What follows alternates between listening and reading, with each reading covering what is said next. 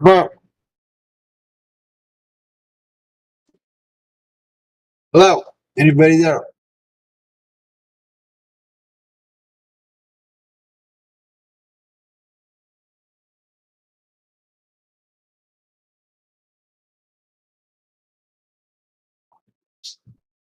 Hello, hello, hello, hello, hello, hello, hello, hello.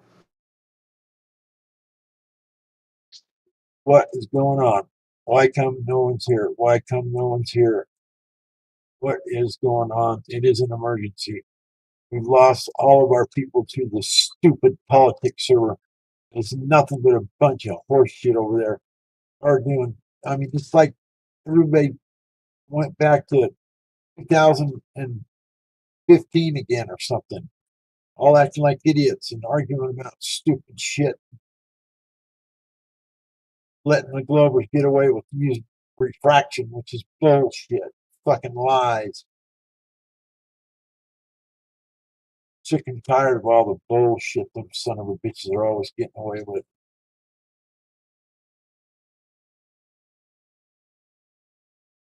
Boy, this is an emergency. I can't even get anybody to fucking talk to. What a fucking bunch of bull.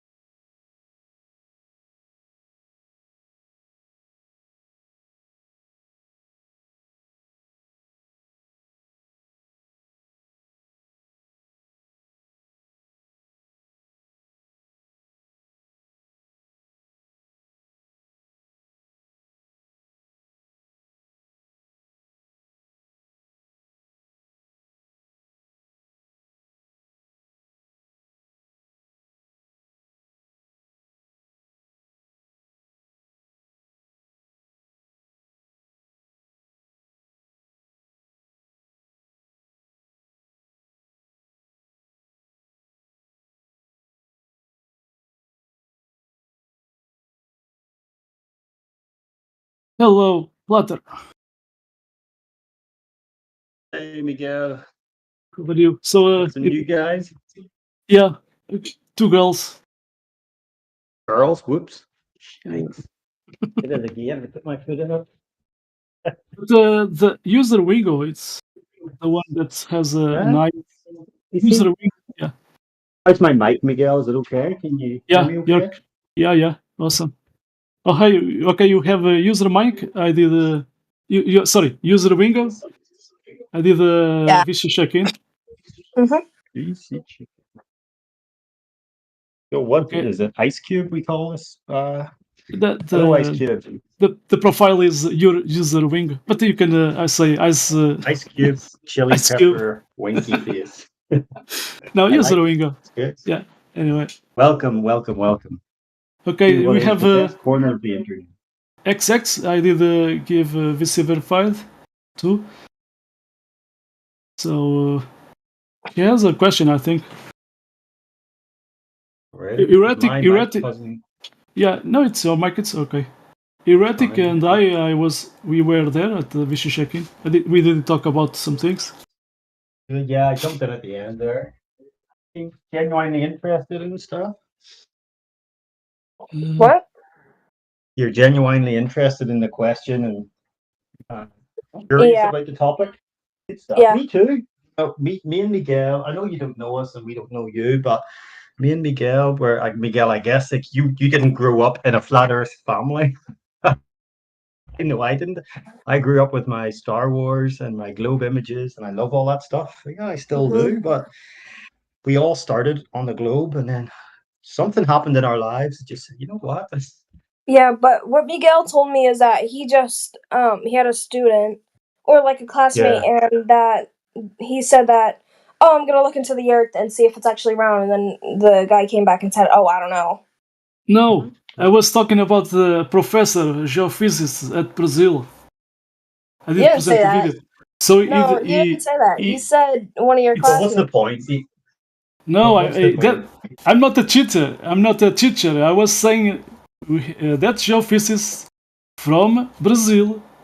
He was a teacher, and there was a student from that professor, geophysicist, at the top of one of the top universities of Brazil.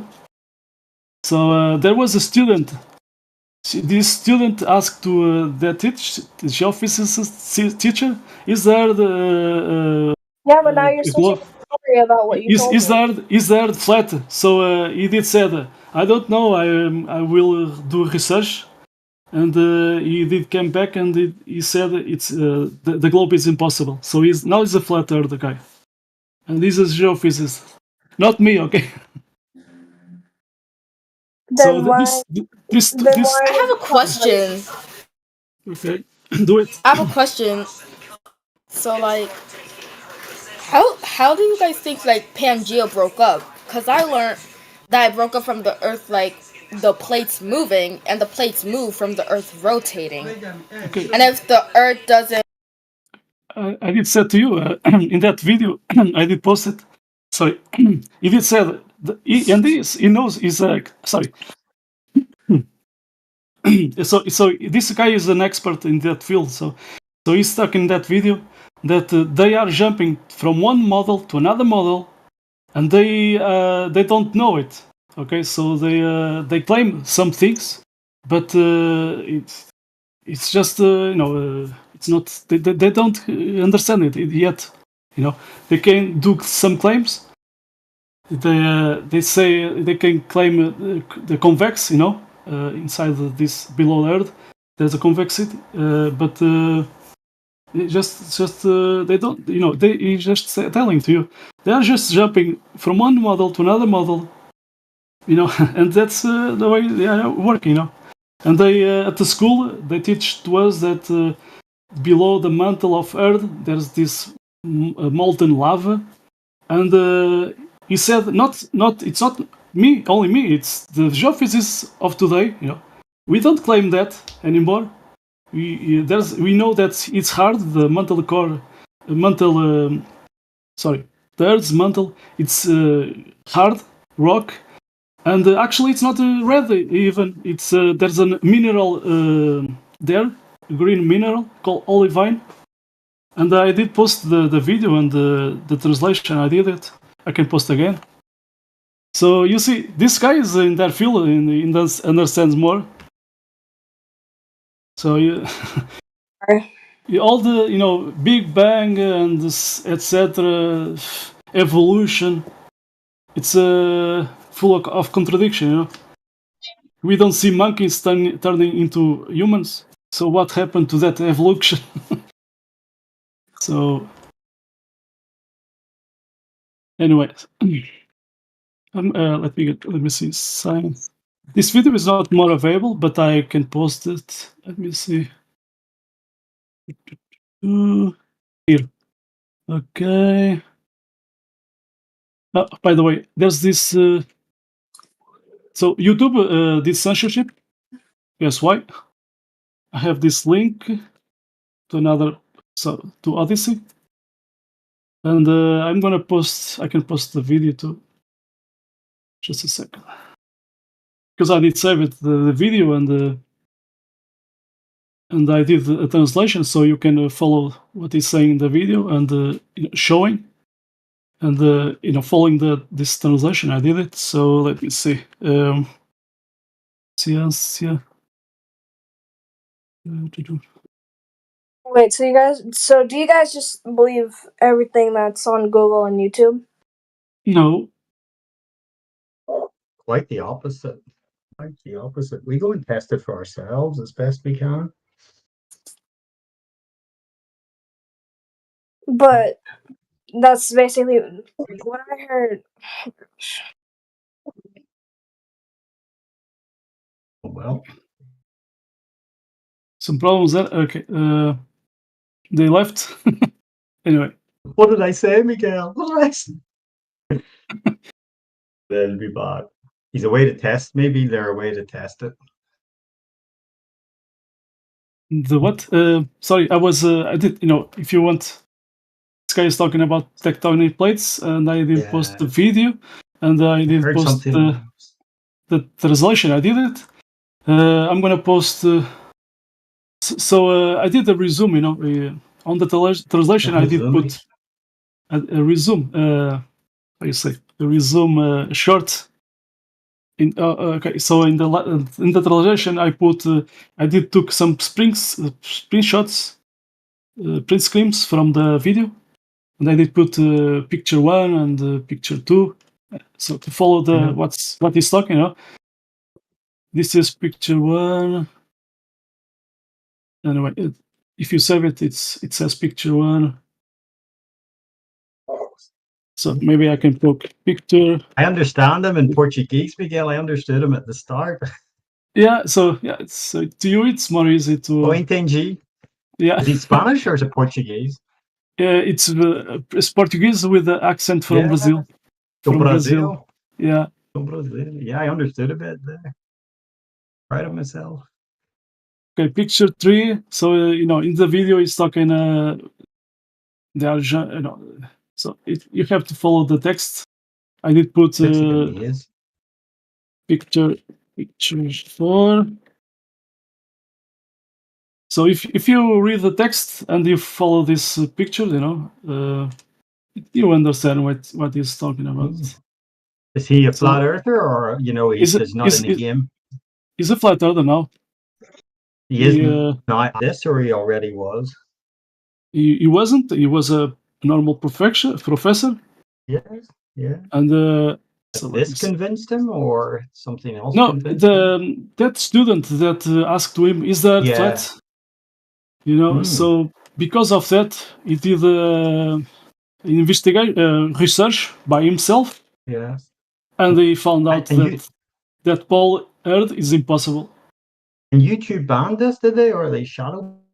I don't see what threat that poses. This video talking about tectonic plates. Yeah, they did censorship. Wow. So what was their reason? Yeah, because when you start telling the truth, it's telling the truth goes against our community guidelines. Yeah, These days is about that, just that.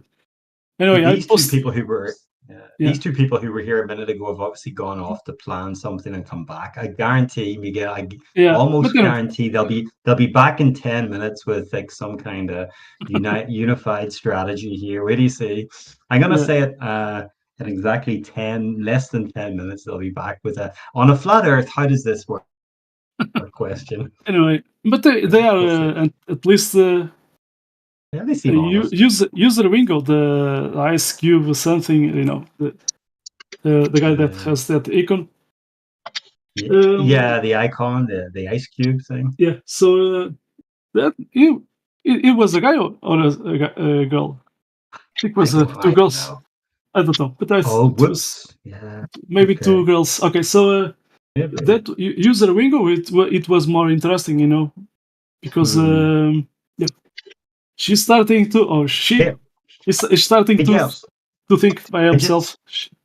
I just Yeah. noticed on your picture, you know, if you look on the final picture you posted, it's got Baumgartner. It's not the name of the guy, Baumgartner, who jumped from, you know, the Red Bull jump. Baumgartner. I know that. Yeah, you are talking about. It's also in that document. Yeah. So let me see. You are watching the voice text channel, Yeah, right? let me see if I'm in the right. Yeah, where you posted the video plus picture 6, the screenshots, picture 6, it says Baumgartner. It's the same name as the guy Felix Baumgartner. No, I did post. No, I did. Hold on. This is live stream, but you are seeing the. Am I in the wrong? The VC check-in voice. Yeah, you are watching the VC check-in voice text. But anyway, I can post that. So you see the Felix Baumgartner jump? No. In the live stream voice text there, you posted the video of you posted the video of the Brazilian guy. Yeah. And you posted the 6 pictures underneath. Yeah, 6 pictures. This is when you. Yeah, just. Yeah, no, it's good. But see the last picture, it's just interesting. It says Aeromedio das Velocidades das Plazas or Placas. Yeah. The final picture. If you look in the middle of that picture, it says Baumgartner 88. Oh. Yeah, I saw that, but it's not That's the also same the name. name of the guy. I know it's very close because I think it's Felix Baumgartner with a T, but it's just funny that, you know, it's the same name almost. Yeah. Sorry. I was thinking about the GIF I did post talking to those. I know, I love that one. That's a good one. So does this guy have a channel then, or is he on Odyssey? This guy has a channel. It was yeah, Ciência de Verdade. It translated, it means science of truth. True science. Truth science. Yeah. So let me see if his YouTube channel is still there. Where did these two run to? They've got 7 minutes to come back. They were at the lobby, and user Wingo, it says it's not a ball. So then I asked to her or she, I can give you a VC verified. We do a check-in, you know. So user Wingo to talk about the core of the Earth or something. How you meant to go down and check what the core of the Earth is like, you know. All these other things. They don't want to talk about the Earth. But then I start talking about this geophysicist from Brazil. Yeah. And did they understand? I did talk to her. Actually, what you saw at school, what they teach to you, you know, this the first picture, the picture one, just above, below the video I did. So you see the picture one. You see this. Let me see invection. Just let me see the translation where you are. Okay, this one. Dynamic tomato corrente. So currents of convection currents. It's picture one. Okay, so you see, is talking, and here picture one. You see it left. I did post that. I did put that in the text. You know, to you, to someone that is following the video. To see then this print screens I did post, you know, picture one. So this is picture one is a classic model of those zones that people does show together. And okay, so something with hot water and showing the convection. Okay. So that convection, he said what is on the left is just a model, and this is not the reality. Below the Earth's mantle is not water there. Yeah. It's earth, rock, hard rock, and at the right at that picture, what they teach was this at school. It's not actually what. How does he know what it is, Miguel? Because he's a geophysicist and he's doing work inside of Brazil and outside of Brazil, and he has a team of geophysicists, and he says, and he says, let me get the text. It's a hard rock that has a mineral olivine. So he says, okay. So you see picture one in red, at the right, that picture one in red. All the seismologists know. It's not only me, he says. It's all the seismologists. This is red. In red, it's not red. This here, it's green. It's a rock that has. Let me see, I'm reading my translation. It's a rock that has a mineral called olivine, and this here isn't melted. Okay, so because we geophysicists, we know that from the passage of seismic waves, that the mantle, Earth's mantle, it's hard. How we know that? Because there are two types of seismic waves. One passes through any type of material, and the other seismic wave, it only passes through solid materials. Okay, so if there's liquid, you send this seismic wave, and if there's liquid or gas in the middle of the path, there will be not that seismic wave, Okay, so it's because of that we know that the between quotes external core, Anyway, okay, so okay, anyway, it says it doesn't matter because it's just a theory, about talking the core. But he says, or the model is different. So anyway, so he says, or the Earth's mantle is solid because we observe two waves. It's called the primary wave and the secondary wave. The secondary wave that arrives in first place and second place. Okay, so anyway. So between talking about those seismic waves, they know it's hard, they're not liquid or gas. So anyway, so then this is solid. It comes to the question: how does this and this the picture one, looking at the left, that model in water, and this convection, at the right. So he says the model they present, in water, convection in water. This is not that, what they show in the right, so anyway.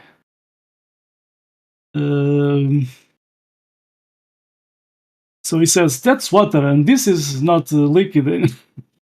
So anyway, and he says then he's talking about that book, the solid Earth, talking about that book. So he said, people. Okay, what is the study of the solid Earth? That book. People didn't manage to show in a microscopic scale that convection, can happen, even in hard rock. The rock is under pressure, a lot of pressure inside the Earth, a lot of heat. So even the rock is hard. It can make a convection on a very small scale, teeny, inside the minerals. It's a thing very difficult to understand. He's saying that, how they the way they are in that book talking about this convection. So it's so micro scale that it's even hard to him to understand it. He said very difficult to understand, very hard to understand. Anyway, so the convection they are claiming is just a theory, anyway. So it's not that convection of lava, molten lava, Anyway, so he's in the field, and he said, that's not reality. Of course, there are some volcanoes, but they are localized in some areas. So the study with those two seismic waves, they found it's hard. The mantle's hard. It's hard, and it's rock, and actually it's not red. It has a green mineral called olivine. So anyway, what he's saying is that they seismologists know today about that, but what they teach at school, it's just a fairy tale. Anyway, and I did learn about that too at school. Everybody, right? But what is interesting is in the field is a seismologist, a geophysicist, and he's telling that what they show to you at school, it's not the real thing they know today. Anyway, interesting. I was watching if he's. Let me see. Well, I respect that guy, doing Miguel, because if he's working in mainstream science, and he's a geophysicist geophysicist. It takes a lot of guts to go against the mainstream, when his paycheck is on the line. So that adds a lot of credibility to what he's saying, in my opinion, because he's got his reputation and his salary probably on the line, especially if videos like this are banned. Imagine what his boss is saying. So you can't come out with this, probably. This goes against everything we teach and believe. So I admire people that it adds a lot of credibility to it.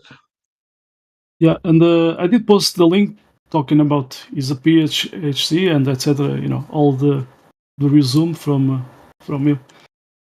That last link. So I'm not making up a guy. He's the real.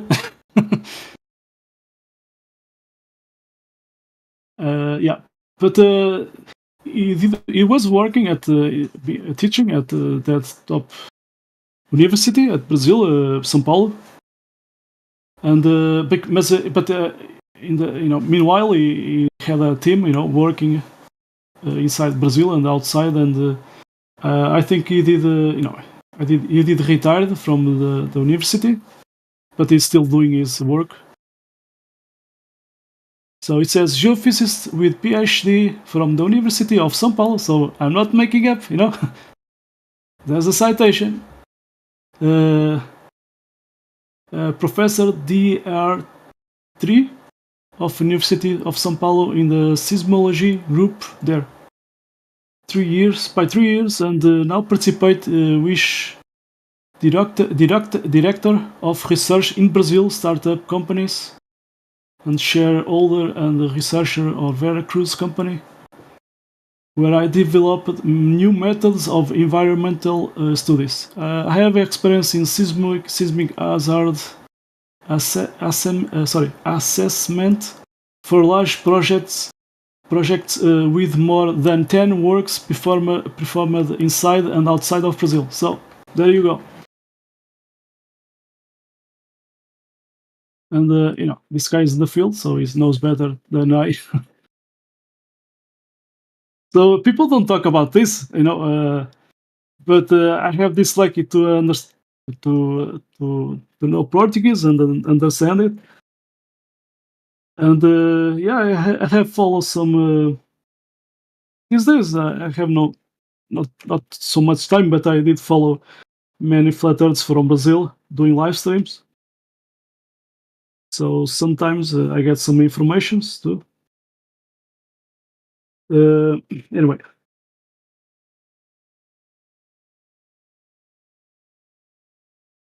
This guy did debunk some flight paths. There was other guy from Brazil, talking about airplanes and so on. And one day he decided talking against flat earth, But then this guy did debunk him, and he did show these days they are showing. He did show they they use different airplanes, aircrafts, and from that guy, I did learn about the 5 stages of flight path, and the longer is the flight, they can reach more speed, So there's there's not those flight times, it's not how you say what the Globals are claiming, the flight paths, they don't account this. Anyway.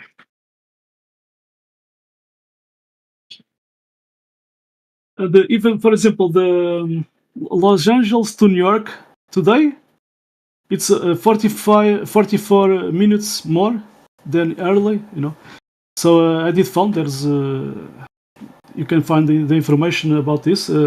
They do that because of logistics, It's not actually time of the flight path, but today that flight, it's more 44 minutes than before. But that's just logistics, to account some delays, and that's so anyway. Maybe I can find. Maybe I did save it. Let me see.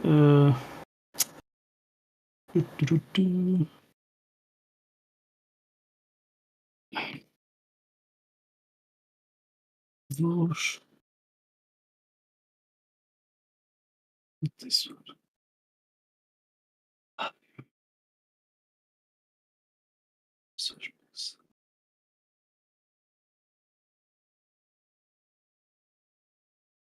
Even to me, I have many files, It's a little hard to sometimes get. Let me see where is it? Okay, flight time, New York. No, this one.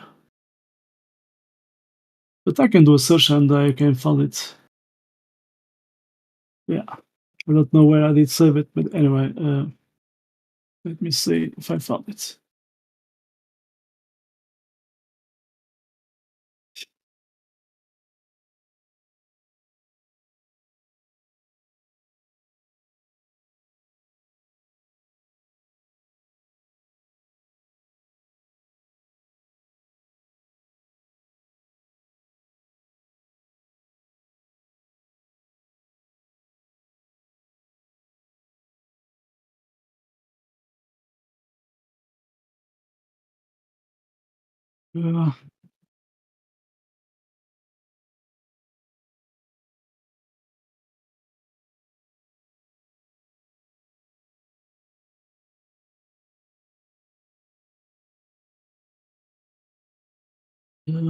By the way, I found this one.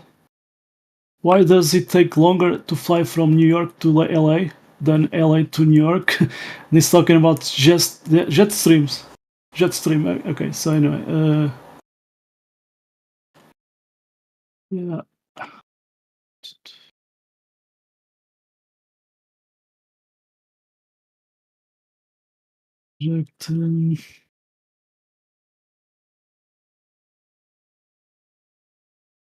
I think I have the link. I did save it to my laptop.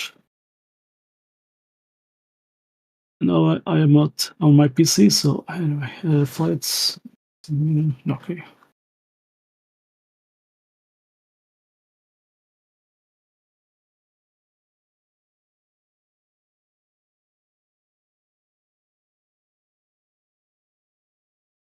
Flight.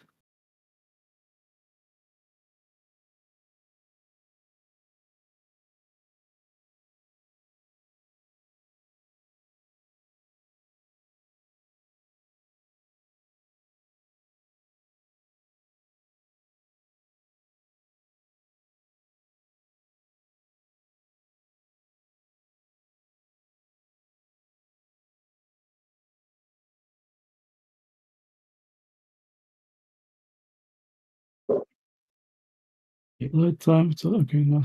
Is it ever Miguel, amaze you that there's very few people come in with an open mind, who are new visitors. They always just, well, not always, they so often come in wanting to defend the globe to the death. They rarely come in and say, you know what? I genuinely just want to know the truth. It's Yeah. like, it's a globe. And no matter what you say, it's a globe. Now, to be fair, I want to be, I pretty much made up my mind. Obviously made up my mind. But I hope I'll never get to that point where if somebody produces compelling evidence, that my best argument in response is just, it's flat. It's flat. It just, I kind of make up my mind in the first minute there that this person's made up their mind, and there's not, they didn't come in wanting to know the truth, no matter where it might lead them. It's just, it's a globe. And it's just surprising, I guess, how much that you think they come into a flat Earth server because they're genuinely curious to know the truth, if they've been lied to or if they've been mistaken. But people just don't want to be wrong, it seems. Or if they're wrong, they'd rather live in convincing themselves that they're not wrong. Yeah. Than step into the truth. Just eat a little bit of humble pie. Nobody's asking you to whip yourself and say 10 Hail Marys because you were wrong. It's just, enjoy stepping into the truth and enjoy the new adventure instead of, just refusing to admit that you might have been wrong. Like, big deal. I'm wrong every day about stuff. I'm more wrong than I am right. And I'll have to be careful. Like, I never get to that point where it's like, I'm only defending this because I don't want to be wrong.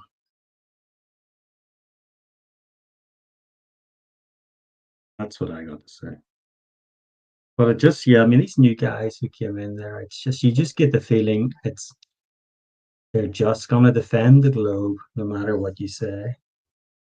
Some Alex said, some of welcome. I could be wrong. There are some people that I did. Some of us did the vicious check-in, and they admitted. First they came here to troll, but they were banned, and they say a few guys that I did. They do a new account, and this time they came here with an open mind because they realized that what we were saying, it was making sense. Yeah. So did they say anything? Yeah, okay. Did they specify anything? No, just the guys. Just I was remember one guy, but there was a few more, and they just said that, exactly that, and it is interesting, First they came here to troll, but after they start to think about what we did said to them, they start to think by themselves, and right, exactly, Miguel. When they're intellectually honest with themselves, then they can actually see where we're coming from, instead of being just stuck in their religion of the globe. That's you said. It's once they hate when we call it a religion, but it most definitely is. It is. Mm-hmm. And it's kind of sad. I was in that religion for a long time. So, all of us were. We used to think the Earth was a globe. Yeah. And it's just like they think that we're trying to convert them to flat when that's not the purpose at all. We're just trying to tell them that the Earth... the reality that the Earth, it looks like what it looks like because it is what it is, right? The Earth is flat because it looks flat. And they're like, well, it looks flat because it's so big. It's just like, well, how big is it? Well, it's big enough where it looks flat. It's like, get the fuck out of But here. ships go over the curve at 3 miles, so that's why. You're Love exactly you right, guys, Helio. That they have this misconception that we want to win, some kind of battle or argument when we just want No, bro. to know the Dude, truth. I mean, if it was that, I wouldn't even be here. No, same here. That's what I'm trying to say. It's like I never want to get to that point. Yeah, I mean, it's like, I'm not trying to convince you. You came and asked me why I think they're, Yeah. and I'm going to tell you why. And for my entire life, until about 9 years ago, 10 years ago, I thought it was a globe, just like everybody else. I wish I'd known sooner. But this was my time, I guess. Rather than Yeah, 2 years sure. I ago. mean, when you see it, you can't unsee it. So it's Oh, just you like, can't. 100%. it's just like it's like there's only a couple of people who's like, oh, I thought it was flat for a while, but now I'm back to the globe. It's like bullshit. I don't get that. Yeah, Fair there's enough. no I would way. need to There's see no that way. evidence. Yeah, what was it that did it for them? Their job was threatened or something, or I don't know.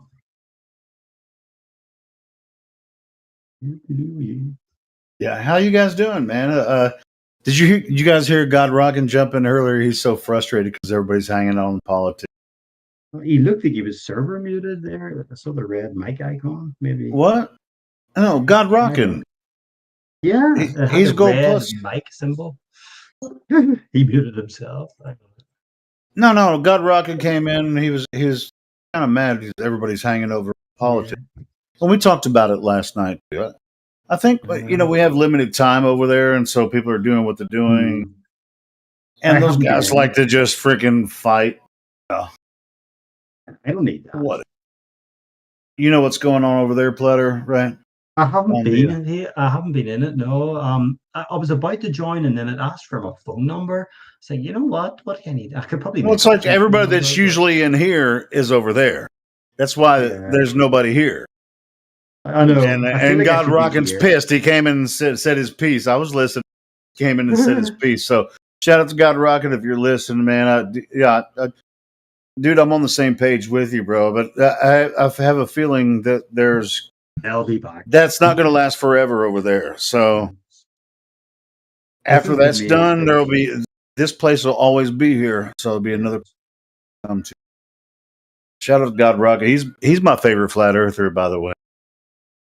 Him and Indio, two favorite flat earthers of all time. Yeah.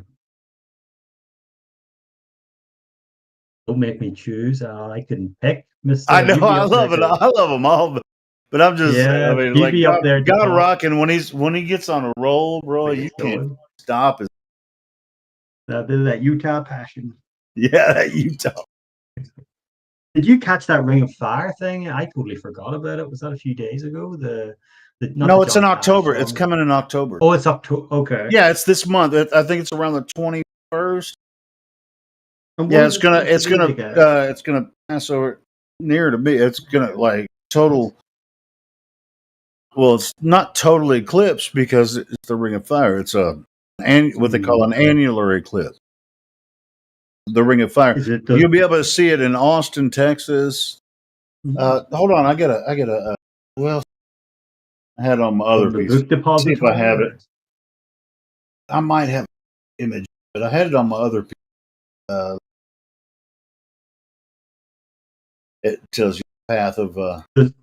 Does it work for like a good flat Earth proof, or it doesn't prove that? It's just a nice, it's an amazing phenomenon, and just leave it at that.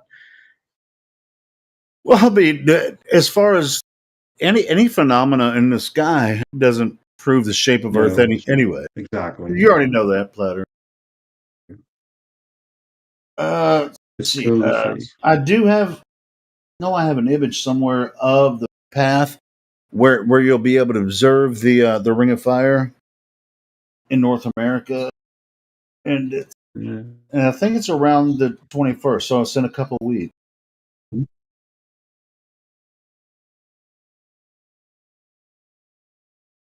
You need a clear night for it. You get so much spray up here. I'll be able to see a partial of it where I am. I'm in Little Rock, so So I'll be able to see partial. But I could drive 8 hours to Austin and see the thing. Not, I might though. But I got a car now. Mhm. Depends on what day. You get a Ferrari or a Tesla? No, no, I just got an old Lincoln. I got a nail. I got a screw in my tire tonight. Oh, parked beside a construction yard this afternoon, and then I got home tonight. There's like a screw in my tire. I tried to take it.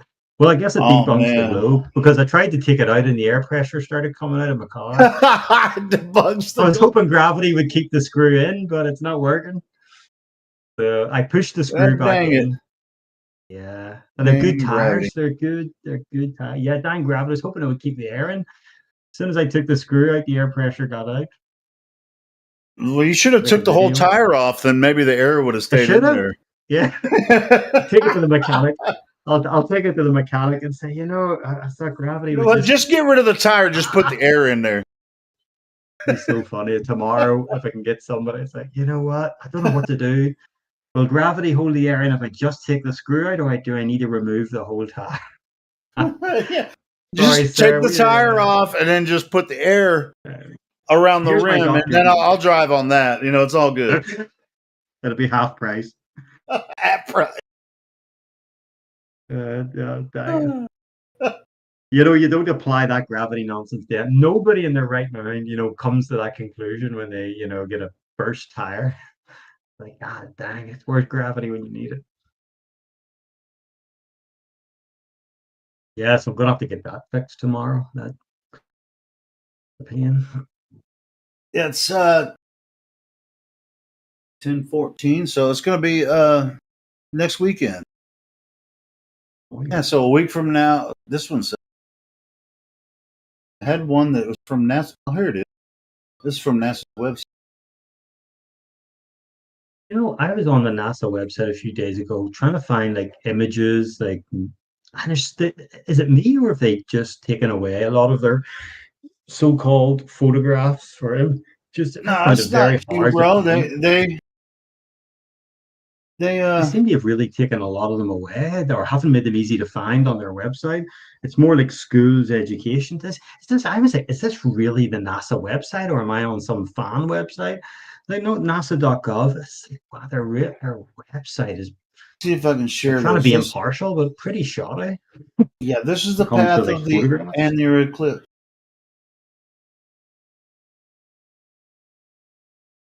Let me check here. Cool. Where you'll be able to observe the Ring of Fire next.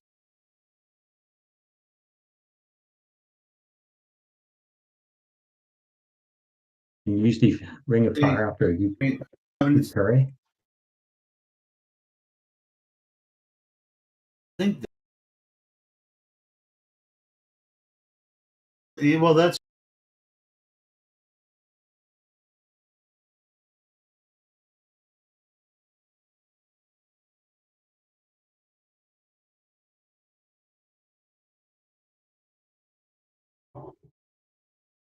Did you post it or is it uploaded? No, I haven't posted. Ring of Fire. Oh, it's no. No, I downloaded it wrong. Hold on.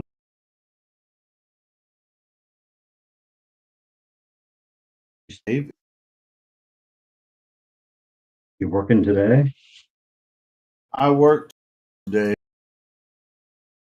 Well, actually, I woke up late. I showed up, and my man. You were on here late last. Yeah, I was on too late last night, and I woke up. Did you say to your boss, "Sorry, I woke up boss, like I was on the flat"? Yeah. Well, I got there and I was like, no, I didn't tell her. I got there and I was like, get my text, and she's like, no, I was doing some others. I was like, well, don't look at it now because all it says is I woke up late. I'll be there. I'll be there as soon as possible. Oh, But luckily, I'm only like 5 minutes from work, so I could just imagine you.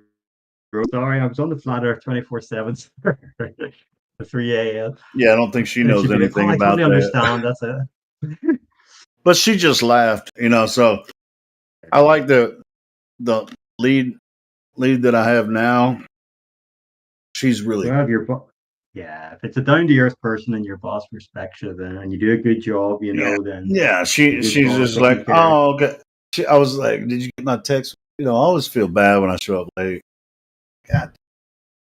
I mean, but it's hard. I'm supposed to be there at 5:00 a.m.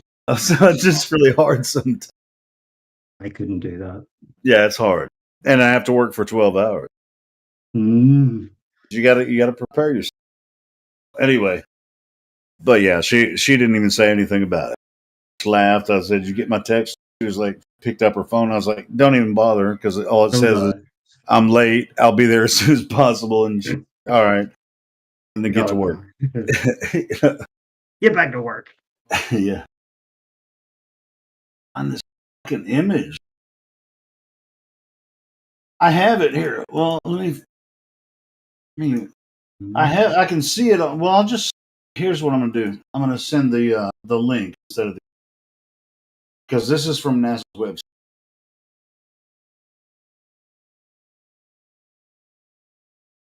There you go. That's it. That's the path of the annular eclipse that you'll be able to see weekend. Oh yes, I remember you. Okay. Yeah. I was talking about it. I've been talking about it for months now. Well, yeah, you're not far from it. Then you see Arkansas, or no, Little Rock. Now, but it's going to go across Austin, which is Austin, central Texas. But where I'm at in Little Rock, it's about an 8-hour drive. You got to go across Oklahoma or whatever. No, I would go to Texarkana and then through. But I probably won't. 8 hours. But you see in that image, there's different portions that you'll be able to see the partial eclipse. How come you see it? I know nothing about this kind of thing. How come you see it better in that zone than you do elsewhere? Is it because you're underneath? Because the sun is local. It's the only reason they're so dumb about. They're just like. Yeah, and this is a globe debunker right here. This annular eclipse is that's what I'm saying. Yeah, bro. It's just totally their whole idea is so stupid, bro. If it's 93 million miles away, and the sun is 93 million miles, and the moon is 284,000 miles, and you get this. We've seen a total solar eclipse, and we've seen a lunar eclipse. Where I have, at least, many times, but the annular eclipse, it rarely even passes across North America. Most of the time, it's in the Middle East. And have you seen what they call the? I don't know. In Islam, they have like this big, huge over crescent thing. That's a partial annular eclipse where the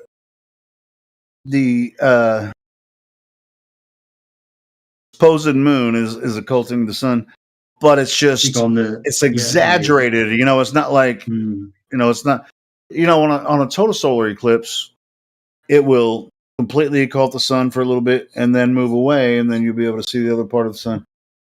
But during an annular eclipse, if you're not in the direct path, you'll see an exaggerated crescent.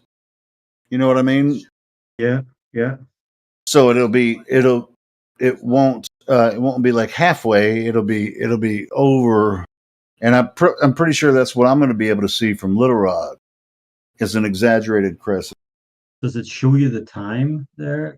At what time? Is it just all? Well, just click on the link, man. It'll okay. So I was just looking. And from there you can do some more research. Yeah, it's supposed to happen next weekend.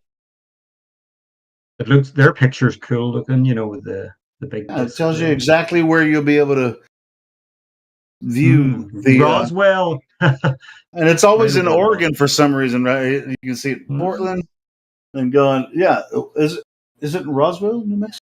Yeah, of all places. In Portland. Yeah, I see what you mean about the I wish crescent God moon. Rockin' was in here now because it's going across Utah to I hope he Roswell. knows about it. Yeah, Oh, I'm sure he does. see, it's like on the edges. See where that line is? It says 90%. Yeah. Right in the middle there, you'll be able to see. You'll be able to see the Ring of Fire. It's going through Utah. Yeah. I mean, even if you're in Oklahoma there, or even in Arkansas, you'd still see quite a bit. Let me see, Ontario, 10%. No surprise there. You know what's really weird about that picture, though? 30% actually. Yeah, is that where it says 80? I don't think it's going to look like that. It'll wrap around a little bit under,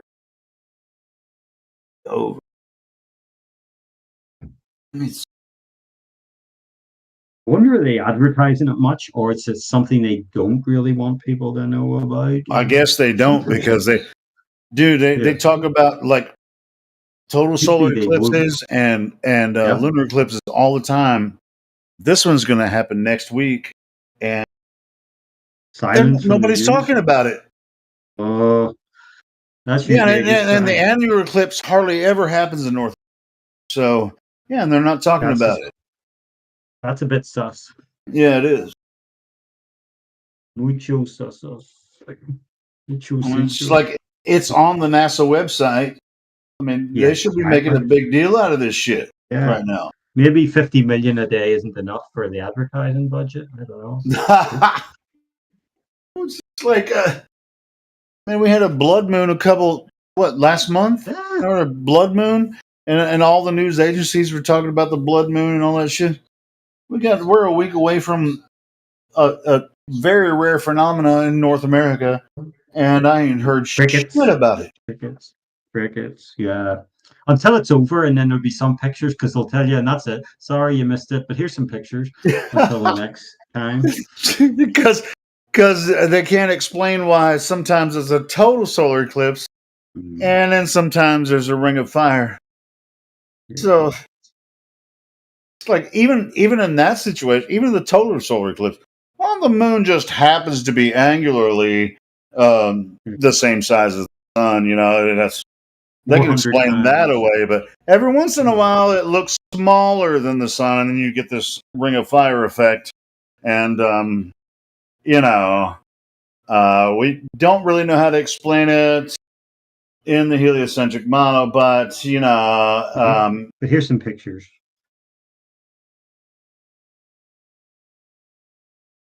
But trust us, we're always right.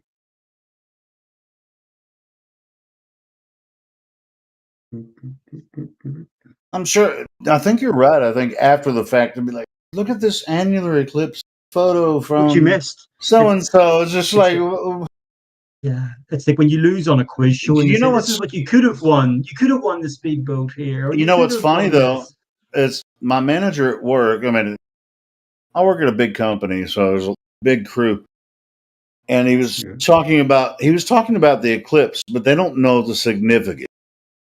Did he bring it up, or did you? He was like, you know, you can go to this portion of America, and even the cheapest hotel rooms in the path of totality, like your one, which it's like, man, now those rooms are like $1,800.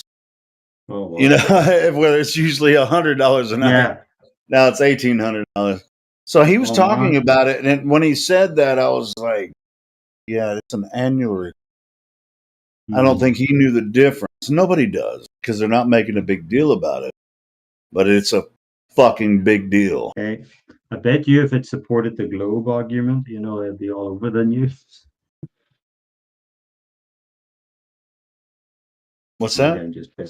If it supported the globe in any way or shape or form, it'd be all over the news a month in advance. They get the. I mean, it's like people know about the eclipse, but they don't really realize that it's going to be not a total eclipse. It's going to be an annular eclipse. They call it an annular eclipse because the sun will occult. I mean, the moon, what they call the moon or whatever. I don't think it's physical moon, but No, I don't either. all these same, they always happen during a new moon phase, which every single month when in your new moon phase, you can't find the moon See the anywhere. moon? Yeah, you I can't find it. You can't find it with radar or anything. You can't find it anywhere Really? for almost 3 days. You can't find the moon anywhere, no matter what instrument you use. And then all of a sudden it appears again. So, but I like to think of it. these solar eclipses happen during a new moon phase every single time. No, this eclipse is going to happen, and once it hits a certain time in the path of totality, you're going to see the moon occult the sun. Yeah. And then once it reaches the path of totality, then you'll see light around the moon. It won't completely occult the sun. You're going to see the ring of fire. That's why they call it. I fell into a burning ring of fire. Went down, down, down. Flames getting higher. Burns. You were saying about the price of hotels going up, whenever these things happen. Yeah, that's what my manager said. I hadn't even looked into getting a hotel or whatever. But in those areas where they're gonna observe the eclipse, yeah, the hotel prices are skyrocket. If you can even find one. We drove it's the longest drive I've ever done in my life. We drove from Niagara Falls down to Florida in March, but on the way back, or was it on the way there? It happened to be St. Patrick's Day. We were coming through Savannah, Georgia. Every hotel, every motel was booked up. The price was like 3 times the price. It's like, oh, we've got to make sure we don't drive. Oh, is that for that lunar or for that solar eclipse? Like what? No, it was for St. Patrick's Day. I didn't even realize. I should have known. But the prices of the hotels were like 3 times the price, even though there's like so many. Should they party out hard for St. Patrick's Day in Georgia? That's what I thought. I said, come on. And it wasn't even downtown Savannah. We were like taking that like I-95. What the fuck? Coming back up. Are you Irish? Yeah. You should have given me I know your accents. I mean, it's just like it's hard for. Yeah, but it's just like I didn't know that Georgia gave a shit about fucking St. Patrick's Day. That's what I said. Like the Indian girl behind the counter. It's like, it's St. Patrick's Day. Oh yeah, I forgot it was actually. Hey, my father was born on March 7th. No way. Yeah. That my father's birthday. Even Helio, I'm so skeptical of the official historical narrative. Maybe I've gone too far. I don't even know. How do I even know this was a real guy anymore? I've gone too far down that stolen history and secret history. No, sure, yeah, I get that. I mean, all the sayings, and all the characters throughout history, and even if they were real people, the stories are super exaggerated. It's just. Something doesn't add up. In fact, lots of things don't add up. Have you talked to PMAC much on here? Once, yeah. Me and him had a bit of a laugh. You guys live in different parts of the country over there? Well, I'm in Canada now, but he's. Oh no! You're in Canada. Yeah. He's in the homeland. He's holding the fort back there. He's the sole flat earther in Ireland. No, there's seems to be enough of them there. I'm sure there's a guy on QE's talk all the time, Brian. Brian, yeah. Ireland. Yeah. He never comes in here, but does he? Ryan. As far as I know, I don't think he has. I know who he is though. I can tell the difference. I like Brian. And he's a different accent completely from me and PNAC. Not PNAC. Oh, for crying out loud. Yeah, PMAC has the drunk Irish. Yeah, and I have the drunk Arkansas. PMAC's funny. It's just like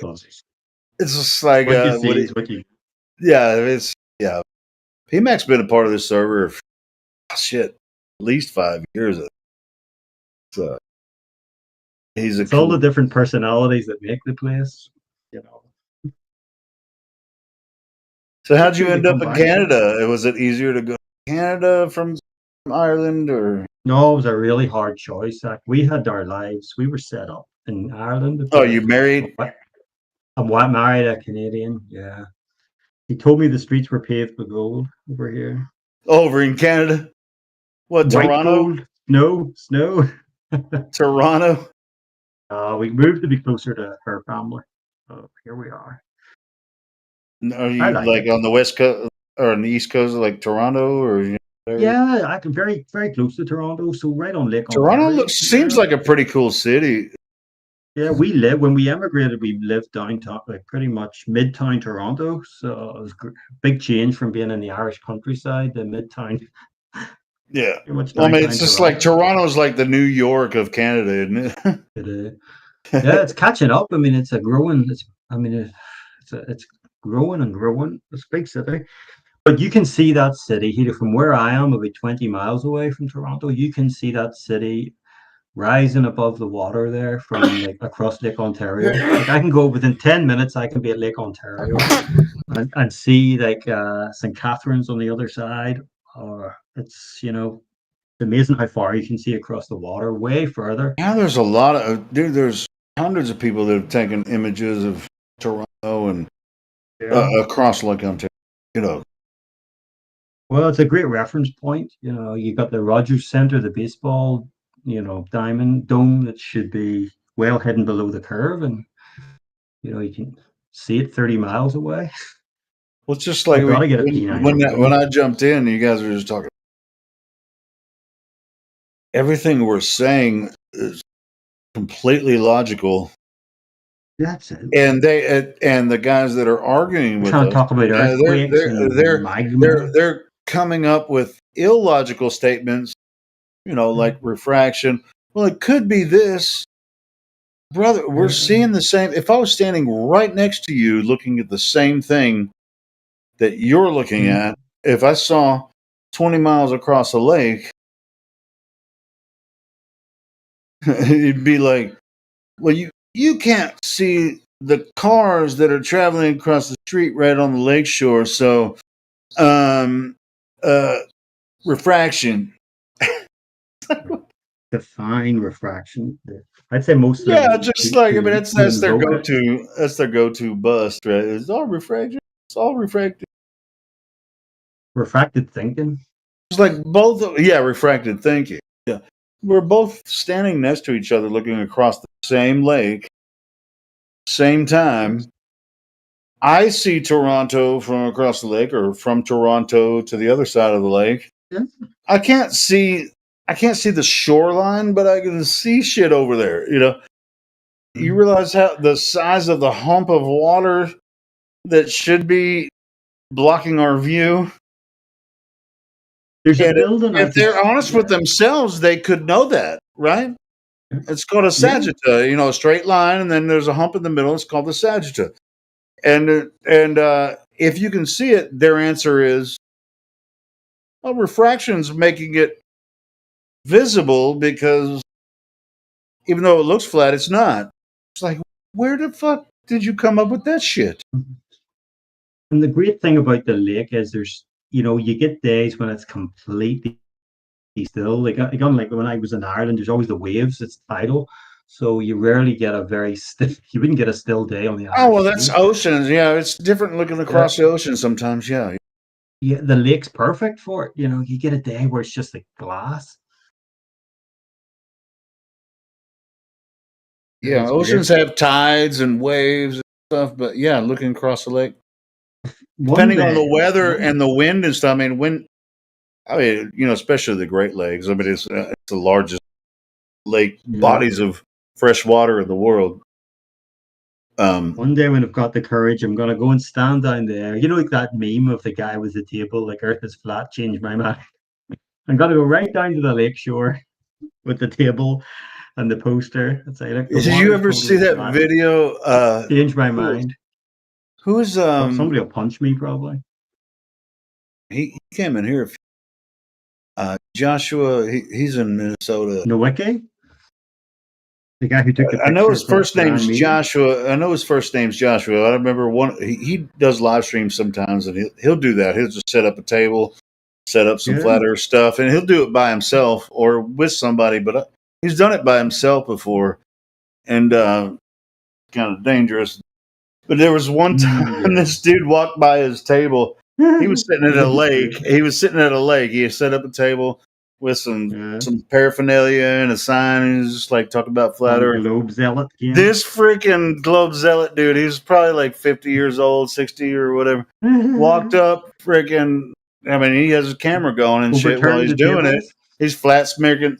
No, what he did, this dude fucking grabbed his phone, walked to the lake shore, and threw it in the fucking lake. The old guy. I saw that. Yeah. Did you see it? Yeah. Yeah. Yeah. Fucking Unbelievable. threw his phone in the lake. Yeah, there is a deal. It's like, I No mean, return. I feel like in the modern day, like the good Lord would go into, a school or somewhere, a globe convention, and overturn the globes in every church.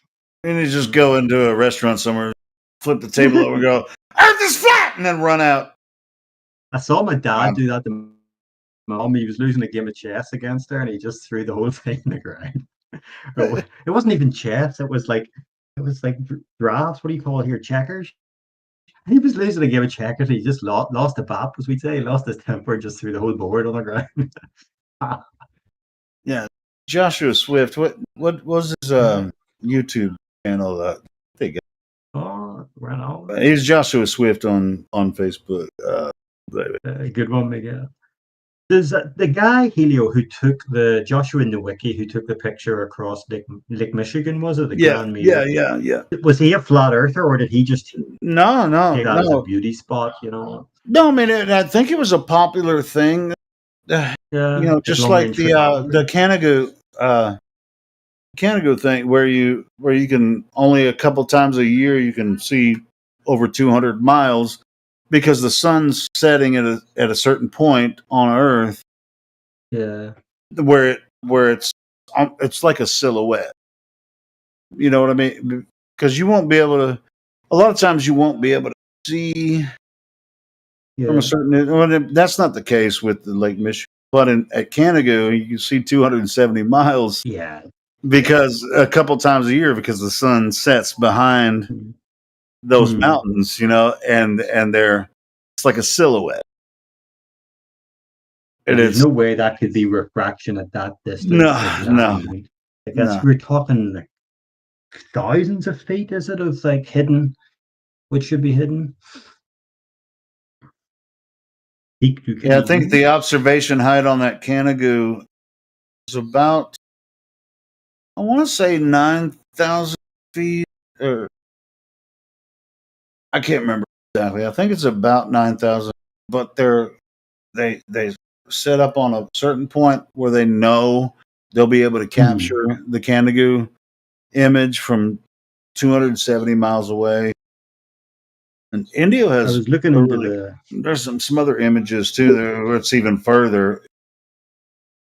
Watched some videos earlier on the Knickerbein thing, the World War II, the German radar. I've heard that mentioned a couple of times. How the Germans were able to triangulate positions in London using the two radars, one in Cherbourg and one in somewhere else in Europe, northwest France, maybe. And the British were like, it'll never work because the curvature of the Earth is gone. The curvature.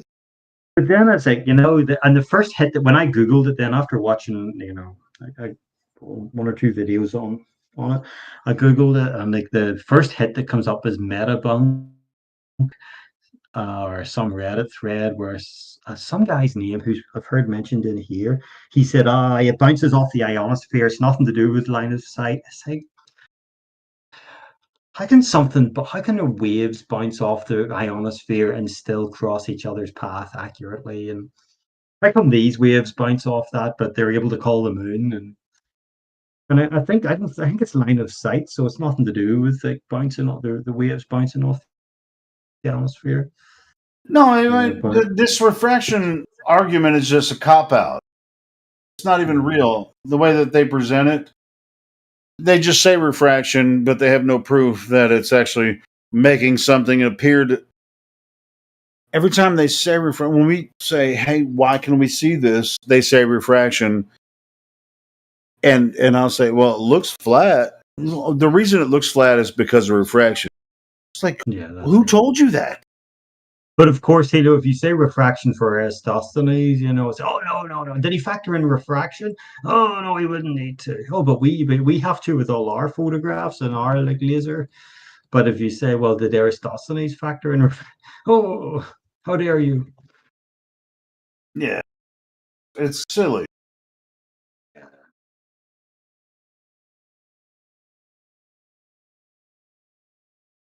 It's like just calling somebody a conspiracy theorist. It's just refraction, conspiracy theorist. There you go, debunked.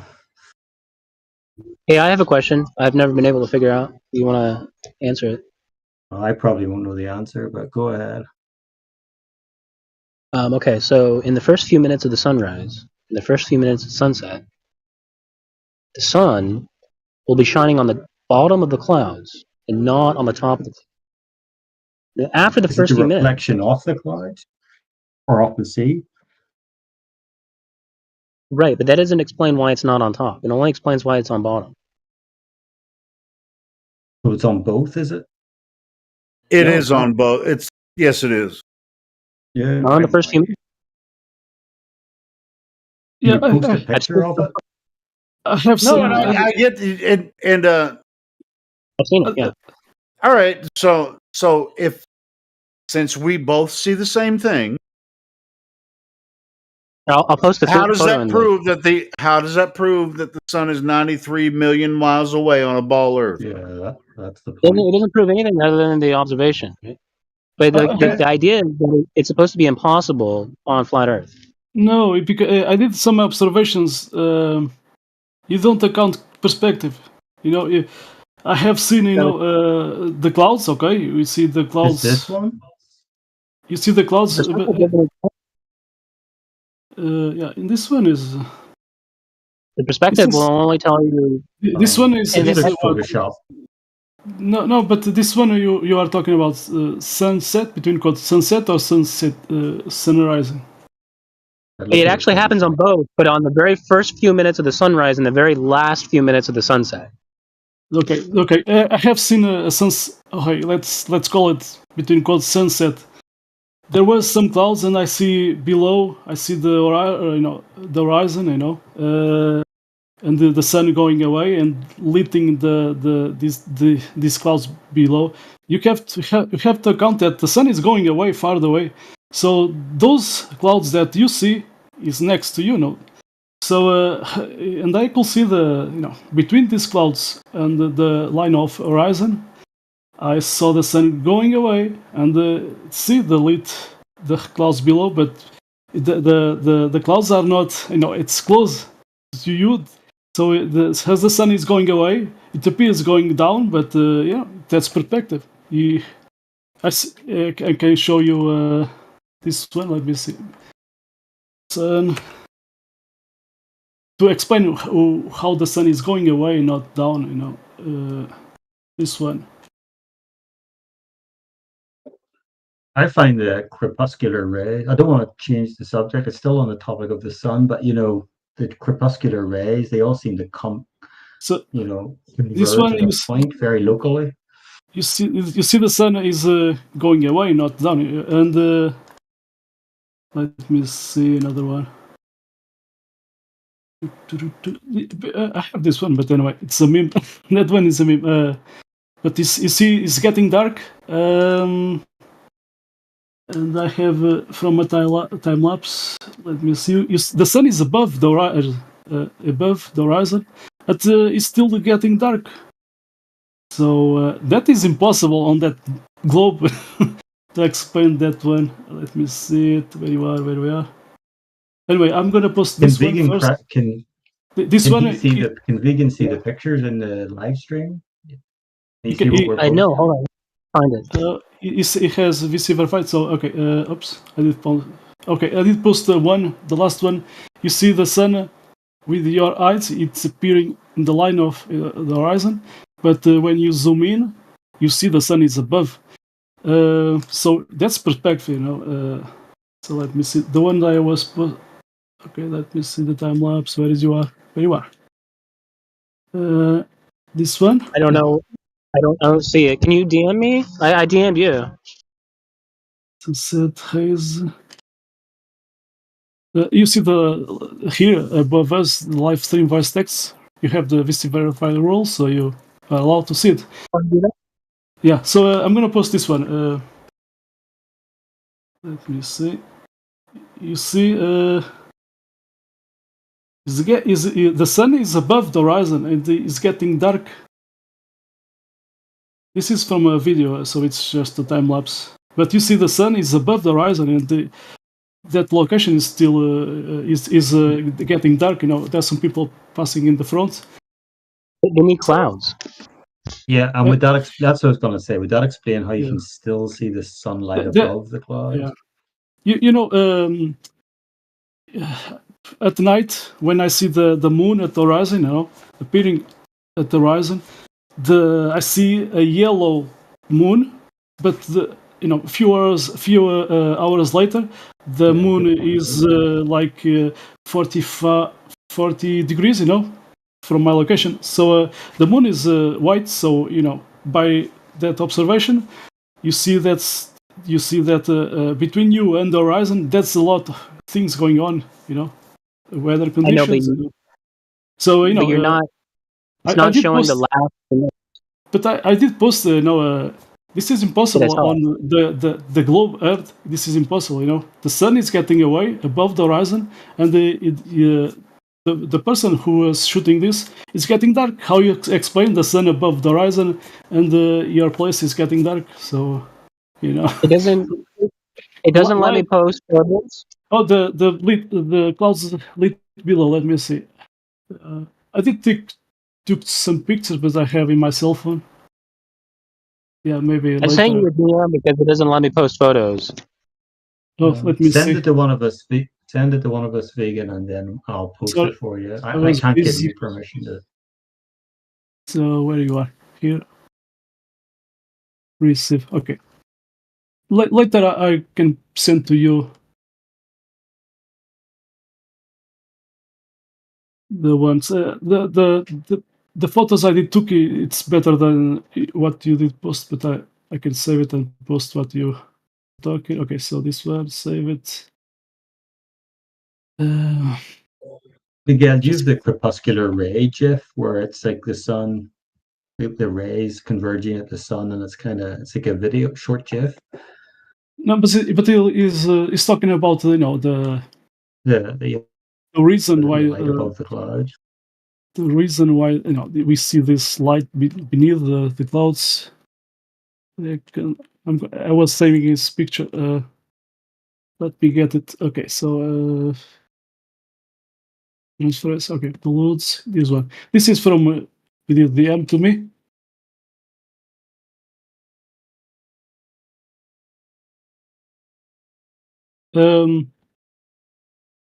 If you took a picture on the opposite direction, you will see starting getting like gray. Sorry, gray, and then into dark. So this is the light of the sun has range. So as far as going away, the sun is going away. You see this picture you did send to me. You start seeing this colors and go on. But I was saying, the light of the sun has range, and I did post a time lapse, and you see the sun going away. There's some haze, but it's going away, and it's above the horizon, and the place that you are shooting this or filming, it's getting dark, so that is impossible on your ball Earth. So, and you have to account perspective. But I have a picture. I don't know, let me see. No, but you're not explaining why it's not illuminated on the top. And you can see in the patch on the left-hand side, you see how there's like a clearing where you can look all the way through to baby blue on the top? Yeah, you Right. see, It would be the same illumination as it is on the bottom. yeah, but At least on the edges it would. anyway, it's getting Would you dark. not need to be above the clouds to see that? But So No, you can see you know, the patch in the clouds. You don't have to be above it if you only have to see the edges of it, right? I'm saying to well, in you, this picture, I can only the see light- the bottom of the clouds. Yeah. I can't see the top. I'm Yeah. frustrated that we're so confused. Right? How is it that nobody understands what I'm trying to say? I understand what you're saying. That when you see like a golden halo around the entire cloud, you know, from top to bottom, and how is it possible if the sun is below the clouds that you can see sunlight above the cloud? Is that what you're saying? I'm saying that if it were flat Earth and sun was always above the clouds and not sometimes at the very beginning and the very end going below the clouds, you would at least see some sort of illumination on the edges of the top. Right? Now you can see the edges of the top because there's a patch in the clouds. Right? It's not just a uniform blanket. It's like there's a thing that you can see. It's clearly not being illuminated. So you don't see the sunlight on top of the cloud and at the bottom of the cloud at the same time? Is that what you're saying? I'm saying that the sun should never, never, ever, ever be under the cloud. Right? And this is proving that it is. Could it not reflect off the water? That doesn't explain why it's not on top. So it's not on, but if it's above the clouds, then the sun should be reflecting off. The top of the cloud should be illuminated. Is that right? But you're saying it's not illuminated? The top of the cloud isn't illuminated? You can see that. So if there was evidence that it's illuminated above the cloud. No. But there is no evidence No. There's evidence that it is not illuminated. It's not illuminated. Let's take a look at it from the globe side. Yeah. So are you saying the reason it looks like that is because we're on a ball moving away from the sun? Because the sun is not moving, we are, right? Well, actually, I'm not saying anything like that. I'm just saying that. Why not? Because that's what the globe story is. Because you're trying to make this giant leap when it's a very simple observation. Yeah, like I said earlier, we're all seeing the same thing. Yeah, the claim on the table is the globe. So can you explain, how it works on the globe? I just explained it. You're moving away from the sun, and the sun is standing still. And the reason that it's illuminated from underneath is because you're standing on a ball that's spinning, and you're moving away from the sun. Is that an accurate statement? No, all of that is irrelevant to what I'm talking about. Really? Well, then what the hell are you talking about? I'm saying that the sun is going below the clouds.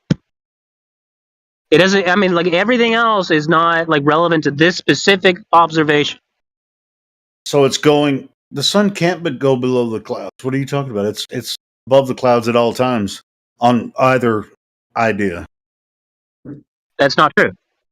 On the globe theory, that like the idea is that it really will in the very first few minutes, the very last few minutes, as it approaches the horizon, as it approaches from our perspective. Is that what you're saying?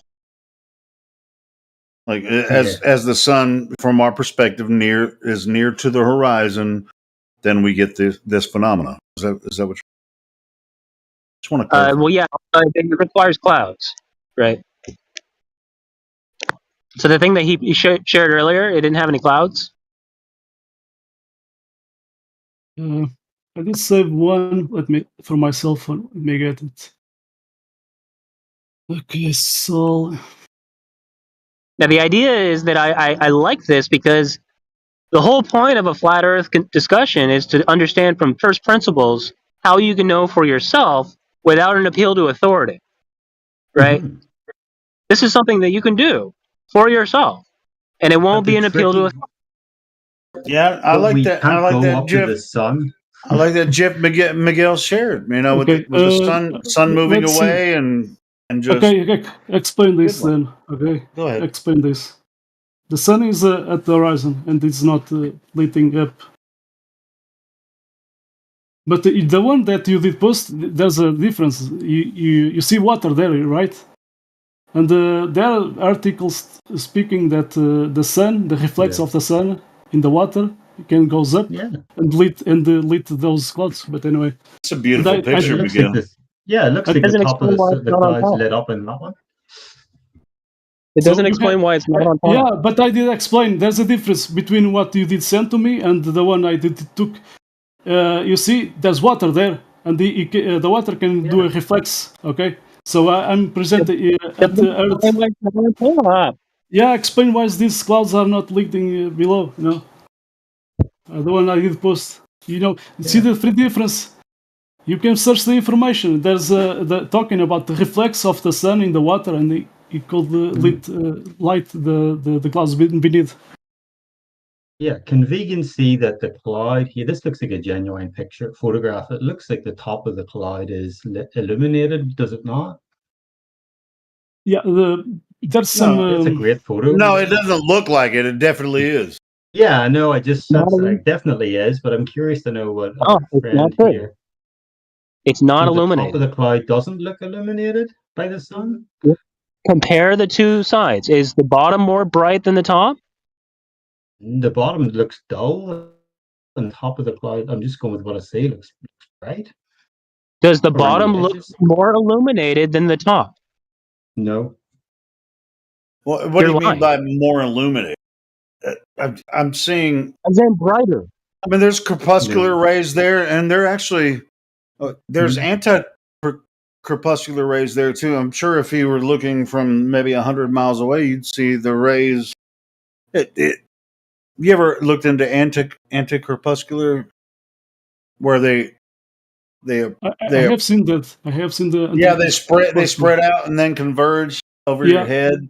Yeah, but and then those lines, those it converges because of the lines of the all lines converge to a vanishing point. So that's exactly. according to the perspective. I have more. Let me see. Here. It's ironic that you Tell me keep what you saying tell. Yeah. because that doesn't Tell me actually what you explain see it, in but this. the idea is that Tell me what perspective you see in actually this is a picture. better argument for the flat Earth theory than the globe theory because of the perspective. But it's not the perspective of the moon. I mean, the sun. It's the Okay, perspective of the moon, I'm gonna post a video. and all of that Explain just didn't register. So we've got to try explain again that. and again. Anyway, the picture that you did post, you see a similar picture there in that video, explaining it.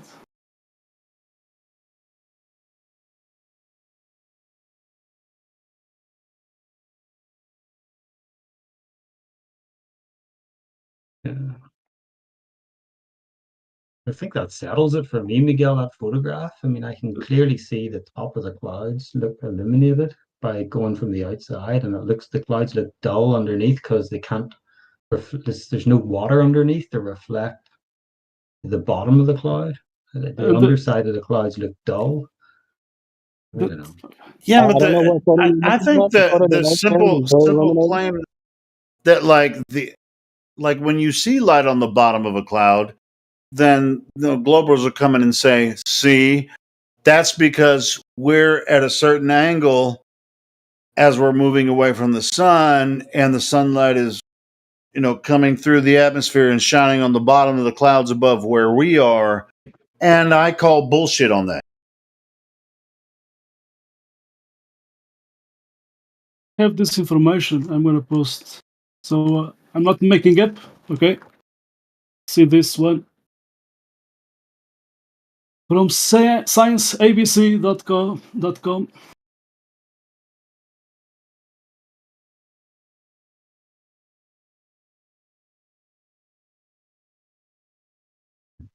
Want me to read some of that? that.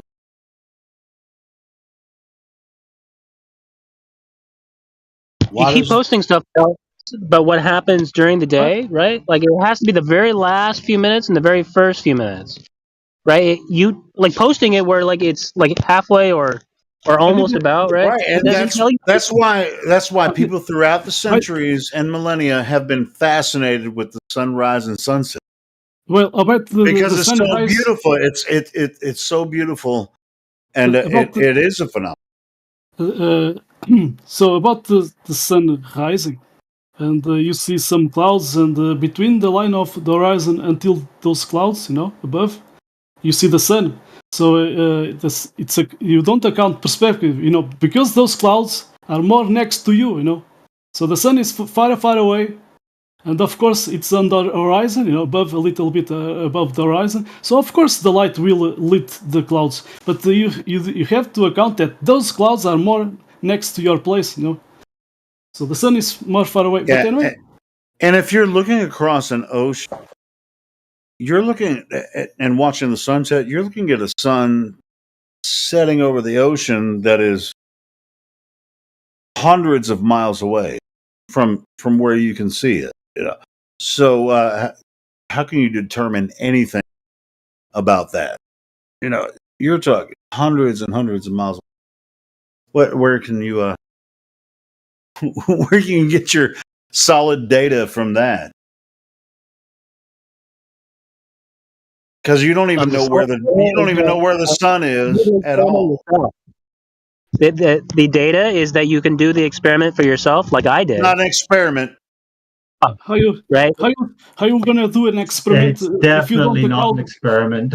How you gonna do an experiment if you don't account you don't account all the conditions that is in the air between you and the the horizon? first place, I mean, what's the the variable? The sun on the horizon. I mean, you don't even know where the damn sun is.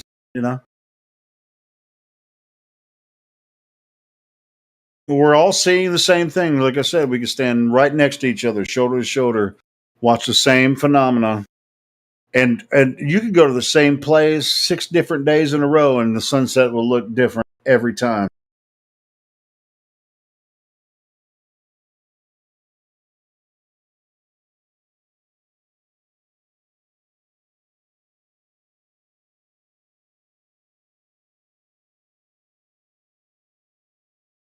What as far as all that goes, Gonna save brilliant. another one for my cell phone. I don't want to invoke the creator, but So let me see this one. place for us, man. He made it beautiful.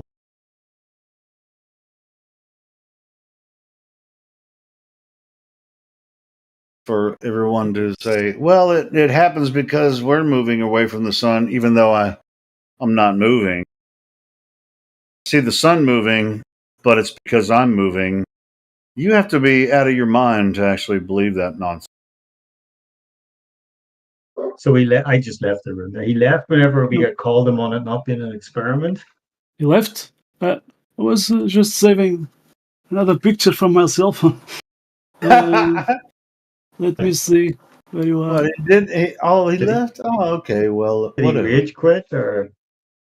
So, well, maybe he had an internet connection issue. Maybe he'll come. So I was talking, an opposite direction, no? So this is from east, So you see the sun is going away and it's getting gray, It's getting dark gray. So I'm not making up. And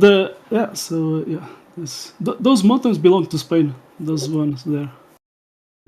You hear it in his voice even, but how they start speaking quickly and they start getting annoyed, and we're all being civil and polite, and they start speaking quicker and getting more angry. Why? What's that? Anxiety, Why? It's the anxiety, Well, it's just like when as soon as you don't need to do that. Yeah, Platter. As soon as you start bringing real logic into the conversation, they're just like, well, and it's just like, all right, let's imagine if this and that were the scenario. We're not imagining shit. I'm standing right next to you on the seashore and we're seeing the same goddamn thing. How do you interpret it? That's really kind of gets them going. So I see the sun moving across the sky. Is it because I'm moving away from the sun, or is it because the sun is moving? Just like throws them off. Man. It's like, what the fuck? I post a citation, from scienceabc.com, and he posts what? Nothing more. But it's explained why does the sun reflect off seas and oceans. No, that's not from me. It's from scienceabc.com. Sure, yeah. What was that earlier? I was that's that one. Yeah, that's the one you're talking about. Yeah, that's a good one. I was perusing that. Good one. And I think you killed it, Miguel, with that photograph there. That's I have more. I have a lot of photographs because sometimes take this picture. I'm gonna save another one. This is he seems crepuscular hung up on the eyes. moment before. This is a good one. Let me see. And this is from my cell phone, iPhone, but it's not from a P900 camera. Let me see. Miguel. Okay, save it. 1.5 megabytes. So let me see.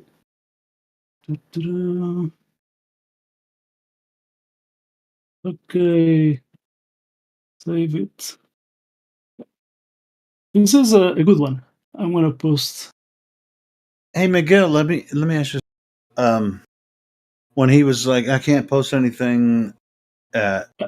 You I did repost what he did send me. That picture. Were you able to give him link in bedroll? No, I'm not the moderator. No, but you can give it to him, but you have to use it through the bot, and that's why I was wondering. I was out smoking at the time, and I could have gave it to him. But anyway. I did repost. Oh, look, I did this one. I did took. You see the crepuscular eyes, right? But there's some haze in there. Is that the black sun? No, that's at the morning. Let's see that time. It was like sunrise. Yeah, but there was some at the morning. You see the some near the ground. You see. I saw some fog. Oh man, that's beautiful. Some fog coming from the ground. It's at the morning when it's hitting. Getting hit. You see this fog near the ground, and yeah, that's a good one. So there's haze in the air. Right, and then see the little clouds in the top part of the image. Yes, it looks like they're lit from the bottom, right, during the sunrise.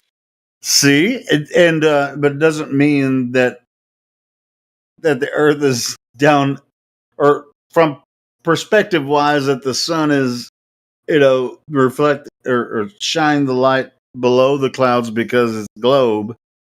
Let me see the time here. Details.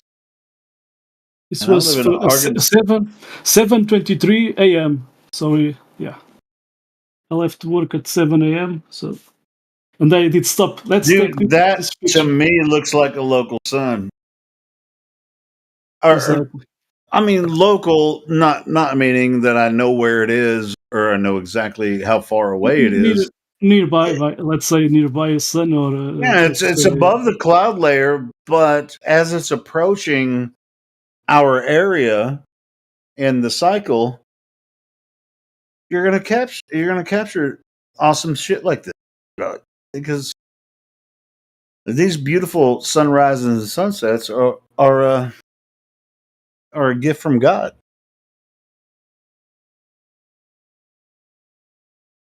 It's like when you look at these sunrises and sunsets,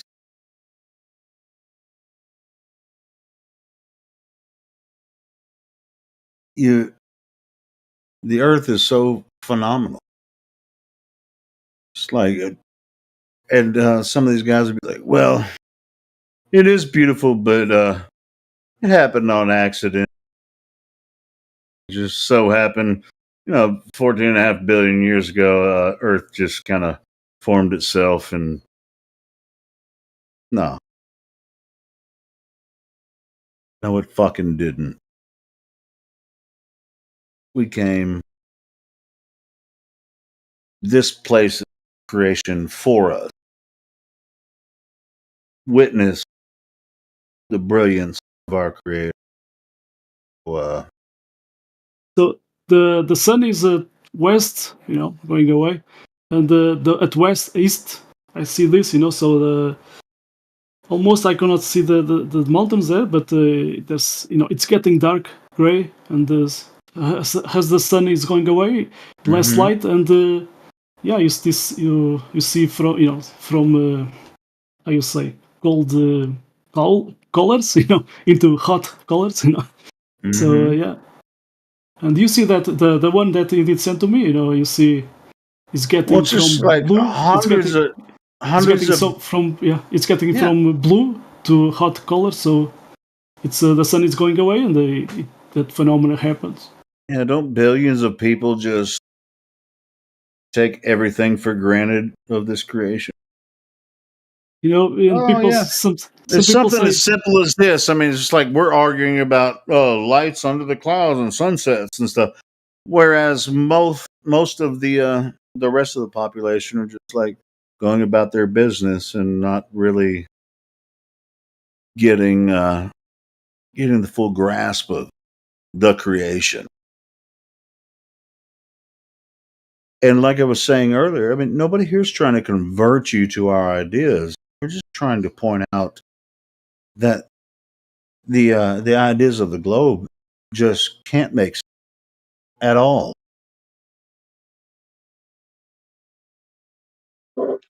Yeah, I tried that, Miguel. But Here you stay go, on. Miguel. Band-Aid. It's gonna work. oh, NASA, they at the ISS they put the finger, right? Yeah, that's it. Yeah, it's Yeah, the NASA ISS solution. is their fucking Band-Aid for their globe. Yeah, I need some gum, some bubble gum, and stick on it there. In these days there are some kits. You put some like say a stick of rubber, something like that, and you put into that hole. Of course, the one I did post is just too big. Have to do they put inside of the tire, they put how you say a square or something, to retain the pressure, but the one that you did post with how you say, Neil. Hey, What's that? Miguel. So they have these kits. You put this stick of something like rubber, and you fill the tire, and that just seals and allows to have pressure inside the tire when you are filling up. There you go. Well, I mean, a patch can work. It depends on where it is on the tire. Whatever. Yeah. Okay. Hey, but Miguel, check this out. Have you noticed somebody new in the room? Let me see. Hell Baba Yaga. Admin. And I don't know who that guy is, but he must be brand new. Jose, how are you? Mic check. How do I sound? A long time ago. You sound great. Hey, by the way, I've been converted to a globe earther. Oh shit! I flew up to 30,000 feet and I saw the curvature with my own eyes. Dang it! You're one of those. Yep. Sorry, guys. Yeah, it's a wrap. The airplane window. This is where El Baba Yaga says, "I'm no longer an admin." Yeah, he did join here when this server begins, right? Elio said when you start this all together, he was one of those early guys, right? Oh yeah. We've been me. It's really good to see you. Likewise, guys. I miss all you guys. What you been up to, man? You just been kind of like, Working, bro. Like, remember when I was on here every day? yeah, I had to stay. I was a stay-at-home dad. yeah. You ever stay at home dad? Yeah. What are you anymore. doing? What are you doing? What do you do? Like for work?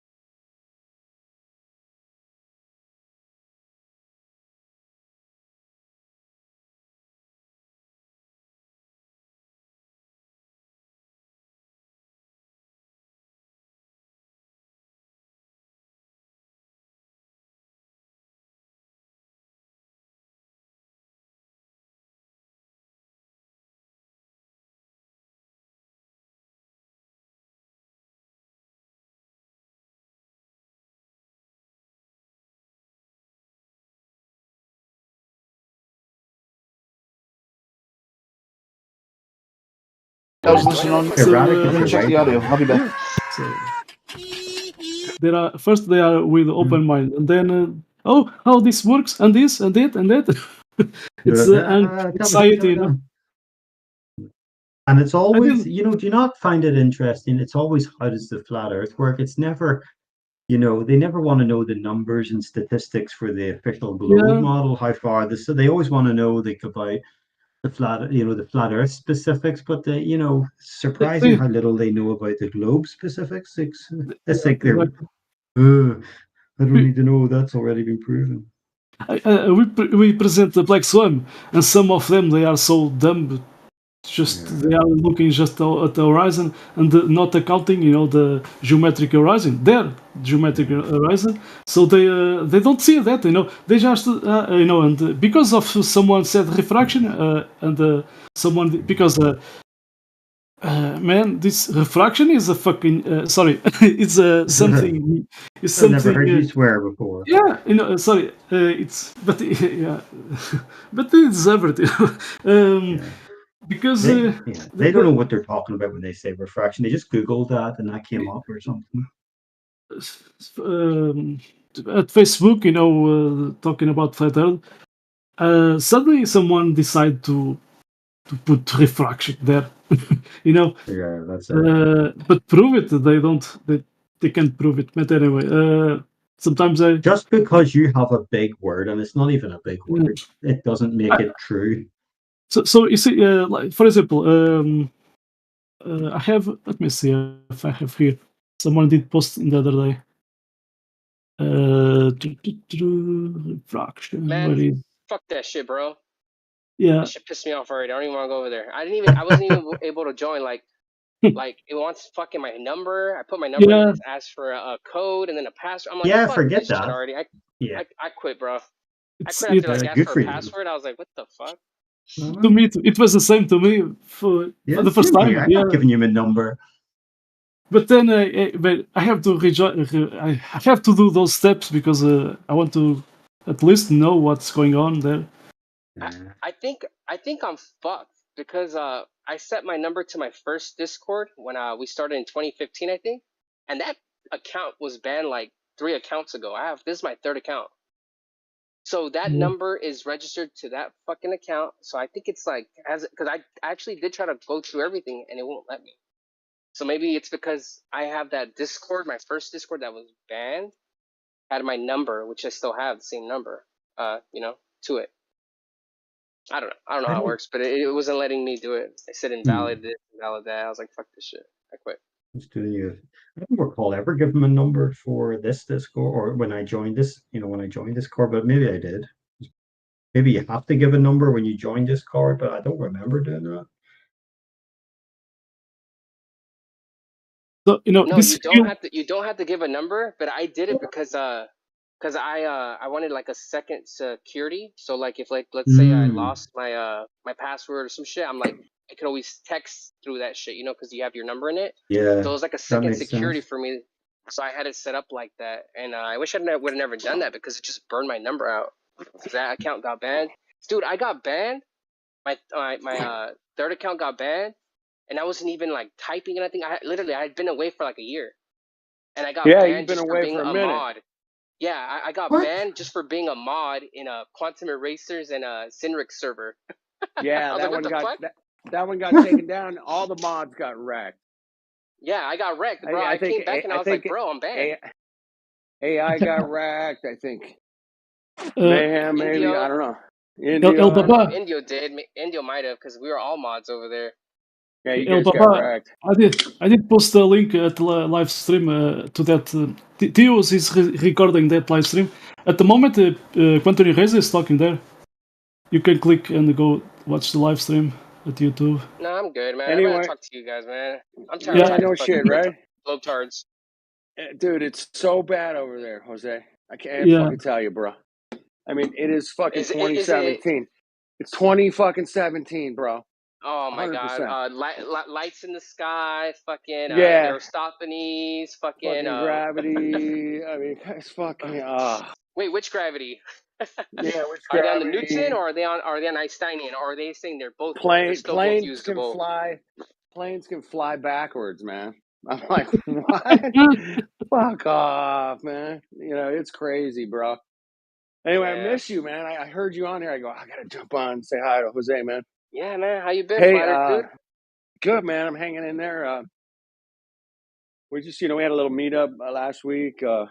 I saw Small on one. Facebook. I think you saw Lucy, right? Lucy Lemons. So we She was saw over there? Lucy. We hung out with Yeah. Lucy and Renee and New Perspective, and there was a few other people there, man. I didn't know, but it was just great. You know, it's always good to get together with other flat earthers, man. Yeah, man. But Common minds. that's what this place is all about. Is it's place is so good, man. But what's happened is everybody's gone back over there, man, because it's fresh meat, right? You know, I give it. it's How just long has that been fresh running meat. for, by the way? I'm gonna say about 6 weeks to 7 weeks. I give it a month tops, another month tops. But they've already put a petition. Some people are already putting in petitions to get it taken down. Hmm. Dude, is Quantum Racer going over there too? Yeah, he's over there right now. Yeah, I did Oh, post man. it. So you already know it's getting lit over there. It's getting lit. Quantum don't baby. fucking play, bro. Quantum don't play, man. I'm gonna send the link to that live stream. Yeah, you can listen to the live stream for maybe a couple days, Jose, and just check it out for yourself and see. Like I did. I did end up going in there, but only because I come on late night and it's usually a little bit chill. We're just hanging out talking about airplanes or something. Jose, El Baba Yaga, Whole Dude did post a message at the locker room talking about there's no way to get without sending the cell phone number. Yeah, there's a way. Thank you very much. I appreciate it. But to be honest, I don't even want to do it anymore. I'm fine. Yeah, you know what? So you've taken a break from this shit, man. How's that feel? Dude, look, man. I don't know if you know my whole story. I know we've talked for a while, but remember when I met you? What year was that? Yeah. What year was that? Was it 2015? 16, I think. 16, maybe, right? Yeah. Yeah, it was 2016 because 2015 is when I woke up to Flat Earth. I think you're right. I think I was already like a year in. Yeah, it was 2016 when I met you, and I remember around that, like, since 2015, which is when I met my girlfriend. Pretty much, she got pregnant, and I became I've been a stay-at-home dad for like the last since 2015 till 2022. I've been a stay-at-home dad, so I had a lot of time on my hands, Yeah, and exactly. now it's like, dude, my son's in first grade. Yep. I don't have a full-time job because I'm still I still have to take care of my son. Like, I'm the one that takes him to school and picks him up, drops him off. So I have a kind of a part-time job where it's just enough to, like, give me some money to do things I want to do and help with some bills and stuff like that. Right. Nothing crazy. I work like 30 hours a week, tops. And that's what I've been doing, bro. But I like my new job. I work Monday through Fridays. And I'm off weekends always because my boss is super cool, dude. He has kids, and he's like, when I first got the job, I was explaining to my son, and like I'm like, I'll take any schedule as long as it works with like my son's schedule. Because I'm like, I'm this caretaker. I still have to take him to school, pick him up, drop him off, and blah blah. He's like, I have a kid too. He goes, you know what? He goes, I'm gonna look out for you. I'll give you the schedule you want, and I'll give you weekends off. I told him how my girlfriend was in the military, and his dad was in the military, so he knows what that's like. And he goes like, she has weekends off. I'll give you weekends off. That way you guys could be a family and do what you guys got to do. Have fun. Yeah. Yeah, so it's great. It's working out great, man. But dude, I don't know, man. Running a house is like a lot of work, man. Like, tell me about it, bro. I got a pool. I got to clean the pool every once in a while. I got to freaking take weeds out. It's just, dude, like, I'm so busy. Got to wash the cars, and I really have time to put oil in the cars. I'm not gonna lie, man. I got time to hop on here, but it's just don't have the appetite. I don't have the appetite for it right now. And today I had it. Today I'm like, I want to catch up. I want to see who's on. I had the appetite today for it. Yeah, it comes and goes. I never have really. I don't know, bro. You go strong, bro. It's on the same level. I go slow and You're steady and consistent, bro. cool You're and consistent yeah, though. You're consistent. consistent. They'll ask me something stupid, and I'll just give You a know what it nice is, man? slow It's answer. just like I'm still trying to figure out like how to work things out, you know? Because you have to understand when I first hopped on here, I had all the time in the world, Yeah, like all the time in the world. I Like know literally, my you son, were. the first Well, year my shit. son You was sent. born, Yeah, yeah, the first year my son was born, bro, literally he would sleep like all day, and like I just like yeah, had to change his diaper, feed him after a couple like an hour, and he'd go back to sleep. Dude, that year I was full in flat Earth. I was literally like a mod dude. on You was ODD's flooring live it. stream. Yeah. Yeah, I was like just Oh yeah. full 100% flat Earth, bro. Like from morning I woke up, I was like Yep. checking Discord on fucking any live stream. Like I was just on it, bro. And now it's just like, Yeah. Oh, dude. nah, You were I don't got time for it. you put in the text chat probably 40 messages to me. Dude, you got to get on Discord. Get your ass over here. Come on, here's the link. Fuck off. I mean, you were after my ass, and one day I finally showed up, man. But Yeah, man, you took forever, bro. You it's took like 2 years to get here. 2 years, man. yep, it was 2 years, man. Exactly. Yeah, you were always on Yeah, Poncho I was Pete's. I doing the remember always hangouts. on Poncho Pete's. Yeah, We had our own thing going, which was yeah, a gotta little respect it. Yeah, different. But we were screen sharing. We were doing things that back then you could get away with. Now you can't fucking do, man. You can't, can't do shit you now. know, I know. Can't do nothing. you can't screen share like 9/11 fucking videos or something, man. Nah, but we screen shared everything, man. There was no Yeah, restrictions whatsoever.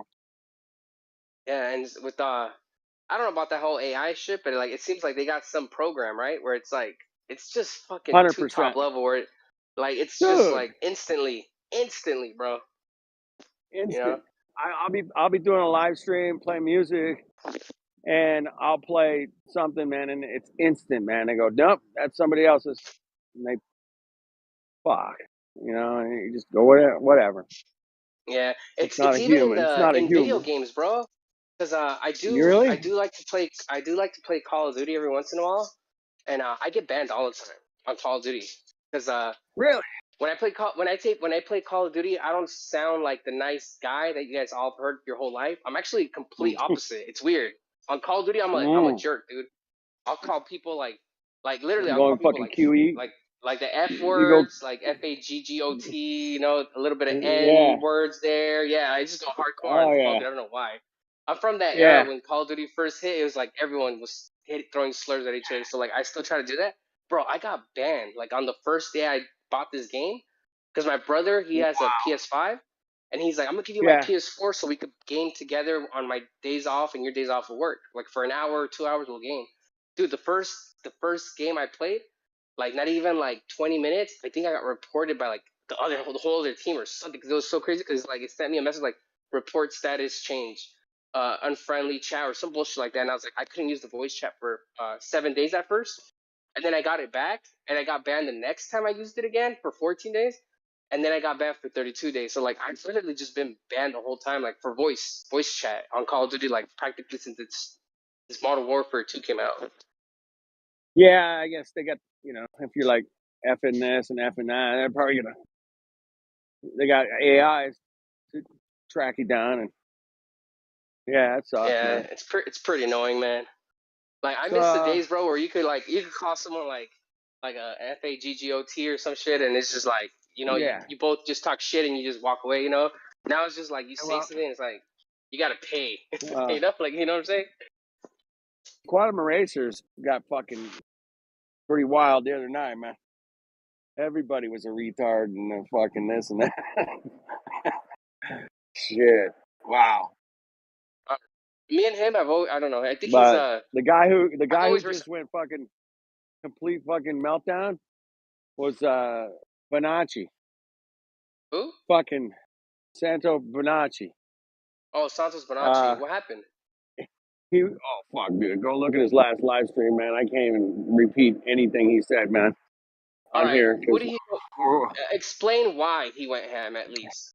I don't know, man. He was yelling. He's like, "You meat eaters, you're all gonna die. I'm gonna kill you, you fuckers." Da, da, da. And he was just fucking. just complete fucking over the top over the shit. I hate mountain, when man. that happens, bro, Ooh, because look, as much as like flat earthers don't like to give the spotlight to certain people and be like, because we're all against like idols and worshiping things, like I feel like most flat earthers are like exactly. if we were to see like Justin Bieber, we'd be like, fuck you, like we wouldn't give a fuck about that dude. And it's the same with Nah. flat earth people that are kind of popular, like we respect them for Yeah, what yeah. they've done, but it's not like we worship them and we're like, oh my No, gosh, I it's gotta like, get yeah, his whatever. autograph or some shit like that. Yeah, we just keep it real with them, right? So, but let's That's keep it it, real. man. He is kind of a big figure in the community, so it kind of sucks a little bit when like they go off the rails like that, because it's like Yeah. you're gonna use that guy. Yeah, I mean, I've actually Why we're seen. stupid, Yeah, I've seen that. Not seen the video yet, but I've seen You've heard like enough. Santos just kind of going off the rails lately. And, Dude, this was off the yeah. rails, man. I mean, it was. No, I guess I'm I gonna was have like, to watch it now. I haven't watched it. I was like, you cannot say that. Your channel's gonna get taken down. That's all I kept saying, man. I'm like, it was Barrett Okay. Pelagic. He texted me and goes, dude, you gotta check this out. So I clicked on it, man. I watched it for like maybe 10, 15 minutes, and I was like, oh shit. He was calling the Globetards every fucking name you could think of, and he wanted to do all kinds of shit to him, and I was like, oh shit. Well, it was easy. cool when he's just making the little slapstick comments about Globetards or whatever. But yeah, It was meat when he eating, gets Globetards, yeah, I mean he's fucking he's flat obviously a earthers. He was vegan and all going that kind after of shit. everybody, man. He goes, you Everybody. flat earth, fucking eating Just the like meat, fuckers. You guys are fucking eating meat. I love, dude. I respect Nathan Thompson so much, but sometimes when I see his comments, I'm like, oh no, I like it. Kind of does trigger me a little bit because like he'll be like talking shit to meat eaters and shit. Like, bro, we're on the same team on flat earth. Come on, don't piss me off. And Nathan can get a What the little fuck out of is control Nathan doing sometimes these days? too. Is he just on Facebook now? I don't know. I think I've seen him on Facebook the most. Don't respect the guy, man. He's you gotta respect the people that like like they make it Passion. their daily lives or They passion. got Yeah, a passion. even like the vegan thing. I respect that, bro. Even though I don't believe in that shit, I respect them for it because, dude, you gotta respect anyone that puts work into something that they put that much effort into. Like at the end of the day, regardless if you agree with that view or not, you gotta respect the guy, man. Like I respect him for it, But yeah, sometimes his comments. Well, I'll tell you like, what, bro, chill. I've met Nathan a couple times. I mean, I guess beer is not vegan, right? Or corn, because he was buying me drinks and. Right. Yeah, I tried beers with Nathan too, man. So yeah, Dude, the first beer I had with the beer and weed is all good. Dude, the first beer I ever That's had with right. the Flat Earth was Flat Earth Dude, man. That was you, bro. That's You're me, the first baby. person Yeah. you and Roche. That old guy. Well, remember? we went over to that. We went over to that bar. I don't know where the hell it was down the road, right? No, we didn't Was go, that bro. it? I was planning to meet you at some bar, and I don't know if I went to the Oh. wrong bar. I went to BJ's, I think, or Yeah, some other bar like we that. were. I don't remember the name of the place, but did we have some at the meetup? I might have brought some. I don't know. No, I I probably brought did. beer. I bought You beer. brought beer. I bought the beer. Yeah, he's Yeah, I bought Mexican. the He beer. always has beer. No. I showed up to this. This is my first Flat Earth meetup. Jaren was My there. first too. Flat Earth Dude was there. Fucking Lucy Lemons was Dan the there. Waterman, Lucy Lemons. Yeah, and the Uber guy, Josh Walker was there, I believe. Josh Walker. Yep.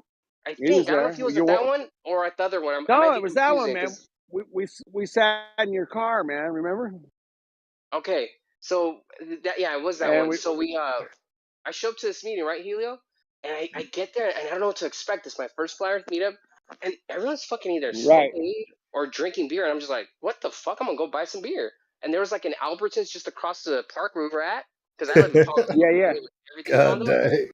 I bought a little 12-pack, like 2 6-packs, and it's me and my brother. And we walk back, and I just start handing beers to people, and I see Flat Earth Dude. And Flat Earth Dude's got this energy that everyone fucking loves. Flat Earth Dude. Flat Earth Dude is just like the party guy. I feel like he's just like, yeah. I'm bringing the party. And I see him, and I'm like, here, man, drink a beer with me, and we're just drinking beers and shit, and it was a good experience, man. It was so good, dude. It was so good. Isn't the Uber guy? Isn't he from Kansas City? Jaren? Yeah, he's from Kansas City. Yeah, he's from Kansas City. Yeah, he's from Kansas City. Josh No, Wyatt. he's No, from he's from California. California. Oh, okay, man. I'm thinking of He somebody. moved to Ohio, bought a house. Okay, I'm thinking of Yeah, somebody. he's in Ohio. Another He person goes at on. that meetup was Josh Valle. You know him? Josh? Oh man, if I saw him, I Josh probably did. Bell? He's kind of like a husky guy, really tall. He lives out there in Palmdale too. He actually has a job at a. I don't know if he still works there. Not trying to give out his information like that, but I know he worked at some type of auto what's it called, insurance company. Because I remember So like the first I one, remember, go ahead. one of the first guys I met at that meetup, he worked at Northrop Grumman there, Oh, that's crazy because and my cousin works there. he and that's right there in Palmdale, right? Yeah, my And cousin works at that one. he goes, dude, man, I you know, we got the we got the B-1 bomber over here, and we're building that bad boy. And he goes, I had to talk to some of the pilots. Now, I guess you have to be like a general to fly one of those motherfuckers, man. You can't just be a fucking, Air Force pilot, man. You got to be somebody special. And he goes, Yeah, you got to I be wanted higher to up. ask those guys. He goes, I wanted to ask those guys some questions about the math on how they calculate their curvature, And so he talked to three of them. So, walking down the hall, he goes, hey, man, I got a quick question, So I've been doing some math, man. I'm trying to work out the math for the, how do we, what's the math for the curvature? And the first pilot goes, you got to treat it exactly like your kitchen table. Flat. Yeah. Yeah. Flat. And It's funny because my cousin that works there, telling me, Flat Earth yeah, dude, he works there. He works at Northrop Grumman. And I was yeah, before he worked there, he used to work at this place called Aero, which is another like smaller company that makes airplane parts. He used to work yeah, there, and when he was working there, I was flat smacking him, and he was like on board. He was like, yeah, like he was getting it. And then he got this job at Northrop Grumman, and he had to get like interviewed by the DoD. He had to get like a security clearance, like a big background right, check. It was crazy. It was a big deal when he got that job. And when he got that yeah, job, you know what he did? He deleted all his social media accounts, and yeah, he called me, and he's like, bro, he goes, I want you to meet me in this location, blah blah blah. So I met him there, and I was like, this is fucking weird. I'm right, like, I don't know if he's like trying to do drugs or some weird shit. Like I don't know what the fuck he's trying to do. Like, what is he? Why is he trying to right, meet me up and be so low key? We meet up. He's like, we could never talk about Flat Earth again. I just got this sick ass job, and I was like, I'm just understood.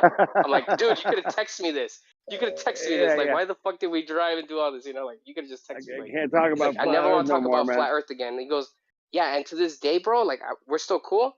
And we won't talk Yeah, about it. Like, he works there still. Yeah, he's like, I need this job. It's like my dream job, And yeah, yeah. that's I most of the get it. population that are awake that have That's jobs right, like that, man. bro. Yeah, exactly, man. It's only the I very few people step out of line, bro. very few. Couple pilots did. They got reprimanded or fired or whatever. Yeah, they can't step out. Pilots can't go, oh yeah, of course it's flat, but we all know it's flat and stationary and not fucking rotating a million miles an hour and all this shit. I don't know, bro. I just love social media because, like, I'd be like on these Instagram and TikTok videos. I don't have a TikTok, but you know how people post TikTok videos on certain platforms that where you click on it, it takes you to TikTok, and you can still watch Yeah, the video. I'll go to yeah, the comments section just to see the comments, and dude, yeah. it just makes me laugh. I'm just like 90% Ridiculous. red pill, like on Dude, NASA shit or whatever. It's just like, bro, it's just literally like, it's like we're at a point where it's like I think not the majority, but I would say like a good 30% of the population is like on the red pill shit, where it's like yeah, it's enough to make fucking noise everywhere. Like there's yeah, definitely you can't go to work without knowing a guy that's a conspiracy theorist. You can't go to the library. You for can't sure. fucking step out of your house. Like you can't live in a neighborhood. Like there's someone. There's one of There's us always everywhere. somebody. Yeah, Hey, we're everywhere, what bro. was it? Fuck, man, I lost it. There was fuck. Lost your Go train of ahead. thought, brother? Yeah, I did, man. Fuck, I've been up since fucking 3 in the morning, man. I gotta go to bed here soon, but yeah, I'm running a little tired. But heard you on here, man. I'm like, fuck. I gotta stay high at least, fuck, you you gotta know. take But advantage of this. I'm like the groundhog, huh? You're all like, I don't know when this dude, motherfucker will that's come like out again. we got a fucking super OG in the house. I'm like, fuck, man, I gotta jump in here now. I mean, you're flat Earth before most people, bro. You're way early. But 1 second, brother. so we got anybody new in here? Anybody want questions or comments or criticisms or whatever, man? We're open. Open your mics, people. Tell us what's up with the Earth, man. What's up? What's up with the Earth? Anyway, it's the Overton window, man. When people get to a certain point, they can just go, oh yeah, oh shit. So many people are catching on to this shit. I flat smacked a guy in a parking lot last night, man. Fucking blew his mind, man, with just a couple simple things, man. I went, hey man, see that light in the parking lot? It's close, right? I go, you see that light over there? They say that light is 90 minutes away. I don't know. It was like, and then you see that light over there, that one over there, that star? They say that's 400 years away. And he just fucking put his hand on his head and went, no fucking way, man. Really? I go, yeah, that's what they tell us, man. It was that easy, man. So sometimes the simplest way is the best way, man. You're too complicated with Coriolis effect and fucking, you know, earth spin and light speed and all that shit, man. You can get off into the weeds, I call it, man. Well, you You gotta know, meet people water. where they're at, right? Exactly. And like, it's like, Stay here's the truth, bro. Like, I noticed this from day one when I used to talk to people on here. I don't know if you know this, but everyone, I mean, I don't want to toot my horn, but I used to get a lot of people used to tell me like, I love when Jose talks to people because I meet them where they're at. Like, Yep. I don't try to be like, oh, this guy has no idea what the thermodynamics is. So I'm not gonna talk about that shit. Like, I meet them where the fuck they're at because my goal always has been like, I want them to understand this. My goal isn't to make this dude look like an idiot because that's Right. not what I'm trying to do. Like, I'm trying to get No, these no, people to no. understand what, like, my point of view and where I'm coming from. And even though they don't believe my point of view at the end of the day, like, I want them to understand why I believe in it and why I came to this conclusion. You know, because that's Yep. that's where the gray line is, bro. It's you get all these people on, and you know, not gonna talk shit about people that like to debate because I think that's great too. You know, it wakes people up. I Yeah. just have a Knock different yourself style. out. My style is more meet people where they're at type of shit. You know. Exactly. Yeah. I followed your footsteps in a lot of ways, man. I was listening to what you were doing and how you handled so many people for years. It was just like, wow, you, yeah, you had just a great style about let's come together here and agree on something and disagree on something, and let's see where we end up. Well, here's the thing, man. The And way I look at it is that every conversation I have with someone, it needs to be a learning experience for them. It just can't be like, oh, yeah, like you can't overload them with information. It's got to be like I pick no, one thing out of this guy's conversation, and this was always my goal, bro. It's like because this how I woke up to it, so I use that as a baseline. When I started hearing like, dude, flat Earth was one of the last topics I touched. Like that was a conspiracy right, theory. I touched every topic under the sun. Like I was already on yeah, read me on too, everything. man, And when I got me to flat too. Earth, I was like, you know what? I'm fucking so bored. I'm so bored. I'm just gonna hit this fucking Eric Dubay video. Like fuck it. Like I'm gonna hit this Eric Dubay video that says history of flat Earth. Bro, I hit that video and I was fucking speechless because like I was just like, all right. So like I got like a lot from Eric Dubay, like his first video, and Yeah, the information I got from him, I'm like, you know what? I know how to put this into words where I can red pill people. Like so, that's what I started doing. You know, like online, I would literally go to places and I would probe at it. I'd be like, how does anyone know space is real? You know, like yeah, that would be my question. And then people comment like, oh, we have pictures. Then that's how it would start. I would start a conversation like it would build off good. that. And a lot of times it ended it bad. Like we're like, you're fucking retarded, you know, or you're dumb or blah blah So, blah. But like I don't know, 6 8 months ago, Justin Trudeau, the president of Canada, or whatever, he had like a town hall meeting. I don't know, it was like a firehouse or something, and he goes, I'm fascinated with flat earthers, right? And it was this video was going around, and I started reading the comments, dude. And like every other comment, there was thousands of comments. Every other one was like, if this guy thinks flat Earth's stupid, I need to look into it. He It was the he complete fucking did us a opposite. favor. He did He us did a us a favor. solid, man. Yeah. And I just thought, oh, and I started passing. I go, dude, I was sending out the video. I'm like, you got to read the comments, read the comments, read the comments. And I I think don't know, man. Helio even, The dude, like, I'm gonna be honest, like, I mean, I haven't been on Discord in a minute, but based off my Discord statistics, the majority of flat yeah, earthers are either from United States, the UK, Australia, and yeah, Canada.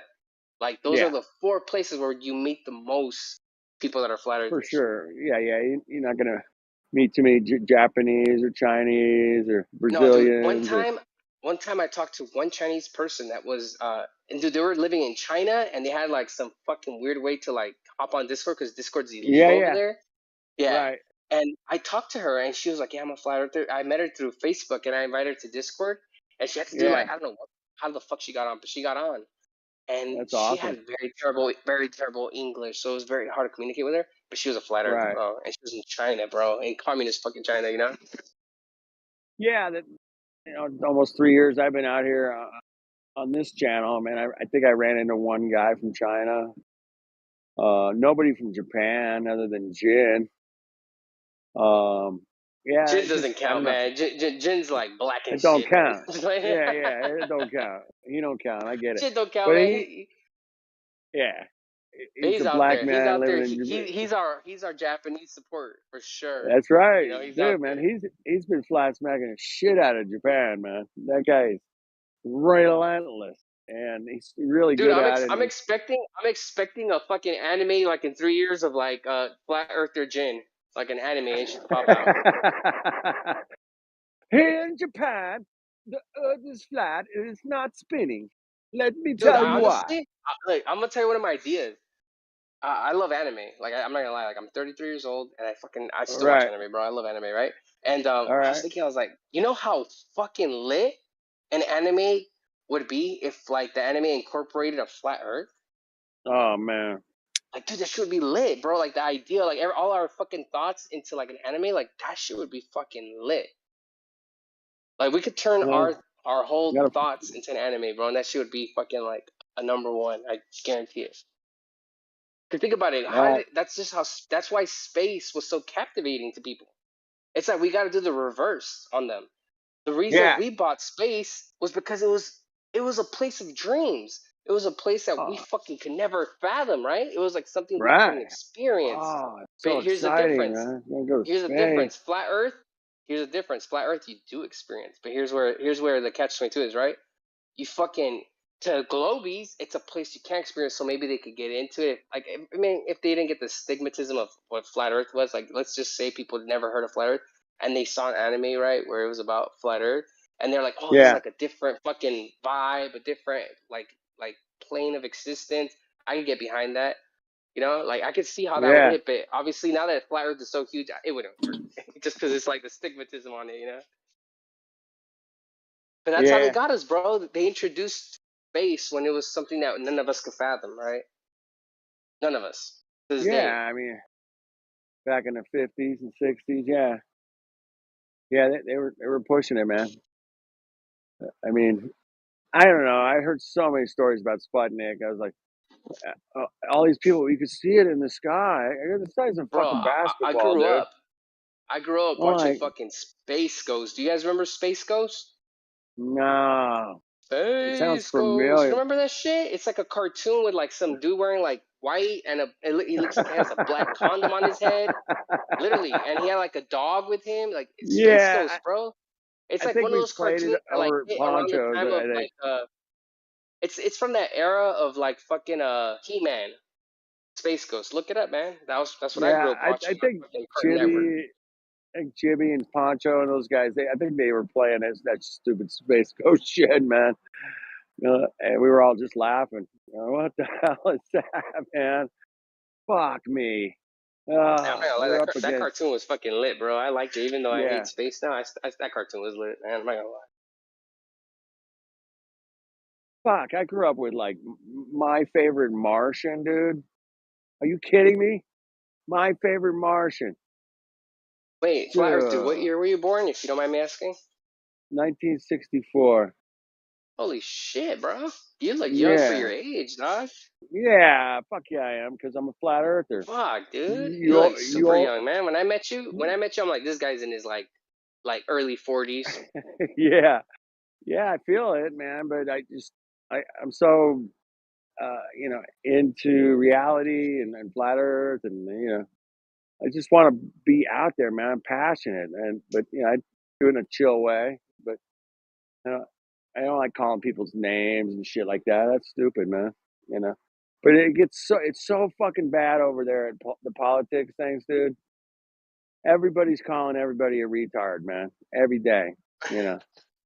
And I just like, really? Is that where we gotta go, man? Really? Fuck. Come on. We're Well, way better. We're better than that. We can be better than that, but everybody's got I don't their know. style. I agree to an extent. I'll tell you why. Look, there's got to be an avenue for everything in this world, and Right. the politics gave us an avenue. If we have to call people retards, and that gets some people to be like, "Oh man," even though like the words are harsh and all that conversation, there's Right. got to But be don't call like us retards look, too, you know? look. No, hear me out. There's got to be a Globey. There's got to be a Globey that's a Globey, and here's like what we're saying, and be like, you know what? Like I hate these motherfuckers.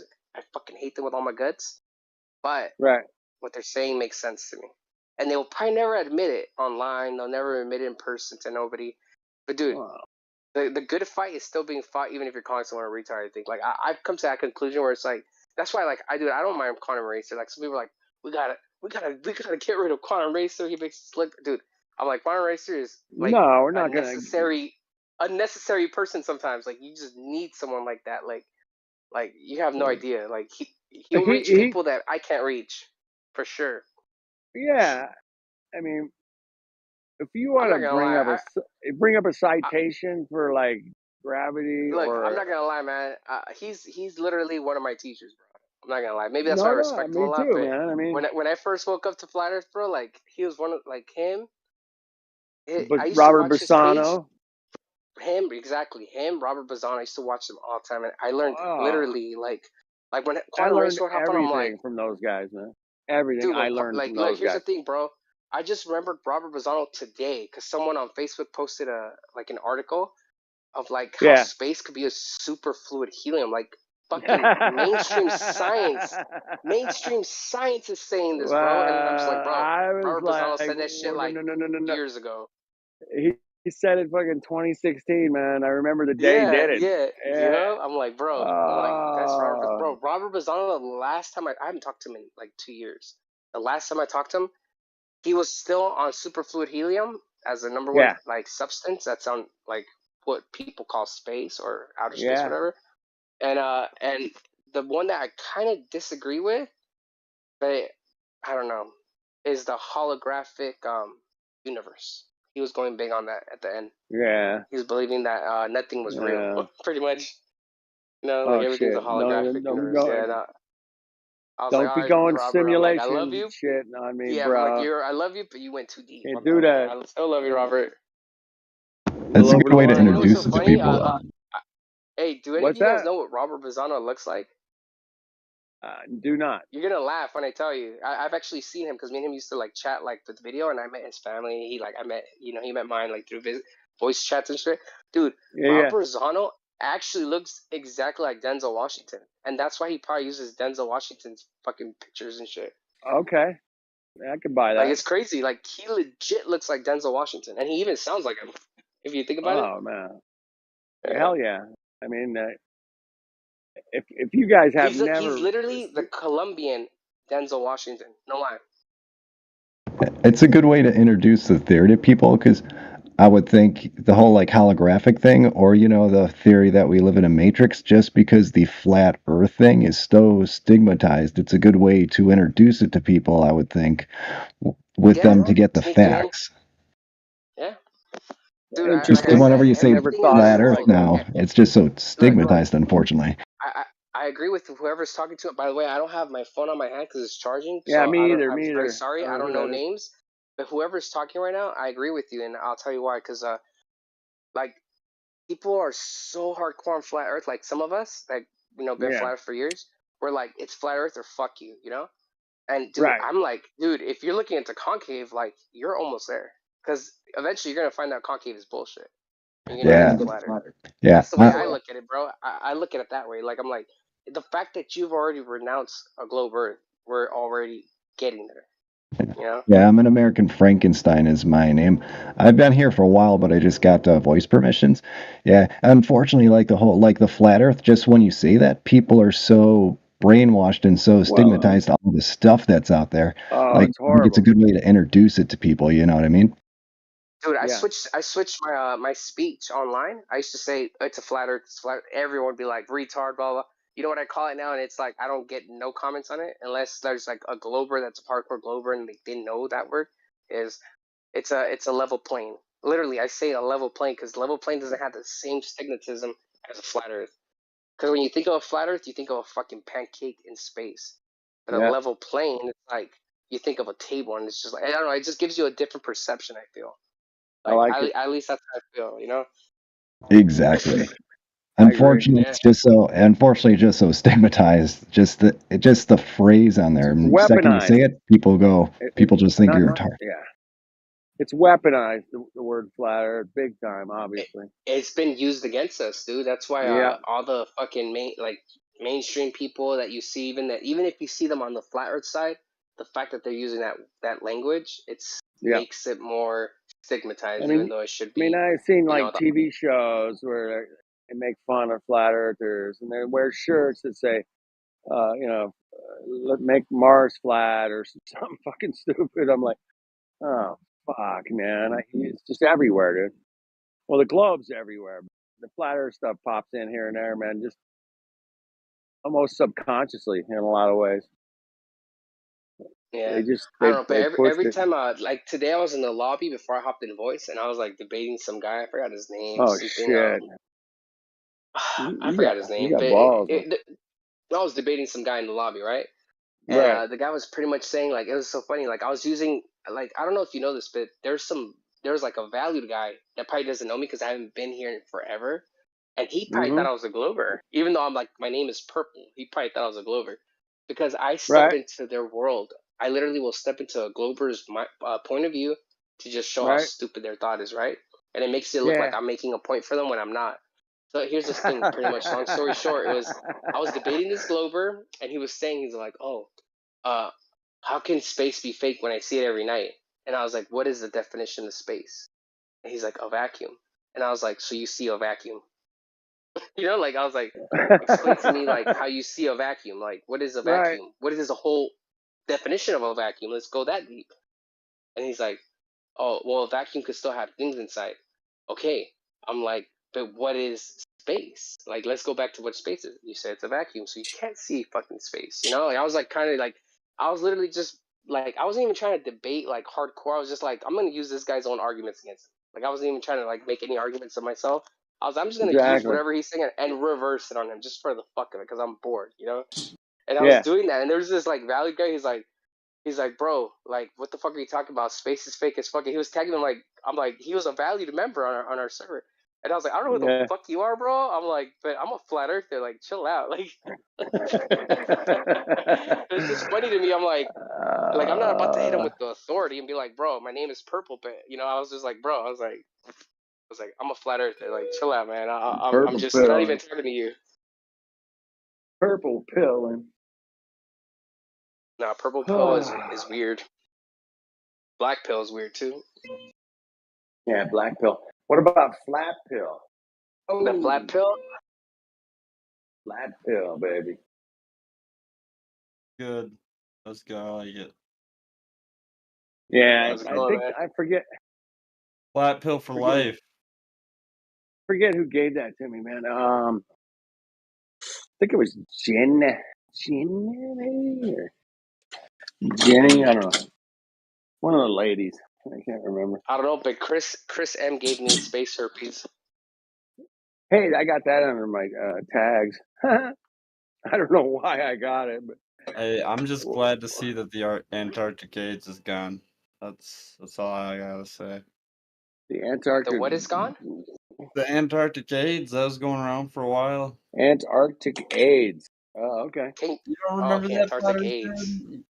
Antarctic AIDS, we haven't had seen like a that. bunch of trolls coming in here trying to rally us to do an expedition. Go find the ice. Oh yeah. That was like You know who did that to over a me? year ago. There's a whole You're not gonna believe who trolls did that for to it. me. Actually, it was Robert Bazzano. Robert Bazzano actually hit me up like on my personal number, and just like, all right, Jose. He's like, I'm gonna break it to you. Like, he goes, I want to fund a trip to Antarctica and to Colombia, and I forgot where else he was saying like these places where like we were practically gonna prove flat Earth, right? And he was like, I want you and Quantum Racer to come with me, because Quantum Racer has background in military, and I want you to be my technical guy. And I was just looking at him like, bro, I just had a kid. Like, what the fuck do you want me to do? Like, like I'm not going nowhere. And he was like, nah, I need you to come with me. Like, we're gonna go do this. We're gonna do some black ops shit. I was like, bro, I was like, I love you and Flat Earth, but nah, I'm not doing that shit. Like, what the fuck? I'm not letting you. Robert Zahn was on some fucking weird shit where he was literally trying to bypass a certain location that we weren't supposed to be at. I was like, bro. I mean, good luck. That's all I gotta say. Yeah, bro. I Never was want like, to be nah. I'm seen like, I just again. had a kid. That's the way I look at it. Like, I value my time here. I don't like cold. I'm not going. I mean, I feel like going around and waking everybody up, aside from going and proving to myself what I already know, is a better option. I can definitely I can just go flat smack the shit out of people and get way much more, like We can do a feeling lot of more on here than I get a better anywhere else. feeling of accomplishment just sitting in here, for sure, for sure. You know, I don't know, man. Who knows? Maybe that trip to Antarctica might have. We never would have came back. And I'm not talking about because we died, but who knows? Maybe we found some shit over there. You know? That's what I think. I feel like people do actually make it to places that we don't know about, and they don't want to come back. Exactly. I don't know, man. I'm speaking of people that don't come back. Man. That one guy that was going to northern Canada came back. There's so many like flat earthers, man, that just were totally fucking hot for flat Earth, and then they're just gone now. Are you talking about me? No. You're back here right now. Are you talking about like gone, like gone? Like they're just like you never hear from them ever again. But I mean, okay, there's probably I thought you were talking about like deceased gone, because there's been a lot of flat earthers that have been deceased too. No, they're off. Dude, don't lose faith, bro. I was gone for like over a year. I was gone for over a year. This is my first week back, so there's people. Where the fuck is RV? Where the fuck is Russian Flatty, vids? Yeah, Flatty McFlatface? Where's Flatty McFlatface and fucking Dude, so many. Hey, do you remember that guy that black guy that was like one of the original flat earthers? I forget his name, man. Dave Murphy? No, not him. Murphy's still around. Not him. It's one that no one even knows about to this day, bro. He's so obscured, but he's one of the bullshit detector. Bullshit detector. I've heard of him. Yes. I know what you're talking about. What about Tiger Dan? Dude, what happened to him? This guy, bullshit detector, literally, bro, it was 2015. And this was like after I woke up to flat Earth, like the first month, I found his videos. He had maybe like 10 videos at the most, maybe 12. And one of them, to this day, still gives one of the best arguments. Which is, in my opinion, like he brought up the idea of how like how like the Globers claim like how like it's hotter because even though we're closer to the sun, but the fact of the fact that we're facing a certain angle, we get like even though we're closer to the sun, based on the angle, like it's colder. Like that's their argument. Like he brought up like he literally showed on a graph, and he's like, okay, so you have parallel light. Like let's assume it's a globe Earth. We have parallel lights coming to this globe Earth. It's like, bro, tell me why the fucking hottest spot is still on the southern part of this globe when the 90-degree angle should be the hottest. That's where like direct sunlight is hitting. Yeah, and the yeah. Earth is tilted. The Earth is tilted, right, at a 6.6 degree angle, right, or 23 point, what is it, 23.5, 23.4 degrees, 23.4, yeah. 23.4, right. So the hottest place, according to theirs, shouldn't be where it is. And that was one of the best arguments I've heard for like that in that area at that time. I was just like, to this day, bro, that's a good argument. No, it makes no It's a sense. great Like, argument. how is it that the I've sun used rays it. are parallel and the globe is tilting, but the hottest spot isn't on the 90-degree angle where it's direct Yep. sunlight? It When makes it's no right sense. overhead, man. I was telling the guy last night in the parking lot. I'm like, dude, in the wintertime, the sun's over there. It's low. But when you're, summertime, it's right over your head. You're sweating your balls off, man. It's just like a campfire, man. If you're closer to it, you're hot. Farther away, it's cold. Oh yeah, But they dude. tell us, The axis is really hard to support when you start getting into like logical facts, dude. Like extremely hard to I was able support, to write a man. paper on this shit, and it's pretty. I haven't heard a good argument to No, defend the globe side on it, which is basically like the sun and the moon's apparent position on the equinox and solstices should be changing in the sky over time because the solstice and the equinoxes are always on the same day. So if there was a wobble on an axis, every yeah, 72 years there should be 1 degree in movement in the yep, sky, the angle of the sun and and the there moon. isn't. Like that's a Of pretty course, damn there good isn't. argument because 72 years isn't that long according to our like what we have recorded. Yep, it's a great argument, man. I love the tilt. I have a phone call. I'll be right back in a minute, all right? Yeah, we got it. Shout out to Jenna. Shout out to Sal Steele. Dan Duval is in the house. James Hadaway. Are you still Shout out going to you. live? You still going live on Thursdays? Yeah, man. I didn't this week. I was out of town, but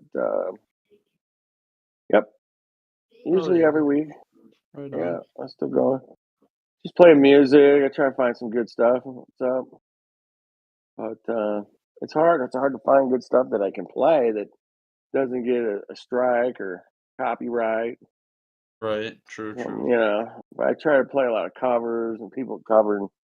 But every once in a while, I'll find a real gem, man. I'm like, oh my goodness, this is too good.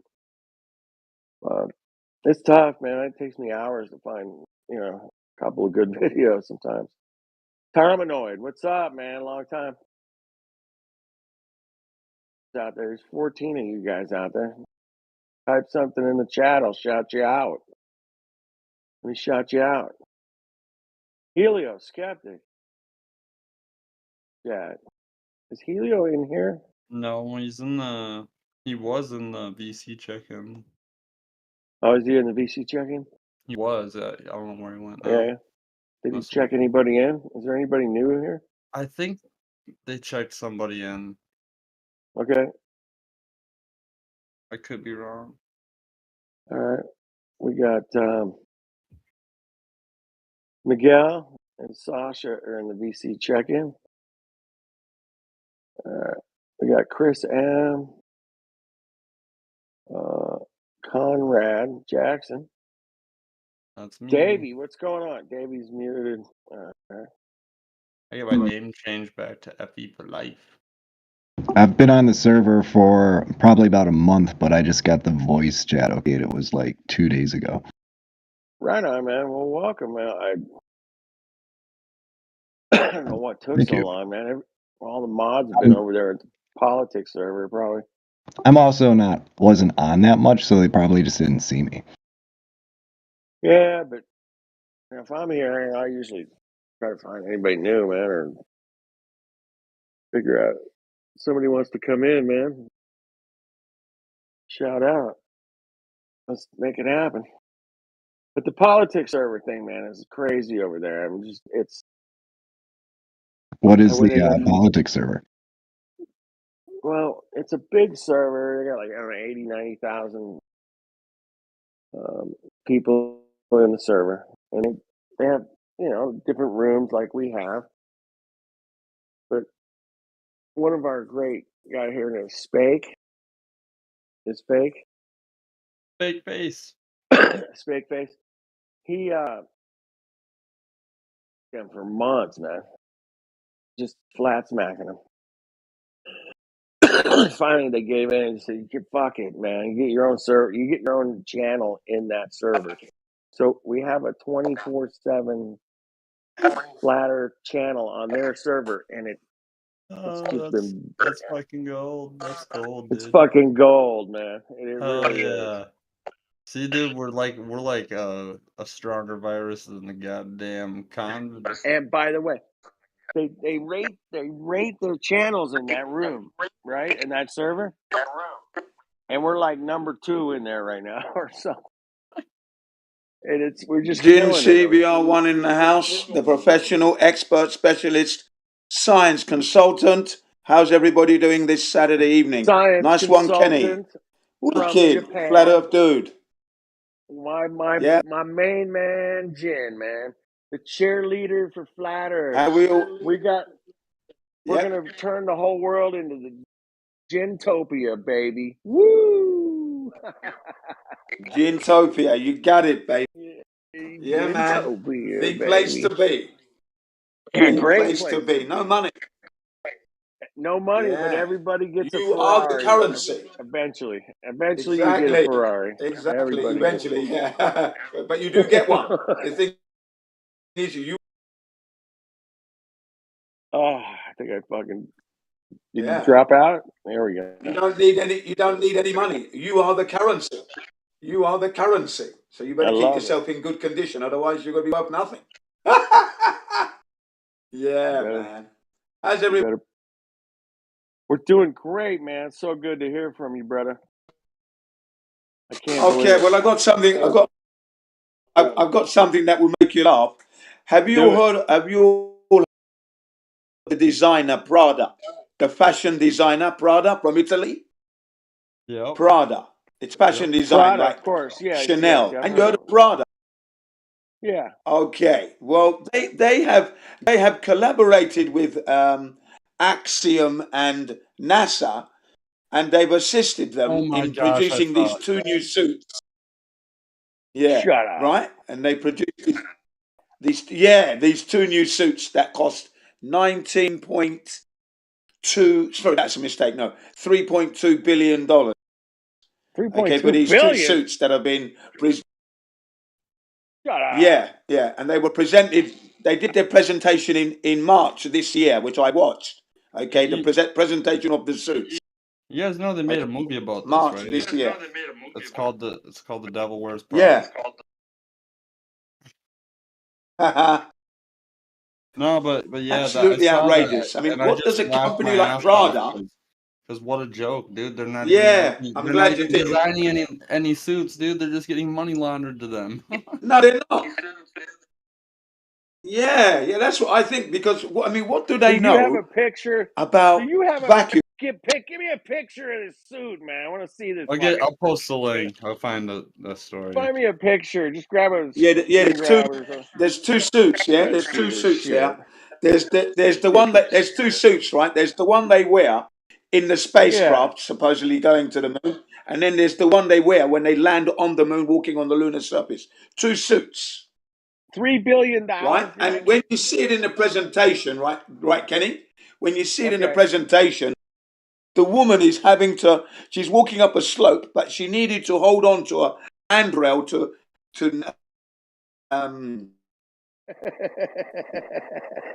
keep her balance. To keep her balance.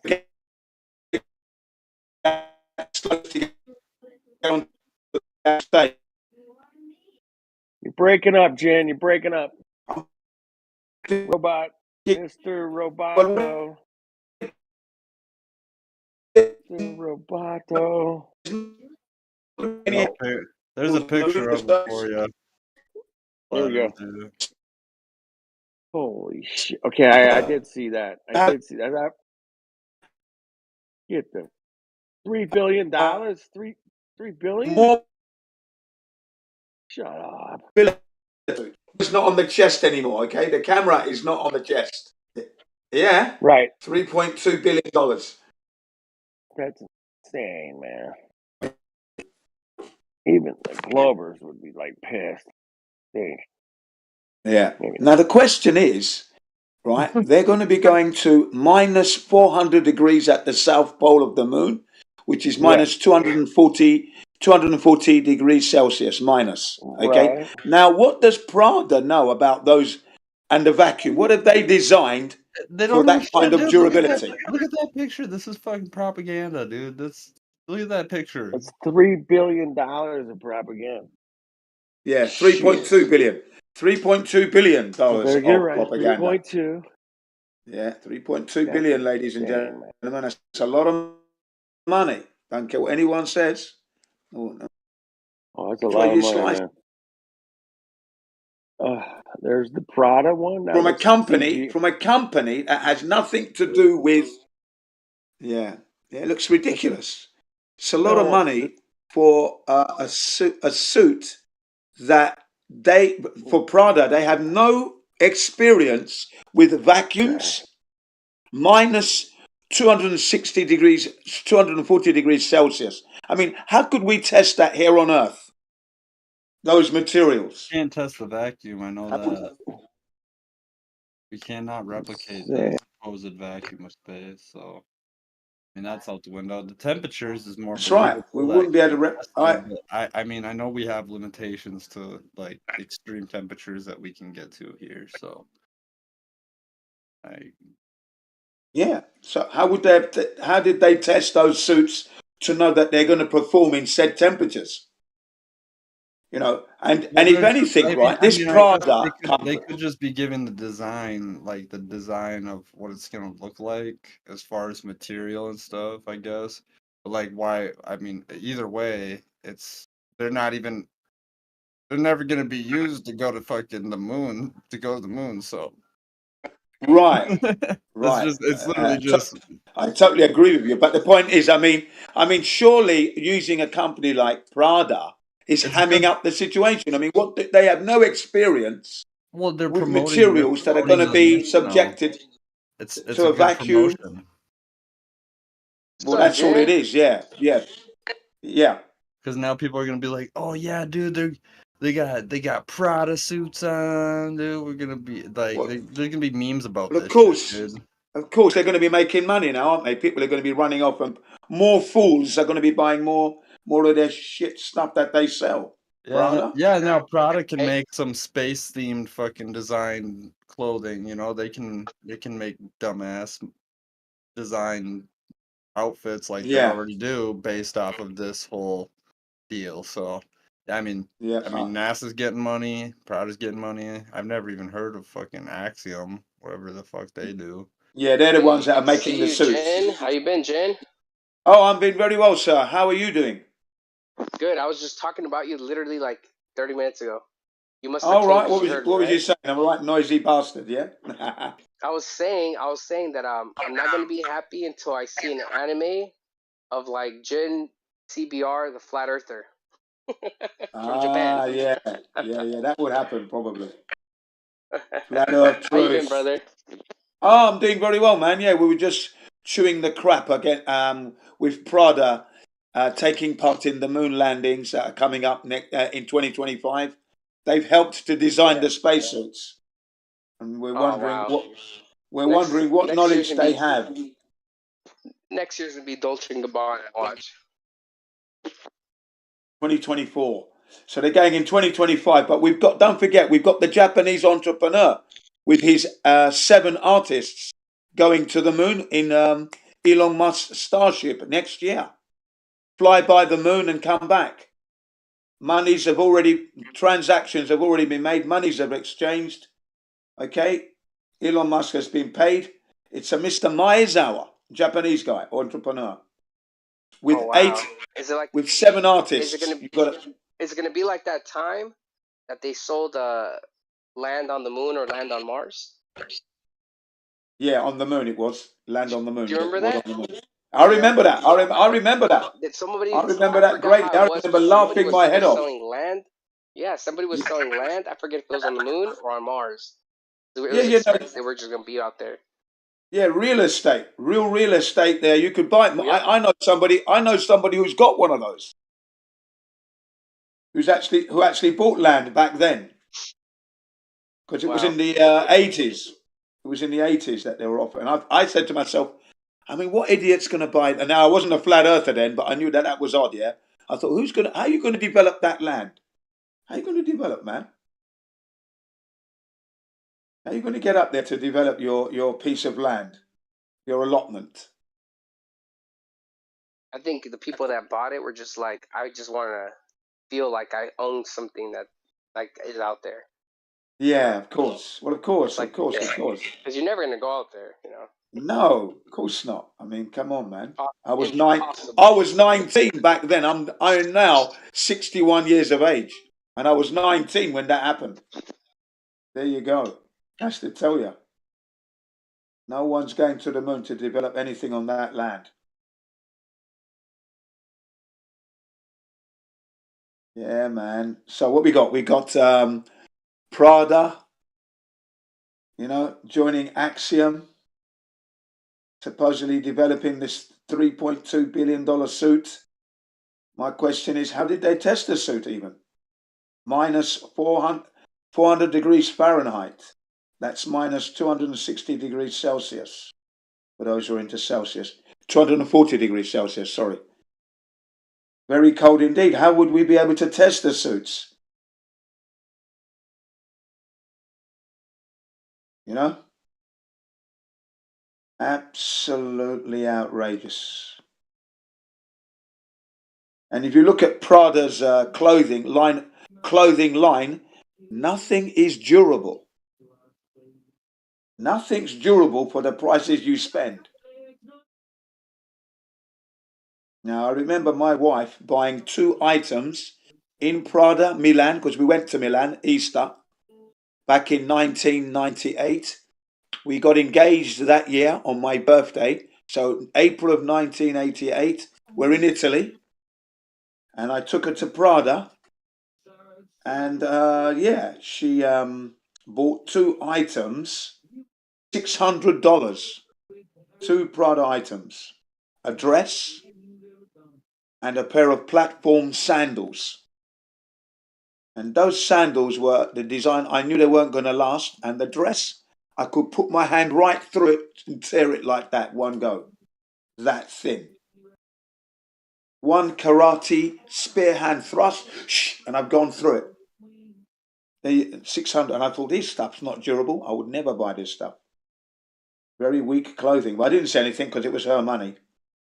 She wanted it. She bought it. She asked me, do you want anything? I said, no, I'm good in my 15-year-old leather jacket and my 20-year-old shoes. And, everything was old that I had on, but it was class. Didn't have anything new on. And I looked smarter than anybody in Italy at the time. Classic style. Yeah. And yeah, man, I back then I thought, I'm never going to buy anything from Prada. Don't look too strong. I buy things to last. I don't buy things that are going to fade away and break down within a year.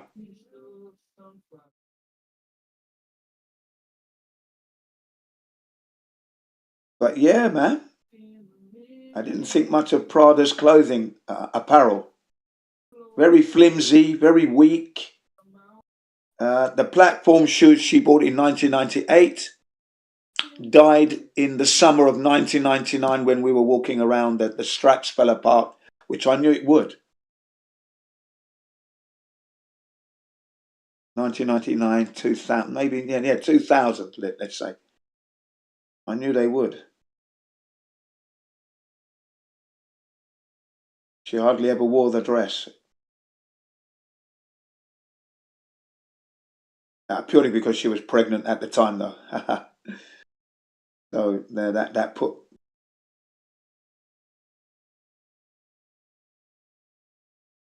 put the end to wearing that dress for a while. We since had 4 kids.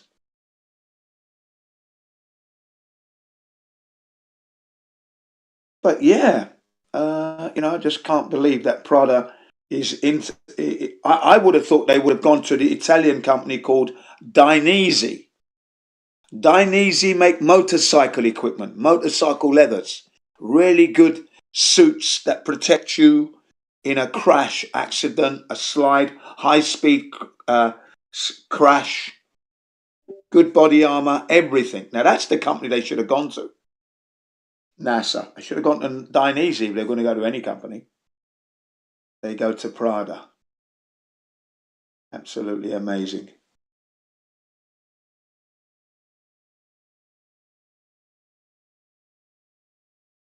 Got connectivity issues here again.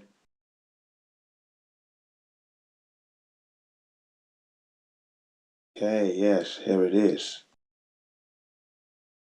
Putting up the suits that you can see. There you go. Put the suit in there for them.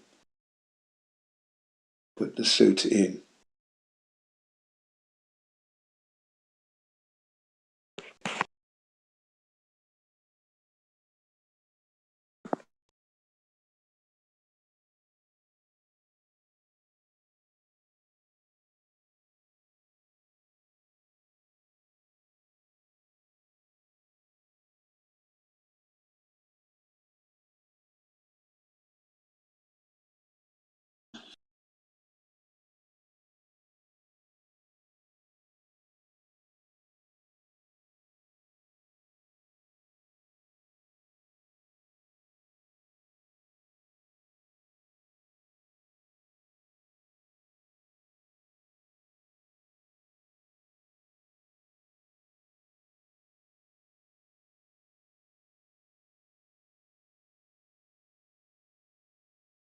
Well, look at that.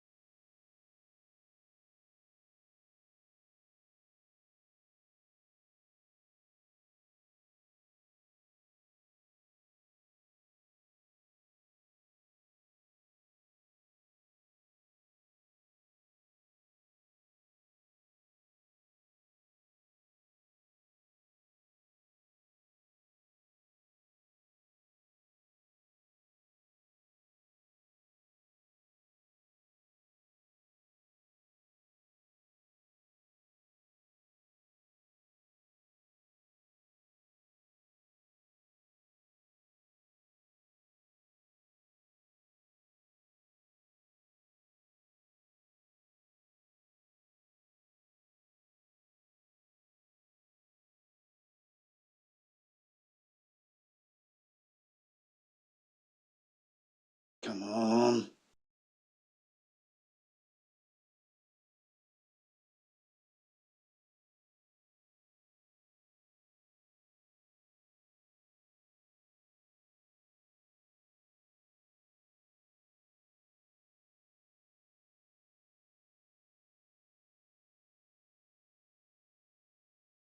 Okay, now we drop this like that.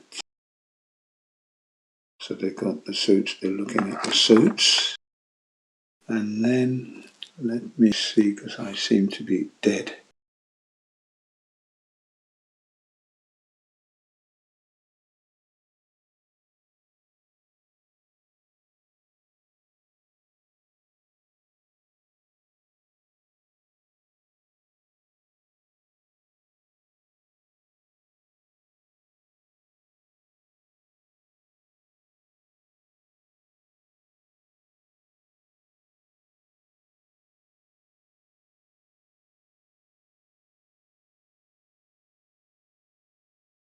Mic check, mic check. Everybody in the house? It's gone dead quiet. I hear you, Jen. Oh, okay, right, great. Yeah, I posted some images of the suits from April. They had their presentation in March, So this is part of the result. And the funny thing is, during that presentation, a young man, I think he would have been about 18, high school student or whatever, he asked, how did the new Axiom suits protect the astronauts from radiation? And then he gave back the mic, right? And then the presenter said, yeah, that's a good question. Now, radiation is a problem for the astronauts. So we're going to have to get them to the nearest celestial body very quickly indeed. Let's take the moon, for example, and they've landed on the moon. Now, the moon itself is going to block most of that radiation because they're on the top. So they're going to block it from underneath, he said. So the moon from underneath is going to be blocking the radiation. I shouted at bullshit. Radiation is omnidirectional. It's everywhere. So the moon is not going to help that. And then he said also the astronauts, whilst they're on the lunar surface, may have to go underground in order to avoid the radiation. So the answer to the question clearly was it doesn't protect them from radiation, does it? You see? No protection. Even these new suits at $3.2 billion, ladies and gentlemen, does not protect the astronauts from the radiation that they would be encountering on the moon, traveling to the moon, by the way, as well. So that kid asked a very good question, and the explanation is just laughable. I'm sure that guy got the sack. I'm sure he was fired from his job because his explanation just left more questions. Yeah. I shall post that presentation shortly. I'm just looking for it. I know I bookmarked it, so I'm just looking to see if I can post it because it's worth a view. It's about 50 minutes long, if I remember rightly. And it's worth a view on how they, the presentation back in March this year, Axiom.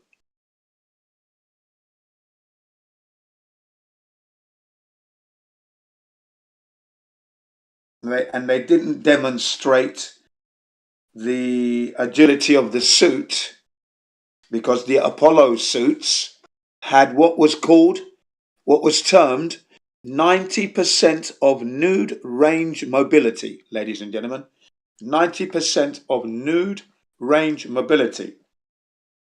Now, during the Axiom presentation of the suits back in March, they didn't present anything of that level.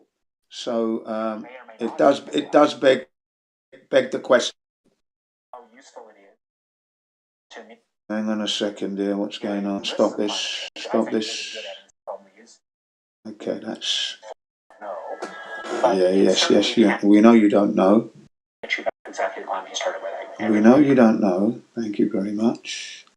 Do you think you'll see deployment in our lifetime? No, we will not see deployment in our lifetime. Come on. I would agree. Okay, I would agree. Great stuff. I would disagree.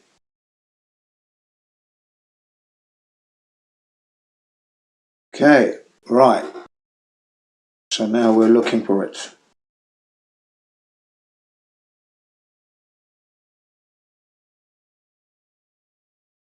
Also, have you seen what the Boston Dynamic robots are capable of doing now?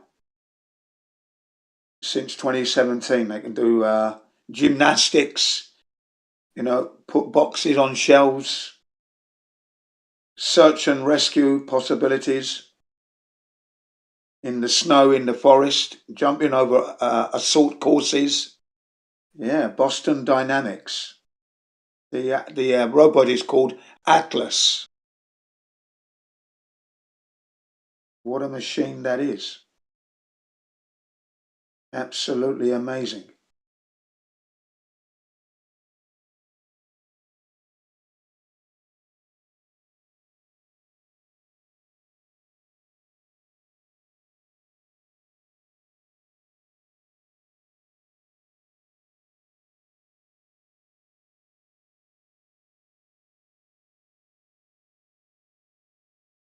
There we are. Jim's the man. We got it. We got it, folks.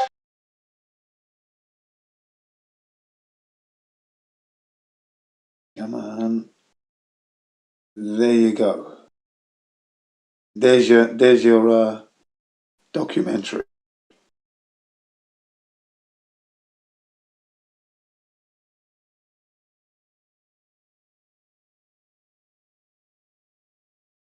This one as well. Why not? Come on.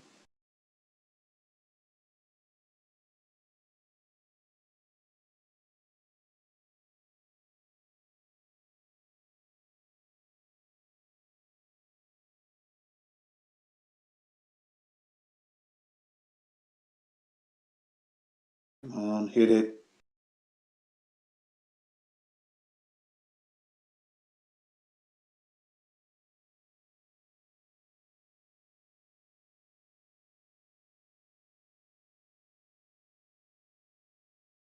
Deliver this. Don't see the problem.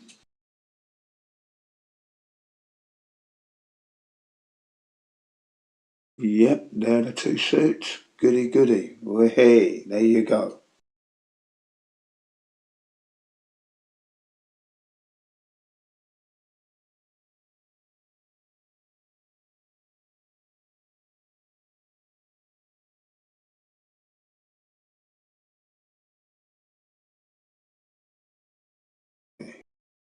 Oh, posting everything.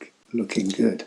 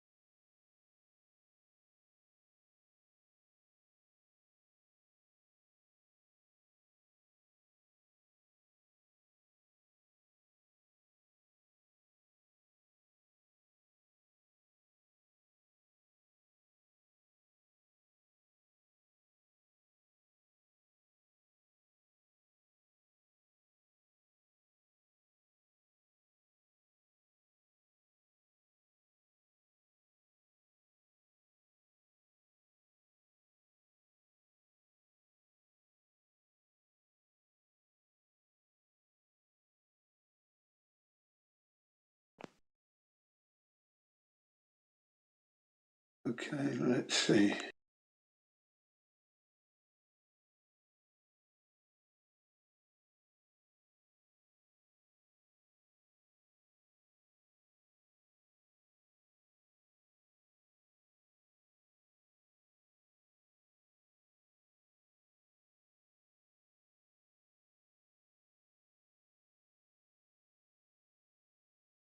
Okay, okay, ladies and gentlemen, let's have a recap on what's going on here. Right, basically, we were talking about the moon landing, upcoming moon landing, Artemis 3, to be landing first man of color and first woman to be landing on the moon in 2025, Artemis 3.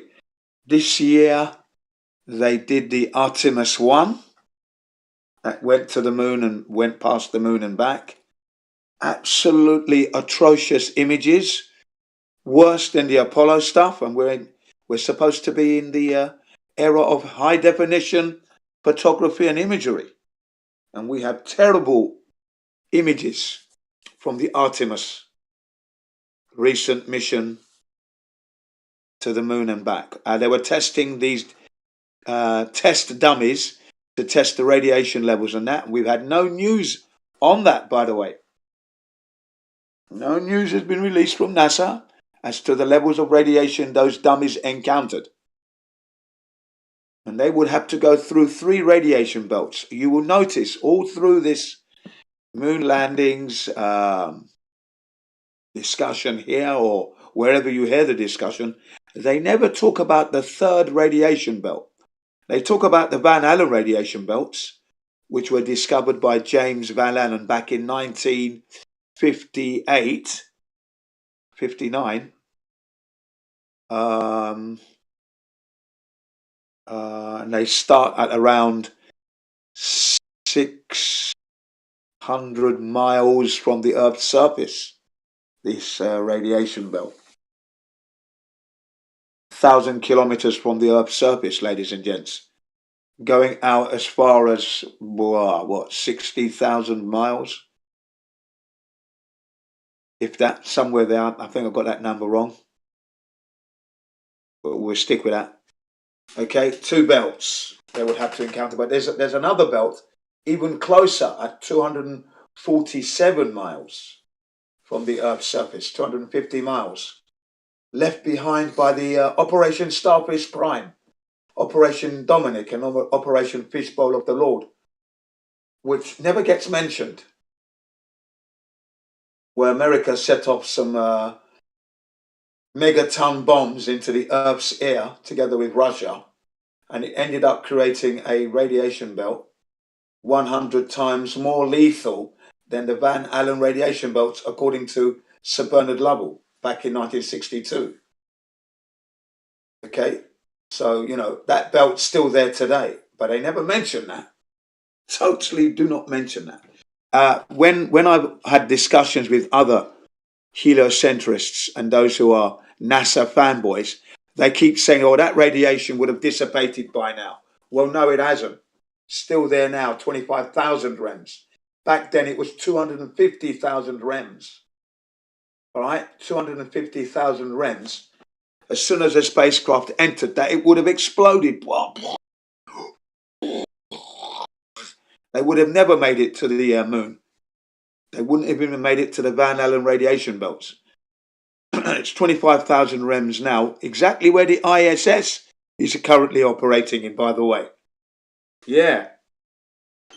25,000 rems.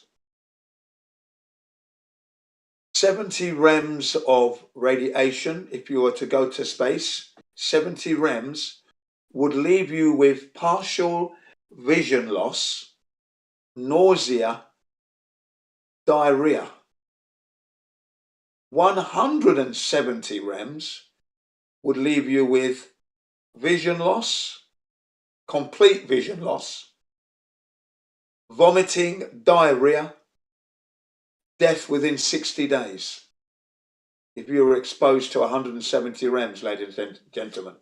The Van Allen radiation belts contain 2,500 rems apiece. Then you've got the third belt, which is the nearest to the Earth's surface, at 247 miles, 250 miles off the Earth's surface, containing 25,000 rems. So there is no way any astronaut is going to the moon. There was no way they sent any Artemis 1 to the moon as a test. They could never have done that. We can't send vehicles to space. So even the experts who are scrutinizing and highlighting and exposing sometimes imply that we can send probes to the moon, and we cannot, though. Okay, when you come to these channels like the 24/7, we're going to leave you in no doubt. It is not possible. We cannot send equipment to the moon. We don't have that technology. Okay? So even though you might be listening to Marcus Allen, David Groves, David Percy, for example, the moon detectives, and various other Russian experts, they still seem to elude to the point where, you know, they're letting you think that we can send probes to Mars, for example, we can't do that. Okay? We do not have the technology or the capability of doing anything like that, ladies and gentlemen. Okay? Believe you me, that is, in fact, don't believe me, you better know that. Let me get this right. You better know that. We cannot send anything to space. How have we, us mere mortals, how have we confirmed that we float at 60 miles off the Earth's surface, 62 miles? That's the beginning of space, apparently. 62 miles, known as the Kármán line. Where do we get the idea that we would suddenly start floating? You fly up to 60 miles and you no longer drop down to the Earth. You end up floating. Yeah? Really? How? What evidence do we have for that? can't replicate it here on Earth, we would all need to go to space to know that. And I'm not going to believe that is a thing. No, I don't do beliefs. So there's no evidence for that. We never went to the moon. We cannot go there. We don't have the technology to go to space. So there's no chance we can have satellites orbiting a ball Earth that doesn't exist. So whilst I have high respect for these so-called scrutineers who are heavily scrutinizing and exposing all the anomalies, they still leave you with the idea that you can send things to Mars, to the moon, and you can float in space. No, we cannot. Sorry. Even they have to be called into question now. They refer to Earth as a globe. Earth is not a globe. So, because there's no evidence for it, not one single shred of evidence for that. We don't live on a ball Earth hurtling through the universe, ladies and gentlemen, at 2.2 million miles per hour, covering 19.2 billion miles in 1 year, whilst orbiting the sun on a yearly orbit 90 times the speed of sound, while still spinning at the equator at 1.5 times the speed of sound at a 23.4 degree tilt. We're not doing that, ladies and gentlemen. That's not happening. We're stationary. We're flat, level, stationary. Horizontality everywhere. Curvality is nowhere. There is no curve. No curvature, ladies and gentlemen. So these experts, who I said I have a lot of respect for them, for the way they've exposed the anomalies in the Apollo missions and the photography and everything, okay, they still are making you think the Earth is a globe. The Earth is not a globe. That's something that they need to address. And I have actually contacted one of them. His name is Marcus Allen. And I contacted him like 6 years ago. Yeah, around 6 years ago, 2017. I contacted him and asked him to cover the flat Earth, because the flat Earth movement was kicking ass back then, still is today. But we were really moving in leaps and bounds. We were the number one searched, what's the word they use? Searched item, if you will. Searched topic on YouTube. We overtook Donald Trump because Donald Trump at the time was on his campaign trail. And we the flat earthers were the most researched topic at the time, yeah?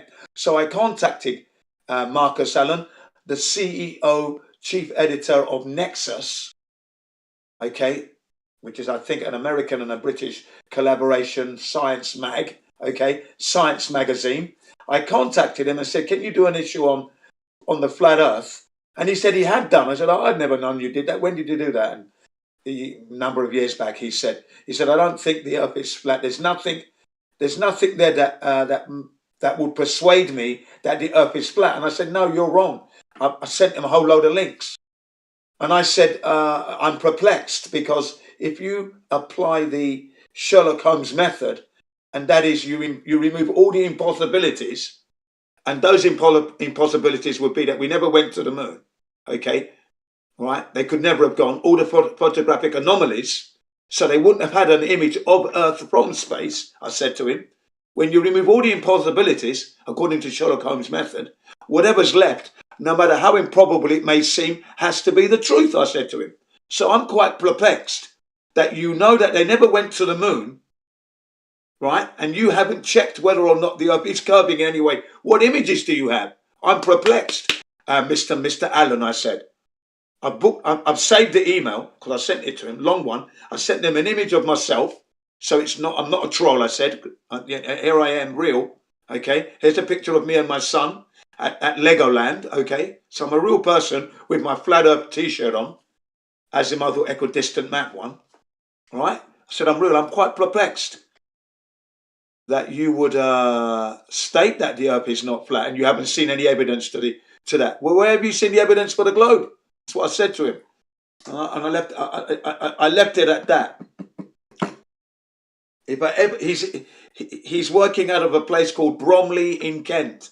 That's where his office, his shop is, where the magazine is, the HQ. Bromley is a beautiful place in England. Christmas card material.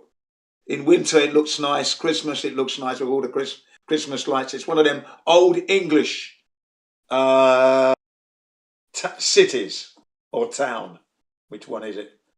Right, Bromley in Kent. Really lovely place, yeah. Nice roads for driving, really good. So if I ever get back to England, I'm making my way to Bromley. You know it. Even if I have to cycle it. But I'm making my way to Bromley for sure. I want to meet Mr. Allen because I'm going to flat smack him in the chops.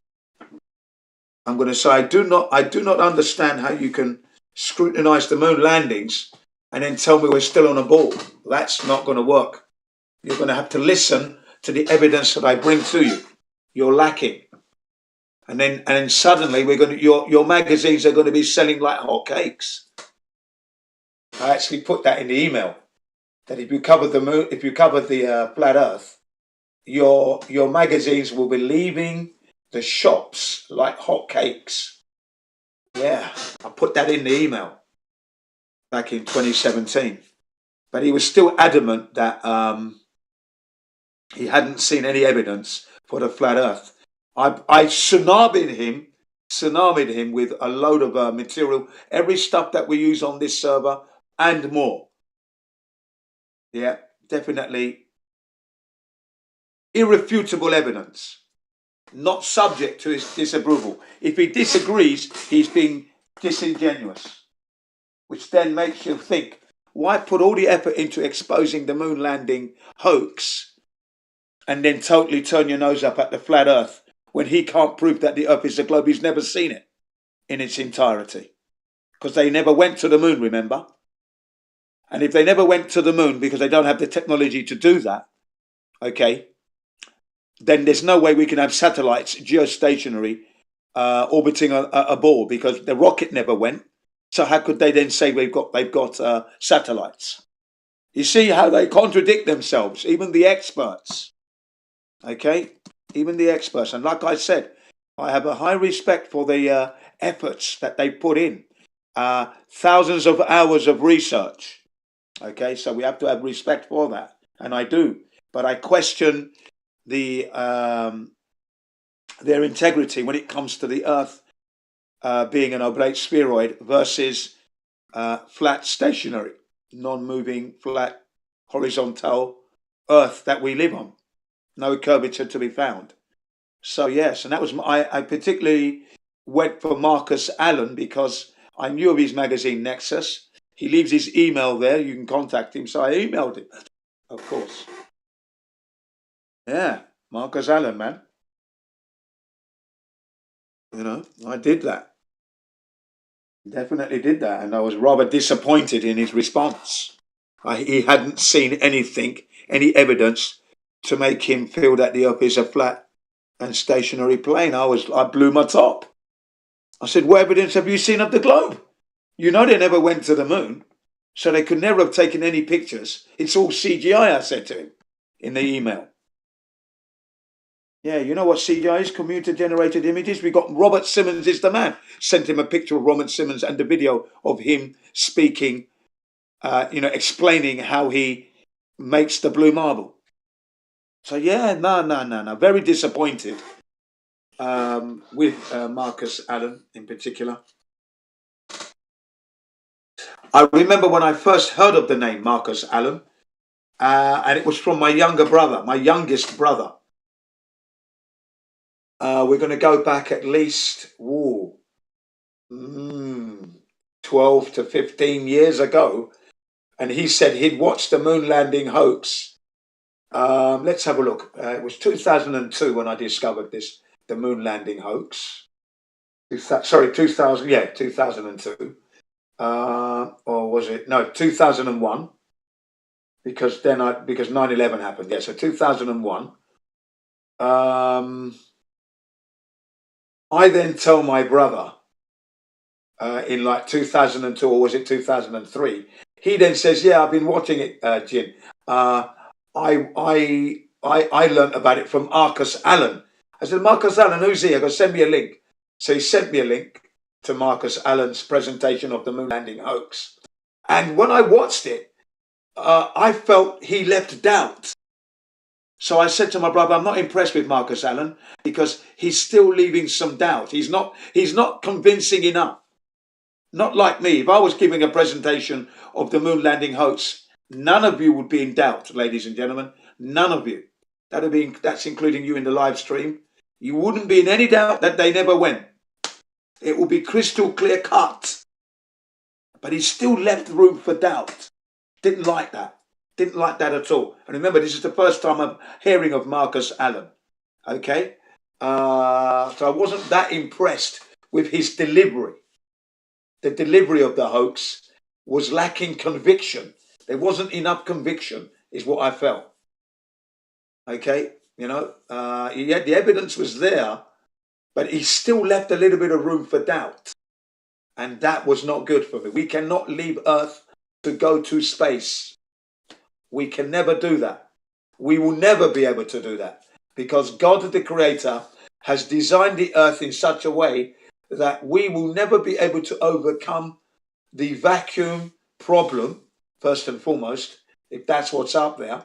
And then if the cosmic ray particles are up there, that's a problem because that's where a star dies, known as supernova to the extreme, pow, explodes, and then it shoots the material all over space, traveling at almost the speed of sound. Sorry, speed of light, which is 616,629 miles per hour, roughly.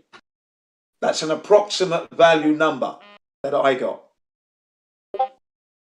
Okay, that I found when I was looking at cosmic ray particles and what are cosmic ray particles, and they would pepper the spacecraft. If you're like trying to fly in a monsoon.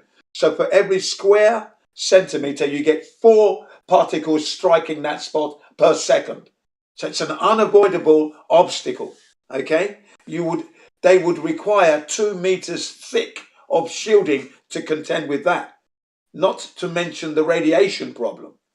You know, the 25,000 REMs at 240 miles off the Earth's surface, 2,500 REMs in the Van Allen radiation belts, plus the radiation that's out in space, neutron rays, gamma rays.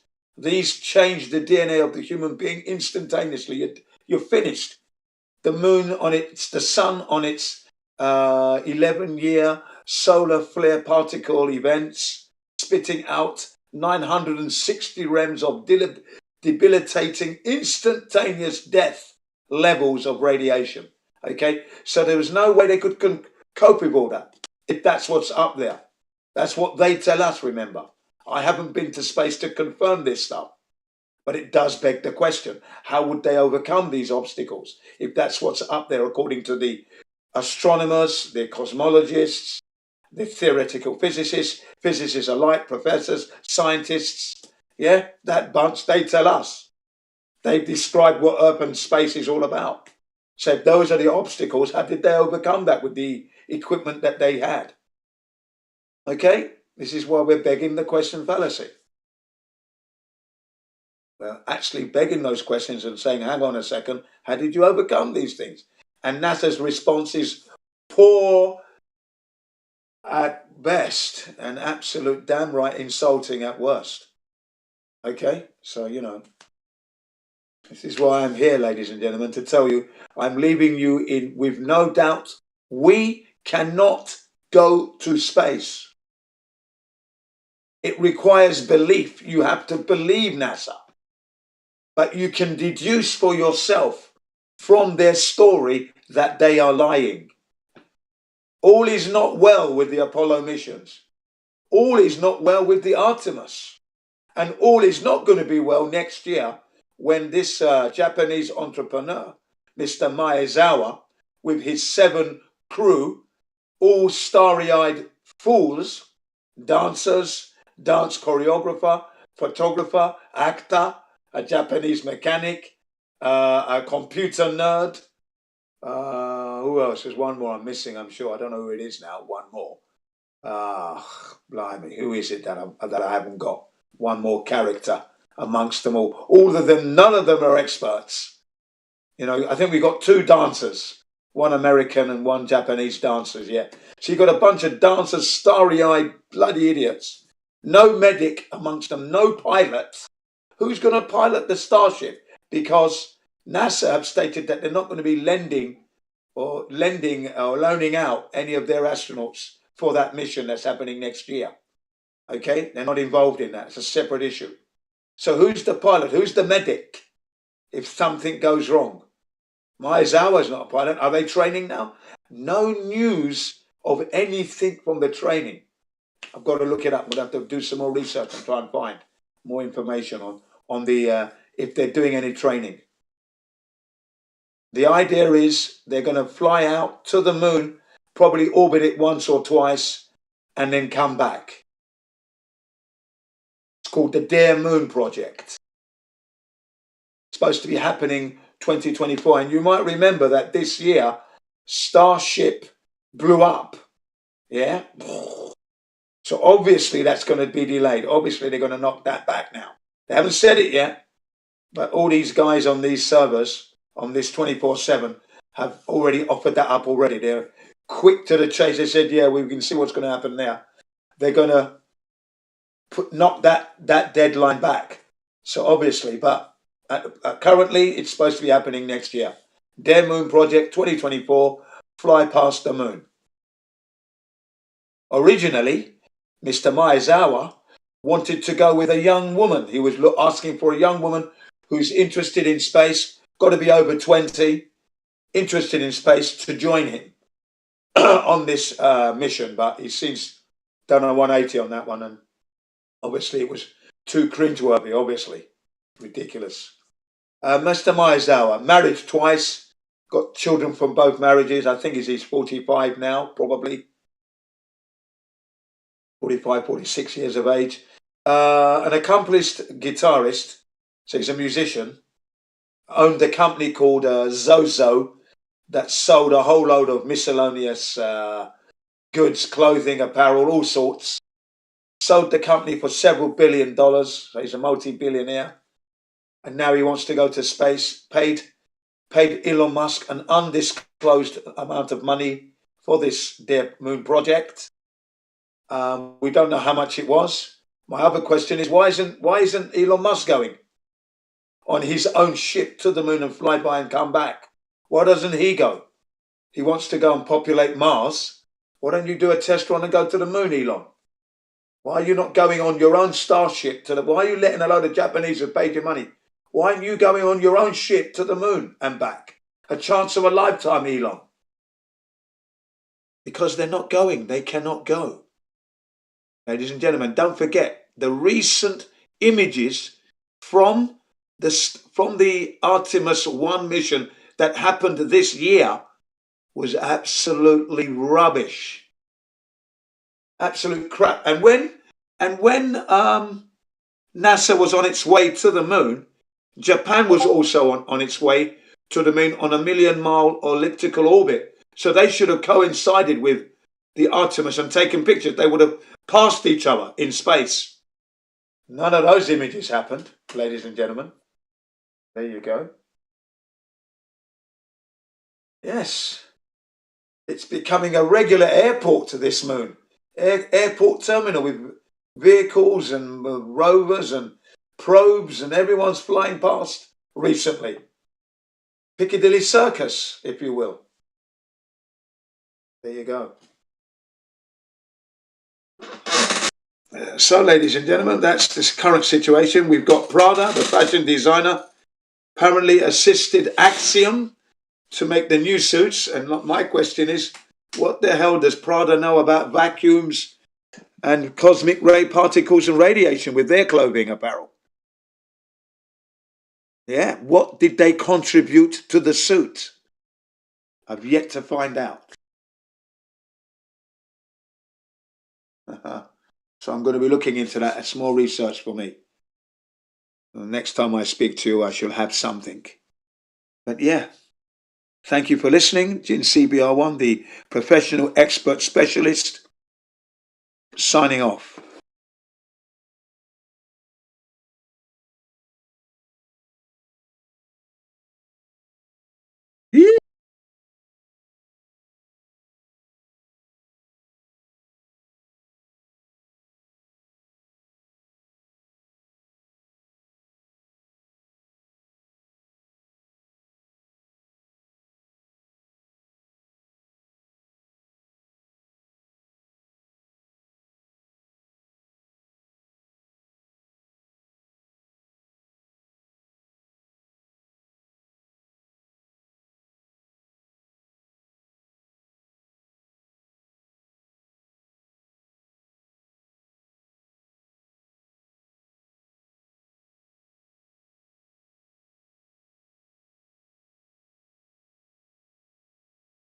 Let me check that. According to Chris M, 2424, he states that Marcus Allen was a running back for the Raiders, the LA Raiders. Yeah, I used to like. Yeah, that's one of the teams I support. LA Raiders and the Washington Redskins, and the Green Bay Packers. Yeah, back in the day, I used to follow those teams. There was one guy called the refrigerator, the fridge, massive black guy. The fridge, yeah. Yeah, nice one, Chris. Yeah, nice one, Chris. He's posting the images. Well done, mate. Did you like my presentation on the moon landing hoax? Did you like that? Did it come out clear? Was it concise? Could do with your feedback.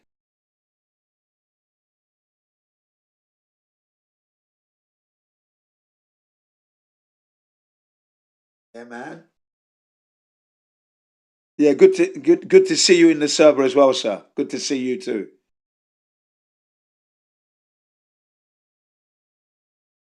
Yeah, it's been a while. Yeah, you know why I haven't been in as much? Because you guys are busy. You guys have got it all locked down. So you don't need a veteran like Jin CBR1 coming in and blocking up the area. So I'll let you lot shoot it out. And then when we have these quiet moments, I can then like really fill in the listeners in the live stream, really inform them, because you know what we veterans are like. We like to get the message out there concisely, with no interruptions, and just let them wonder and ponder what we're saying. Yeah. God has not given us the permission to go to space. Okay. God, the creator of this flat earth that we live on, ladies and gentlemen. Okay. And I'm not religious in any way, but, obviously there has to be a creator. So, Chris, I hope you are doing well and you and your family are okay, enjoying it. There's a possible lockdown looming, isn't there? Possible on the offering. We're still in October, so we're not quite getting to those low temperatures yet. But enough said about that. But interesting times, sir.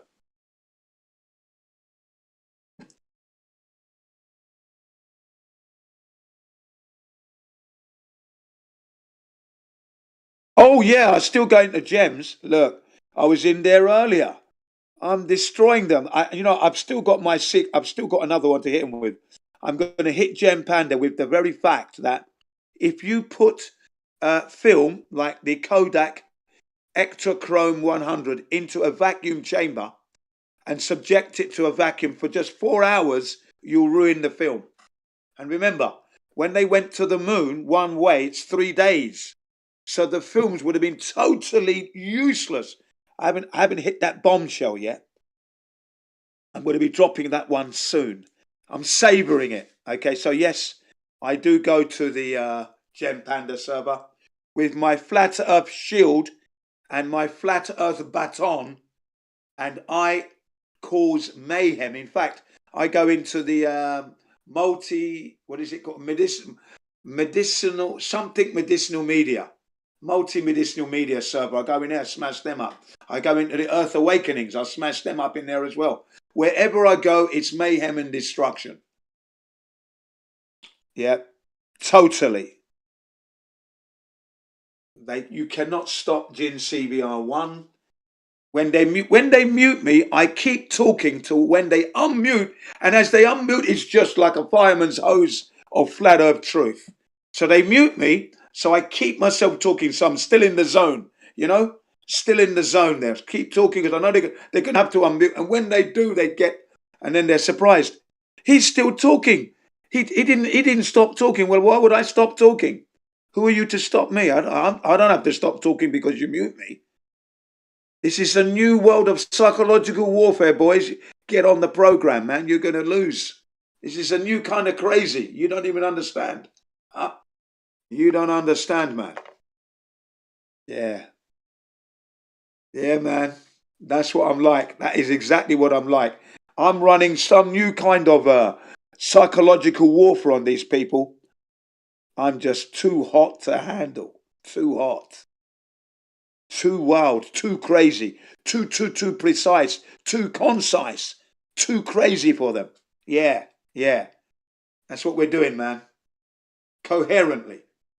You've got to balance the scales. You've got to be able to do the coherent and you've got to be able to do the crazy. Yeah, otherwise you're not balanced. Do you know what I mean? Got to balance those scales. So I give them the crazy as well. Yeah, man. They're getting it. Yes. Believe you me, Chris, they are drowning in the flat earth truth. I've stated to them they need flat earth life jackets. Yeah, buckle up, ladies and gentlemen. Put your life jackets on. Make sure it's a flat earth one because you're going to be drowning in flat earth water. As you know, water is always flat, yeah? Yeah, man. We hit them hard. Hit them hard. Jinn CBR1, the one-man army. Oh, of course, I'm still in Gem Panda's server. They were going to make. They offered me moderator status. Okay, so I could have been a mod in there. And when they offered me the mod status, and I said, yeah, I'm going to consider that. Yes, I'm going to be a mod. Nice. I'm going to be a mod to protect the flat earthers. Some of those cronies from Gem Panda said they were going to leave. You know, I said, oh, look at that. There's your loyalty, Gem. I said, when I get my mod status, if any of you haven't got your boots balled up and shiny and your buckle shiny, I will kick you out of the server. Do you get me? Yeah? Because we're going to have an inspection every time I come in. You're all going to be standing to attention, lined up, rightly dressed. Any one of you with a button undone, buckle not shiny, if I can't see my face in your boots, you are definitely going to be banned. Ha ha! Some of them said, if Jinn CBR1 gets moderator status, I'm leaving, they said. I'm going to leave. If Jinn's a mod on this server, I'm going to leave. Because they knew they wouldn't have any control over me. You know what I said? You know what, ladies and gentlemen? I'm not going to be a mod on this server. I just want to be the thorn. I don't need to be a mod. They can't control me as it is. I don't need to be a mod on this stinking server. No. I don't want to be a mod. I said, no thanks. I turned it down. Yeah, I turned down the moderator. So I don't want to be a mod. Thanks for the offer though, Jim, but no need. Don't need it. It's not necessary. I don't want to have these nicey conversations with you lot. I'm not here to be nice. Why do you come in here then? Well, I come in here to tell you the truth, of course, and make sure that people in the live stream, the YouTube live stream, whose time is precious, understand the truth. And I link them to the material that they need to look at to discern and know that you're lying. Okay? That's why I come in here. Oh, so you come in here to preach? No, I come in here to inform. I'm informing. I'm not preaching. I'm informing the listener. The listeners that you never address. Why do you think I call them ladies and gentlemen? So they know now I'm speaking to them in the live stream. Right. So now they're paying attention to what I got to say. You never address your audience. I always do. Yeah. So that's Jinn CBR1. The loudest flat earther you will ever meet, without a doubt. So yeah, nice, ladies and gentlemen. I shall now go off and do my afternoon walk. Yeah. Catch you guys later. Thanks a lot. Enjoy. It's a flat earth, ladies and gentlemen. It's a flat earth. It's stationary. It's not spinning. No curvature. Ask yourself, ladies and gentlemen, when did you see the curvature of the earth? And remember this, Neil deGrasse Tyson has stated categorically that you would not see curvature from 120,000 feet up.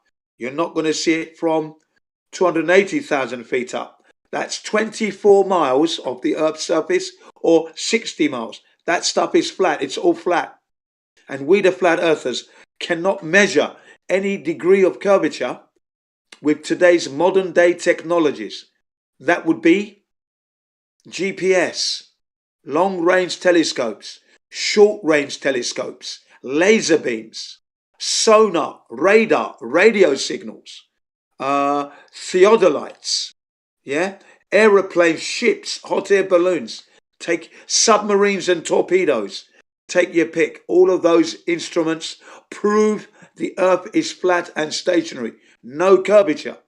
So where did you, dear listener, in the YouTube live stream, where did you see the curvature of the earth, and how did you prove to yourself that the earth is spinning at 1,038 miles per hour at the equator, at 600 miles an hour at Alaska, or 500 miles an hour at the UK, in the UK, spinning? How did you confirm these spins? These, okay? Thank you very much. Goodbye.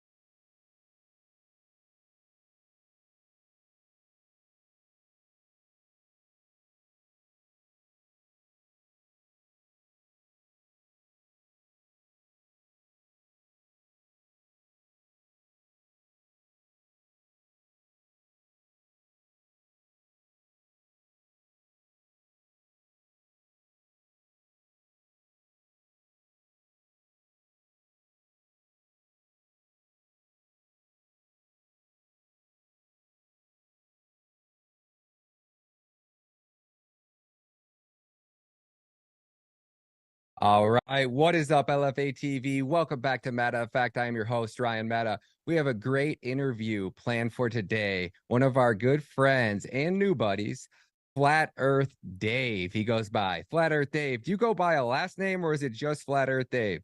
Well, my last name's Dave. My first name's Flat Earth.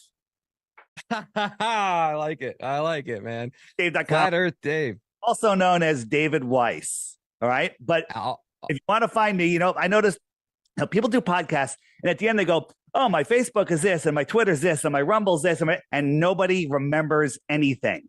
Okay. All you have to remember is flatearthdave.com right there. Flatearthdave.com. Yep. And that brings you can contact me. You can book me for a show. You can check out my app. You can check out my videos. You can check out the crash course. You can check out Flattoberfest. Where are you located, Ryan? Michigan, Detroit. You know that we're having a conference of October 21st, 20 and 21st in Vegas. No, I didn't. Las Vegas, October 20th and 21st. It's going to be amazing. You can find all the information at flatearthdave.com. It's called Dave, go ahead. It's called Flattoberfest. That's all. Flattoberfest. I dig it, man. Well, Dave, it's such an honor. I'm very, very new to the flat earth. We were just kind of having a conversation a few minutes ago, and he goes, how long you been into the flat earth? And I'm like, a couple weeks. And he's like, oh, and I started going, I said, no, let's record. So I was like, but before that, I had told him, I said, in all the research I've been doing and going through all these videos and just trying to consume hours and hours of flat earth content, you are the legend, my friend. You're in almost every video. You're referenced in pretty much everything. And don't leave early, because I'm going to show you an app that is absolutely going to blow your mind. And you can download it in the Apple iTunes Store and Google, correct? Yep, Apple App Store and Google Play Store. And when you do, promo code is going to be MATTA, MATTA. But we're going to get into that. But before we do, I want to hear a little bit about your story, Dave. So why don't you tell me where you grew up, where you were raised, and we'll start at the beginning. We'll kind of work our way up to the flat earth. It's funny. I was born in Fairfield County on the East Coast in Connecticut, and that's like the rich bubble, if you will, right? I don't consider myself rich, and I'm all my vacations. I go to the Puerto Rico, and I go to Hawaii, and I go to California, and I always said before I was a flat earther that I live in a bubble. Right? Because I never see middle America. I never see any of these other places. They just fly from end to end. So I live in a bubble. And the funny thing is, I think we do live in a bubble. And so, my quick story is, I normal kid growing up, graduated high school, went to college, left college, went out to work like everybody does, and worked my way up through a couple different businesses. I was in the printing business for 20 some odd years. And then I switched to the solar power business. Kind of dominated there, started my own solar power, commercial solar power development company. And at the same time, I was doing a little podcast called Deep Inside the Rabbit Hole, exposing people to deceptions of this world. It started out with the Federal Reserve. I'm like, and what is money? And that kind of ballooned out. And I ended up doing this podcast out of New York City. And then I was introduced, people started sending me flat earth stuff. Dave, have you looked into flat earth? And I'm like, oh, delete, you're a joke, get out of here. And then they kept doing it, and I banned them for life because I don't have time to deal with somebody that stupid to say the earth is flat. Of course we know it's a ball, right? Spinning through space and and everything else that it does. But then another researcher who I trust very much said, Dave, I think the earth is flat. And I'm like, you are kidding me, not you too. And I looked into it, and for 2 weeks, I tried to debunk it. I just literally said, all right, this is baloney. This is nonsense. And as you probably know, 2 weeks ago, you were probably trying to debunk flat earth and prove the globe. That's how you become a flat earther. Took me 2 hours. 2 hours. Right. Nice. That's it. Nice. Well, that is it. The number one thing that got you? Was it the nonsense of the helio-nonsensical model? What got me was you asking in one of your videos, how does water stick to a ball?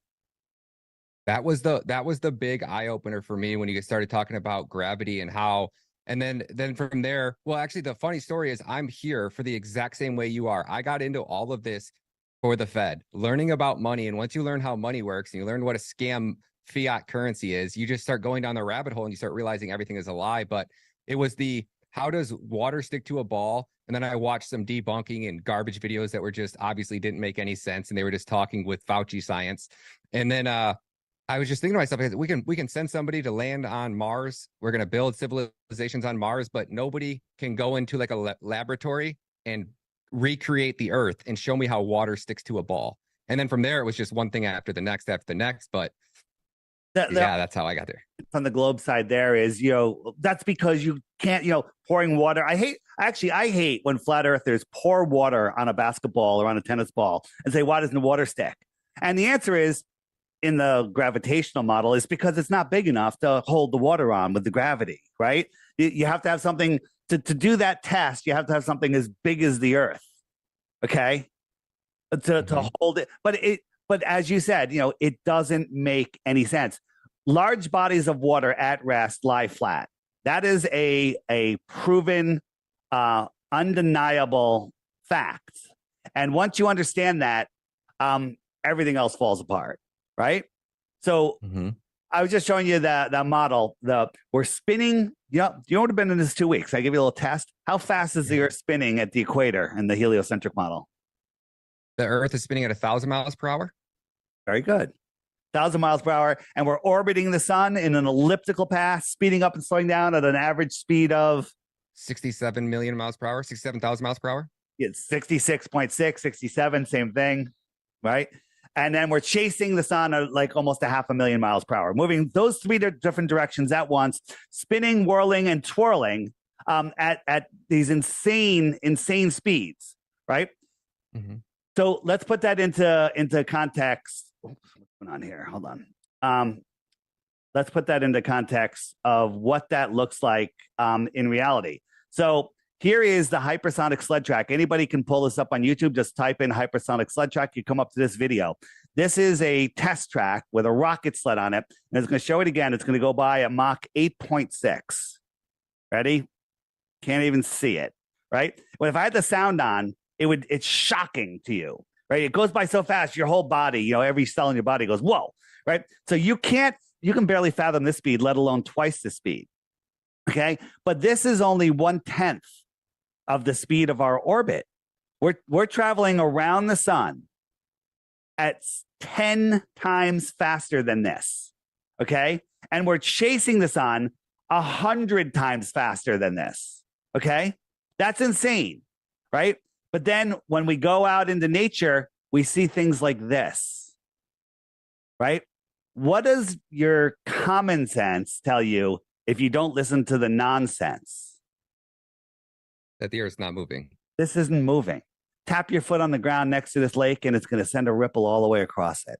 Okay?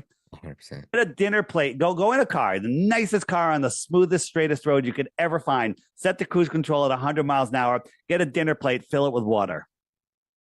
Okay? Take the slightest turn, the slightest acceleration, or the slightest braking. And what's going to happen to that water? It's going to off the plate. Go right off the plate, right? We're whirling and twirling at incomprehensible speeds. Oh, but it's so big. Gravity is holding it down. Baloney, okay? Nonsense. We are perfectly still. Now, this water is contained. It has land all the way around it that is higher than it, okay? It has land all the way around it, right? So they tell us that Antarctica is a continent about 11 to 13,000 miles in circumference at the bottom of a ball, but no one is allowed to explore anywhere except the edge, which is weird, right? It's really weird. It's really weird. So for those of you that don't know, flat Earth isn't a disk floating in space. That's what they want you to think it is. We're a pond. We're just a giant pond with continents. These are islands in the pond. And the shoreline of the pond has to be higher than the surface of the pond. Well, Antarctica, many of you don't know, is the highest land basin on Earth.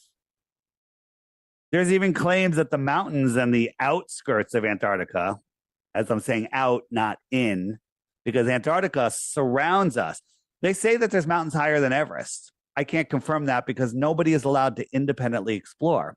So people are Googling right now, well, trip to Antarctica. Look, there's 100 different companies that'll take us to Antarctica. They are, but they're all run by the Antarctic Commission. So they're all really one company, 100 shell companies competing against each other because they all work together. Okay. Kind of like everything else in this world. Right. And they'll take you from Santiago out here to a little island. Okay. Now, this little peninsula here is bigger than many countries. It's huge. Okay. They'll take you to a little island, and one of two islands, Deception Island or Rothschild Island. Those are the islands that they take you to. And they're gigantic. And they'll show you ice. They'll show you penguins. But they will not let you explore independently out this way. Why is that? Why is Very good question. Why is that? Well, the answer that they give you is, well, they don't. It's the only pristine place on Earth that they can't pollute, and we don't want to disturb the migratory paths of the penguins. Now, this treaty called the Antarctic Treaty went into effect in 1959, I think 1959, 1961, somewhere in there, when environmentalism wasn't even a word. Okay, nobody knew anything, right? And we could go and burn down the Amazon and the lungs of our world, but nobody's allowed to go to Antarctica, to the outer spaces of Antarctica, because we don't want to hurt the ice, right? Right? People, well, there's bases in Antarctica. Yeah, there's bases. Here are the bases. They're here along the edge. As I said, no one's telling you what's out here, what's out there, what's out there, right? Mm-hmm. So, here's something very interesting. Here's Google Earth, and I've got you do this. Go onto your web browser of Google, right? If they haven't fixed the patch yet, and you can measure the area, shows right here, of anywhere. But when you try to measure Antarctica, watch what happens. See that? It doesn't. It makes a loop. It flips out. What the loop all the way around, right? Let's try another place. So we'll go. Let's go over. Where are we going? We'll try Greenland, right? So I'll make a little line around Greenland. Oh, I'm doing the North Pole here. This is the North Pole, and the same thing happens there. Everywhere else, it'll give you the measurement. Everywhere else, it'll do the proper measurement. Right? Here's Greenland. I'll do Greenland. No problem. There's Greenland. But the North Pole and the South Pole, the only two places you're not allowed to physically go, you're not allowed to virtually measure. I'm trying, is that Madagascar? Yep. Works perfect. Nope. Wow. Works perfect, no problem. Works perfect, no problem. Okay? So this is a problem, right? The Antarctic Treaty, Admiral Byrd and Project High Jump went out to Antarctica, said there's land beyond the pole. What does that mean? Like from Middle America, beyond the South Pole, that would be over towards Australia on the globe, okay? Land bigger than the United States, filled with resources that no human has ever set eyes upon. Filled with resources at a time where we're having wars for territory and resources that no human has ever set eyes upon, and they go, nobody can go there. All the countries in the world agree on two things now. There's only two things in the world they agree upon, all the countries. Everybody can't go to Antarctica, can't go to the North Pole, and you got to get the thing stuck in your arm. Oh yeah, yeah. The clot shot. Is you it? don't have to censor that on my channel. Is it? Well, we're careful what we say here because I want to put it on my YouTube channel. Okay. Oh, okay. I got you. No problem. So we can talk properly. Yeah, I'm with you.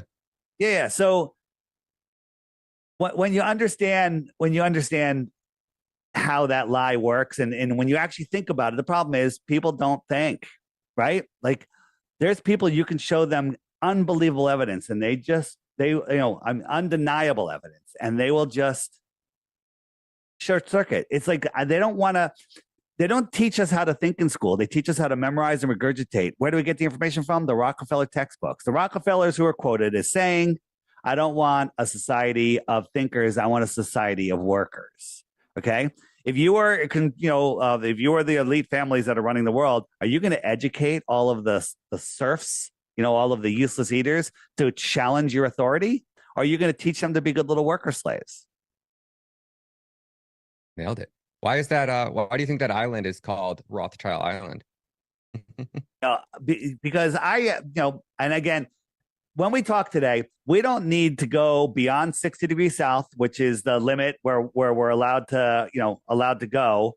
And we don't need to, we can't, and we don't need, we're going to speculate about what's above us and what's beyond there. That's speculation. We don't need to go there to prove the earth is flat. We can do that without leaving our yards. It's that easy. Okay. But it is interesting to speculate out there. And I kind of think, that there are controlling families, civilizations, whatever, on lands that we're unaware of. They could be within our pond, or they could be beyond the shoreline of Antarctica and other inhabitable continents. You know, we have these world leaders that go to Antarctica all the time, and they go to South Pole Station, and then they're disappeared for 3 days. Their itinerary is blank, and then they're back at South Pole Station, and they go back home. What are they doing? Are they getting their marching orders from the real people? Right? Mm-hmm. You know about the North Pole, right? No planes do fly towards the North Pole, but then nothing goes over the North. And they say, well, that's because the magnetic anomaly, makes the planes, not function. So you have to stay a couple thousand miles away, right? But there's some old video of the North Pole where there's like a vortex and a hole, and you can see the wind patterns. I'll show you. Well, I don't know if it's going to show you right here. So on here on the app, I have this wind map, and let me go to winds. Where's winds? Wind. Okay, I'm on winds. There we go. We'll go up to higher. So here are the winds, right? But it's not going to show it today. But right in the center, you can see something blocking the winds. When there's winds that are going tight around the center, you can see something that's blocking the winds, and they call it the Rupus nigra, or the Black Rock. Who's controlling the world these days? It's called Black Rock for some reason, right? Right? It's crazy. It's crazy. And all compasses point to the north. No compasses point to the south, right? On a geodynamo ball model with a molten magnetic core. Again, that's like saying military intelligence, right? It's a misnomer, right? Because you can't have a molten magnet. There's no such thing as a molten magnet. Yeah, magnets break down after you melt them, right? After they hit the melting point. Hit the Curie point before they melt, and that is where they lose all their magnetism before they melt. But they tell us there's a molten magnet at the center. Okay, molten magnet at the center, right? And no one's ever gotten below 7.5 or 7.8 miles, whatever, less than 8 miles. Okay, that's like drilling through the skin of an apple. Okay, right? You got a quarter of the way through the thin skin. You were guessing what you were going to hit all the way through, and you were wrong every step of the way. Every time you predicted something with your ground penetrating radar, it was wrong. And then you hit an impenetrable barrier that you couldn't get through for years. But somehow the next 4,000 miles is this, when you couldn't even get through the part of the skin. Okay, this is pseudoscience. It's in every science book. Mm-hmm. Okay, so when they tell you, well, the radius of the Earth is 3,589 miles, or whatever it is, close to 4,000, and these are the layers. This is just a guess. And even when they were using ground penetrating radar, they were wrong. So that's even worse than their predictions. It's literally pseudoscience. That is another part that really woke me up. Watching you in the documentaries. What is the documentary called? Level with Me. Level with Me. Yeah. Wow, man. That was fantastic, man. It was really, really well put together. Sean Hibbeler does some great stuff. On the app, which we'll get into in a little bit, there's a web button, which is called the More Resources page. And if you go down to here, FE Movies, you need to see every one of these movies. Okay, these are movies that are being hidden from you. Have you seen A Stranger's Guide to Flat Earth 21 Questions yet?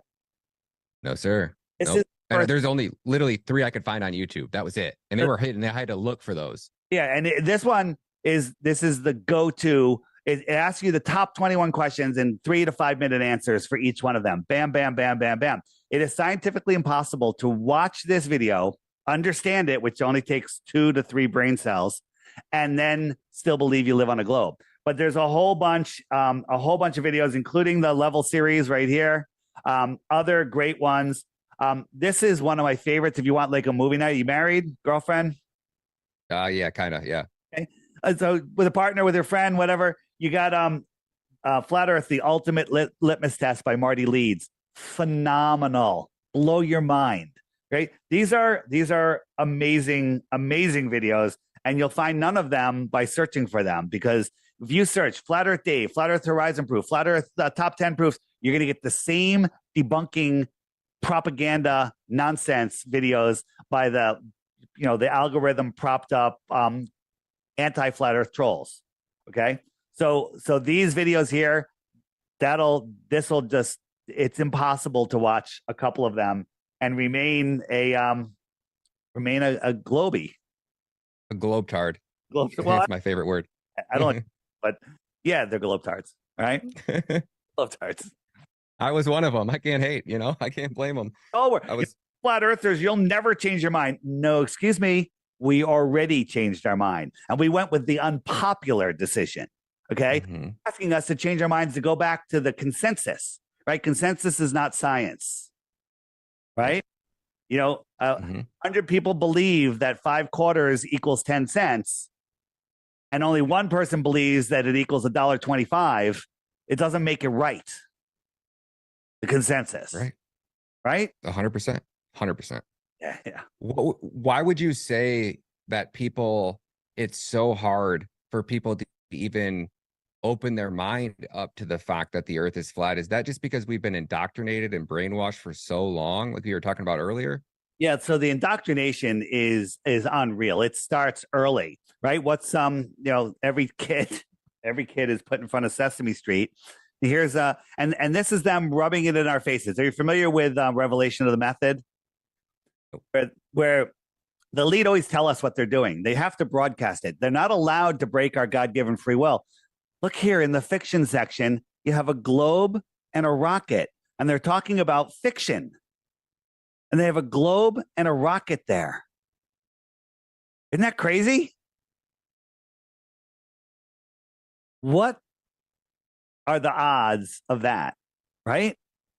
But what I was trying to show you is one of the first worksheets you bring home from school as a little kid is the orbits of the sun, the moon, and the earth, right? The moon goes around the earth goes around the sun. They're teaching you that. Kids, when they have their celebration in most classes, the curriculum says to get the kid with a candle, have them sing and march on one more trip around the sun, right? They're the earth, and they made another trip around, literally impounding this Helios nonsensical model into their brains. You want to see how the indoctrination is? Go to find a 10-year-old boy, girl, and go, hey, you want to hear a secret? They're like, yeah, sure. Go, earth is flat. They will chop your head off. They will throw so much propaganda at you. They'll be like, no, it's not. They know more about that than anything else they're learning in school.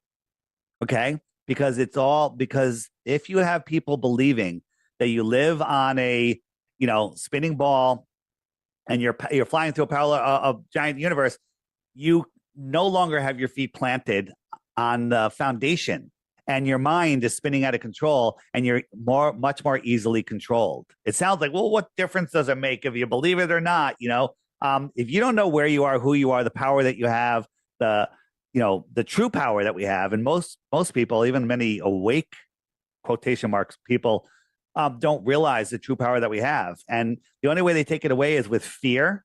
And they have us believing, we're going to be hit by an asteroid. Aliens are going to invade us. We're running out of food. We're running out of land. We're overpopulated. There's no more, it's all nonsense. It's all fear. And none of it is true, right?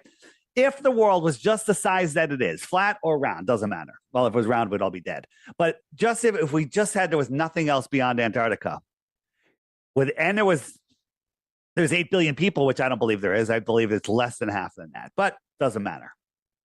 All 8 billion people could have an acre. I think it's every family could have an acre in Australia, and half of Australia would be empty, and the rest of the world would be empty. Okay? And anyone that's grown a garden, if you have a 20-foot by 30-foot garden, which is huge, you can feed your whole neighborhood. So don't tell me that we're running out of food. We're running out of water. We're running out of water because they don't let us go down to primary water.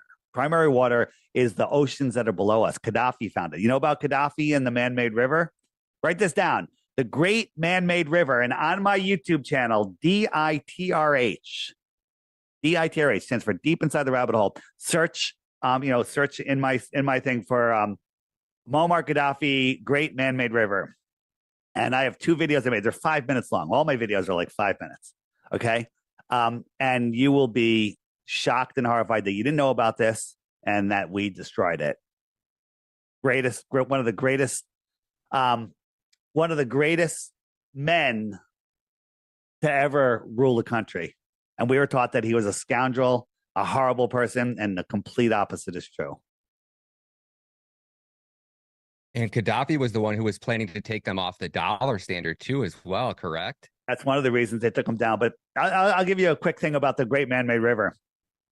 He was drilling for oil, and he hit an ocean of pristine ancient water below the desert, and an ocean, not a reservoir, an ocean.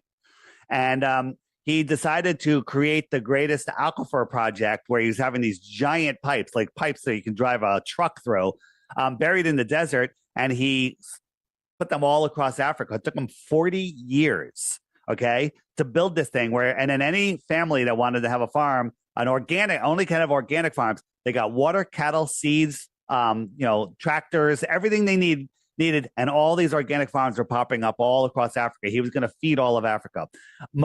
Libya was the poorest country, most undereducated or illiterate country in Africa, and he rose them to almost the top. Right, free electricity, gas was 14 cents a gallon. The government will buy any car for you, 50% of whatever car you want to buy. Education was free, higher education was free, and healthcare was free. And if they couldn't do it there, they'd fly you to another country to get it done. Okay, one of the greatest leaders of all time. So when he finished the Great Man-Made River, the United Nations, run by Obama and Clinton's, and they blew it up with depleted uranium bombs, destroyed it. And you never heard about it in the news. Never once. Never once. A great man-made river. Gaddafi, and here's what got me into it. Gaddafi used to drive through the streets, standing up out of his sunroof, waving to the people, walk through the crowds, high-fiving people, hugging people. I had to go. I was late for an appointment, and I tried to get on I-95 here in Connecticut, and there was cops blocking it. And I'm like, what the hell's going on? I can't get on. And I go down to the next exit. It's blocked also. I'm like, what's going on? They're like, oh, Obama's coming through anytime now. And you have to wait until he comes through. No other cars can be on the highway with him. And like 15 decoy cars come in. So who's the horrible dictator? Okay, the guy that needs 15 decoy cars and can't be on the highway with other people, or the guy that walks through his people with his arms out like this, hugging people. Okay. Crazy. It is the crazy. Rabbit is endless. Now, in your movies, I also saw you going over a bunch of declassified or quote unquote leaked documents from NASA and the CIA. Can you tell us a little bit about, how NASA got started, what the CIA's involvement was with it, and how hard is it for normal people like myself to find these declassified documents? I've searched, I can't tell you, in the last 2 weeks for these declassified documents, I found one. They are hidden. They are hard to get my hands on. How are you guys accessing all these? Oh, that's funny that you mentioned that, because let's go back to the app for a second.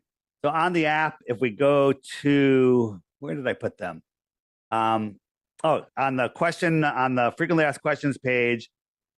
And then there's are all scientists and are all space agencies in on it? No, not that one. Are all scientists in on it? Where'd that go? I thought there was one that said all scientists. Are all scientists in on? Oh, here? Was it there? Let me look. And I have a video that goes through all of the documents, but actually they're not. It's not there. It's somewhere else. But I'm actually adding a button that's going to link to a Google Dropbox that has all those files in them. I have them all. No way. How many are there total? If you just had to take a guess, ballpark. There's tons. Pastor Dean Odell, if you know who he is, he has a fantastic presentation, a fantastic presentation on it. And he's got tons of them. But, they keep moving them. They keep, you go and links they change the links and stuff. But we have them all downloaded. And basically, they're just talking about, everything is done on a flat, assuming a flat, non-rotating plane. So, and NASA was started by a bunch of witch doctors, essentially. Where's my NASA origins? NASA was started by a Nazi scientist, Werner von Braun, right? And you know about him and his gravestone.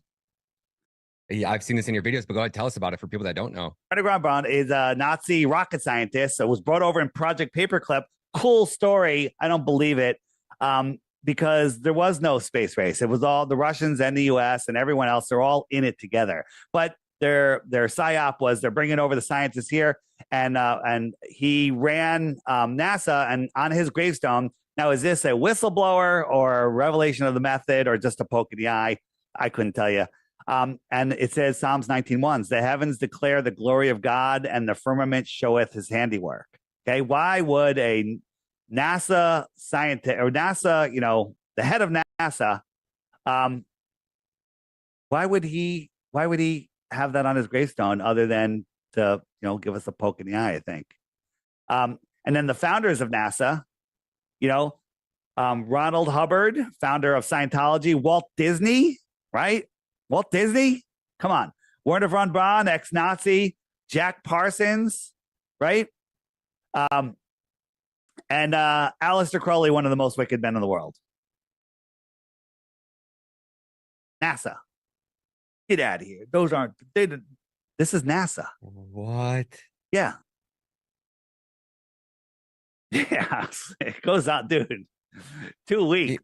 I thought you were going to say like a year. So wait, check this out. Elon Musk. We're going to go all over the place here. Yeah. Let's do it, man. I'm down. So this is Elon's SpaceX rocket that's going to go to Mars. This is a prototype that he built, right?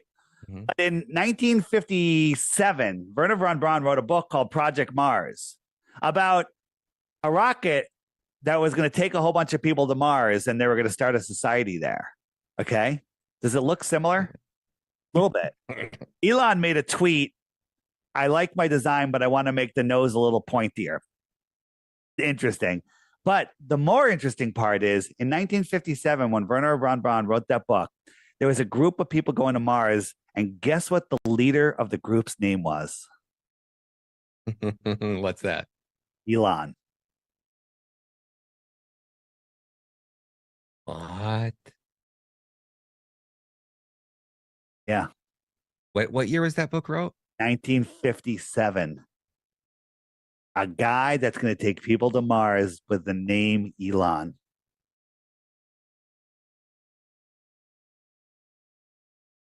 Dude. What are the odds of that, man? This is all a scripted reality or a simulation. I hate saying it's a simulation, but man, it sure makes things more explainable if you say it's a simulation. So with SpaceX and what he's doing, so oh boy, my one question here is, can you go? So they won't let you fly over the Arctic Circle. Yeah, but we see really rich billionaires like Ghislaine Maxwell and all of these elite people have this weird fetish with submarines. So can you go under it is my question. Stories about Nazi submarines down there. And very interesting. I'm a believer in the underworld and the, the subway systems in New York City. They were here. Before we said that we built them. Years ago, they were going to build, I think it was the number 6 line, and all of a sudden it was built. It was already there. They just renovated it. Okay. It was from a previous civilization. All right. Have you gotten into the old world civilizations yet? Not yet, but keep going, man. Fill me in on anything you can. I'm like a sponge right now. So on the app, on the more resources page, if you just scroll down to Lost History, this is good. Yep. And another one is Biogeology by Stellium 7. Is that right there? Mm-hmm. Right? Yep. On the homeschool page, this guy is great. This 10, 15, 20-minute videos on old buildings and the story behind them, and it's hysterical. It's unbelievable. It's called My Lunch Break. And just watch this. And they're all here. You can just go. And by the way, any videos that you find on here that you like, subscribe to that channel and hit the bell. And you may not stay subscribed or get notified, but at least you can start, get it going there.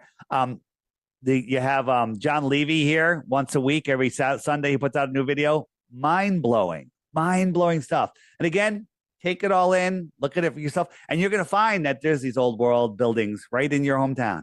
They're everywhere. And you look at them like, that doesn't make sense.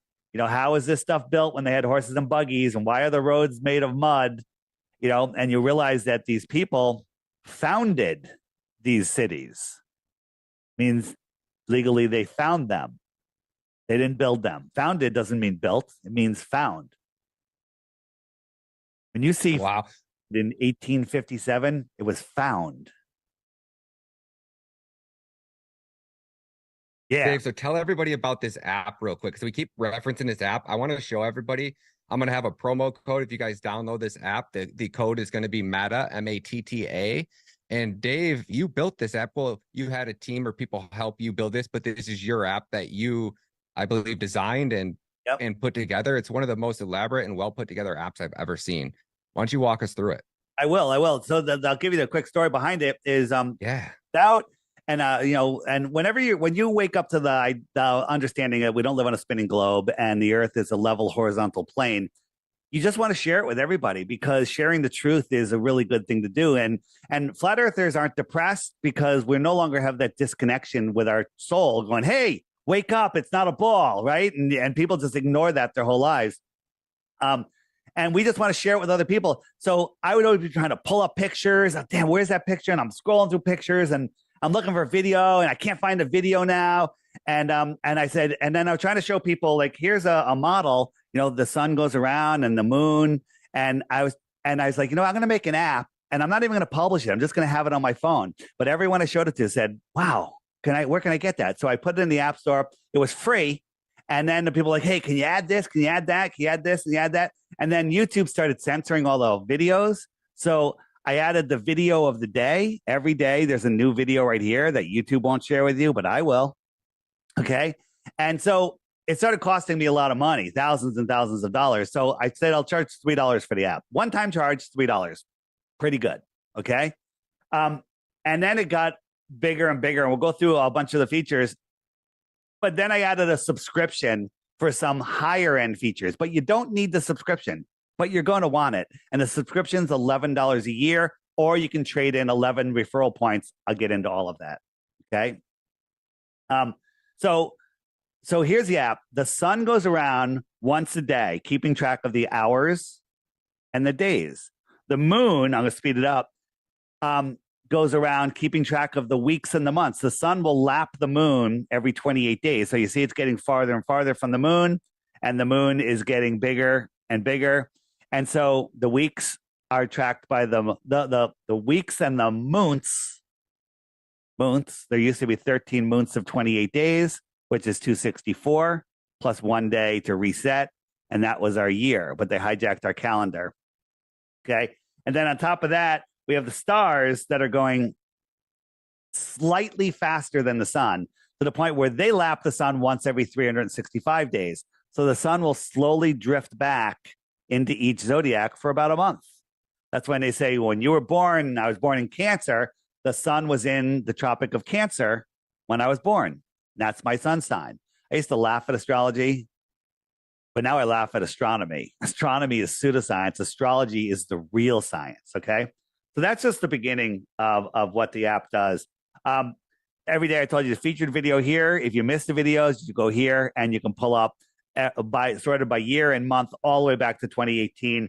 These are all videos that you won't find on YouTube. If you have questions, you hit the frequently asked question button right there, the question mark, and up come, hey, what about, if I say, what about eclipses? I'll click the eclipse button, and up comes videos that are hidden from you on YouTube, right? If you want to know about eclipses actually prove the earth is flat, not the other way around. They tell you, well, how do you do an eclipse? Well, the eclipse isn't what you think it is. It's not the Earth's shadow on the moon or the moon blocking the sun. for a solar eclipse. I encourage you to watch these two videos here, which are videos that I made on my DITRH channel, but you'll see them in the eclipse here. Watch all of these, and then each one you'll watch, you'll have more questions than before. Okay? Don't think you're ever going to be like, oh, I got it now. Now what am I going to do? Flat earthers are never bored because every day there's more to learn than there was the day before, even though we learned a ton of crap the day before. All right? So going back here, there's I have the images page, right? And we're adding tons of images. Before I had the images all kind of organized in groups, and you still had to scroll looking for them. But let's say someone's like, what do you mean there's no photos of Earth? I could just type in Earth. And here are a bunch of images that relate to, no photos of Earth. Like, look at this one, right? And then I can click here, share it with anybody in any means that I want. But here's the United States, and here's the United States. What happened? Right? Why does it look like that? Somebody got better at Photoshop. Yeah. I don't even think that's Photoshop, right? And like this one here, right? Look at this. So this is the photo of Earth, and here's all the land that we see, and all of that other land is on the other side of this ball. All of this other land has to be on the other side of that ball for that to be a real photo. Okay. Right. Here's 9 pictures from NASA. Which one do you like? Okay. Which one? Here's the blue marble is on everyone's iPhone. Then they come out with this, right? These are all just paintings.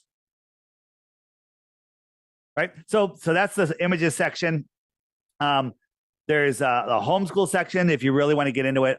Schooling Globers. Each one of those will blow you away. It's with Austin Whitsitt. If you haven't discovered him yet, blow you away. Here's a great one. This is I'm the Improbable Dreamer on Instagram. All about the old world. He does these short little Instagram videos. Mind blowing. Sit back and watch the last 20 of his videos. You're forget it. You thought the rabbit hole. There's no bottom to the rabbit hole. So just enjoy the fall because there's no bottom. All right.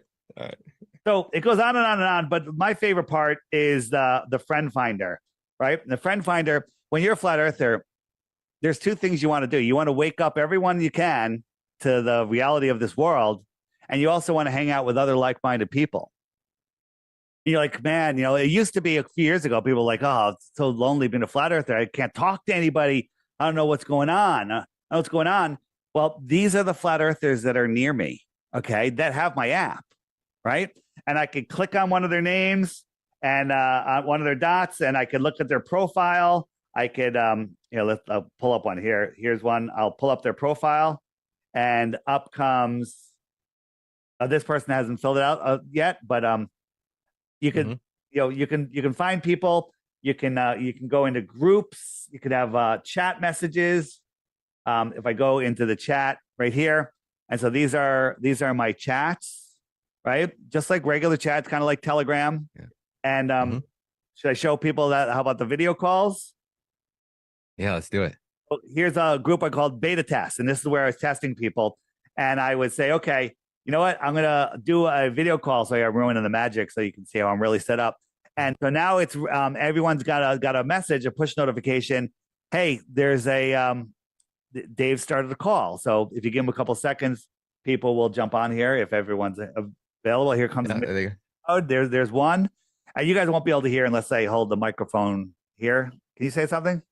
Go, Dave. There you go. You can hear. So I'm on a show. I appreciate you jumping on.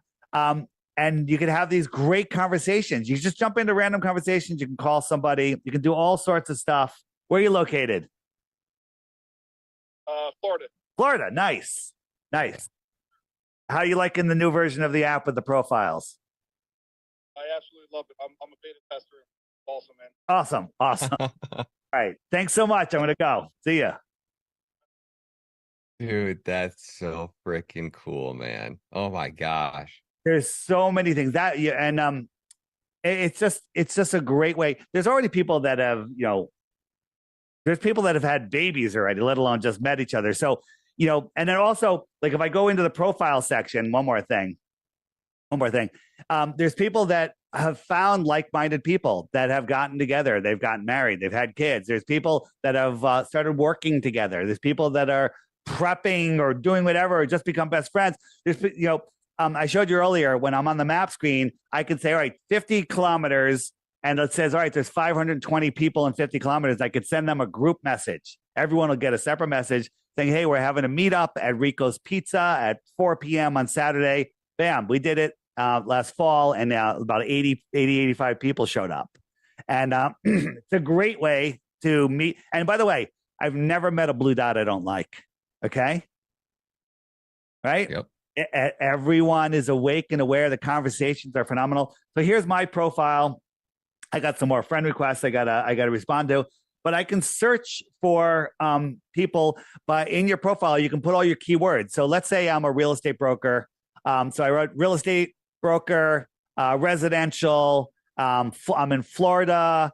Just put in all the keywords that I want. So if anyone says, hey, you know, I think I want to move to Florida, I could search in real estate Florida, and bam, those person will come up. And guess what? I'd rather work with a real estate agent that is awake and aware to this world than somebody that thinks they live on a spinning ball, right? And you got your wall. So you can put images and stuff down, and you know, and videos, post videos, whatever. And so when you, like if you're in a conversation with somebody on Comet Chat, you can go check out their profile, see if they're like, hey, you know what? Let me reach out to this person. Hey, you know, this person is looking for a job, or hey, you know, if you're a cook, a chef, you have a lawn care business, whatever, you can find the other people around you. So we're creating our own network. It's our own LinkedIn. It's our own Facebook. And it's only filled with purebloods that understand where we live. So there you go. That is a fantastic app. Make sure you guys swing over to the Apple Play Store or the Google Play Store. It's on the Apple iTunes Store as well. You guys can download it. Promo code META. You got something else to throw in there, Dave? Yeah, so there's already knockoffs. There's people. There's on the Google Play Store. There's Globe Trolls that have created a really horrible app. If you accidentally buy their app, before you ask for a refund, leave them a proper review. But if you want to make sure you're getting the right app, just go to flatearthdave.com. Gigantic banner at the top. Click it. The app's $3, a one-time charge. You do not need to subscribe. But if you want to support me and you want to enjoy some of the other amazing features on the app, subscribe. It's $11 a year. Or, I forgot to show you, in the referral area, and you're going to put in MATTA, M-A-T-T-A, because when you download the app, first thing is going to say, do you have a referral code? Put in MATTA. That way he gets a point. And the point says put you on the leaderboard. And it basically, you know, I always say, when you're at the pearly gates and the God is looking at your scorecard, if you woke somebody up to the flat earth, you help them find the creator. You help them break away from the heliocentric model. So that's a point in your favor. So let's say you're right on the borderline of making it in. You show them your app and go, look, I've got 63 points. That could be the tipping point. I'm just saying, I'm not, no, it's possible. It's a possibility. Yes. You can't rule it out. Okay? No, can't rule it out. Everything's on the table. And then, you know, hopefully we can get him on the leaderboard. And this shows the top 100 people. You know, I did Man in America, one show. He got 237 people that signed up. And you know, he's in our network, right? He's on LFA TV. You know that? No, I did not know that. So yeah, that's awesome. That'll be a lot of fun. And again, it's all fun. Now, why am I pushing this app? I'll tell you why I'm pushing it. Because even if it wasn't my app, I would push it because it is the single best tool that everyone has in their pocket at all times to help wake people up. Like you're stuck in traffic, you're waiting in line somewhere, you got some time to kill, right? Well, and you want to watch a flat earth video, you're going to spend hours. You're going to spend the entire time looking for a good video. You're not going to find it because YouTube doesn't want you to see it. But they're all here on the app, all of them. Any good video that comes out is here. It gets featured on the app.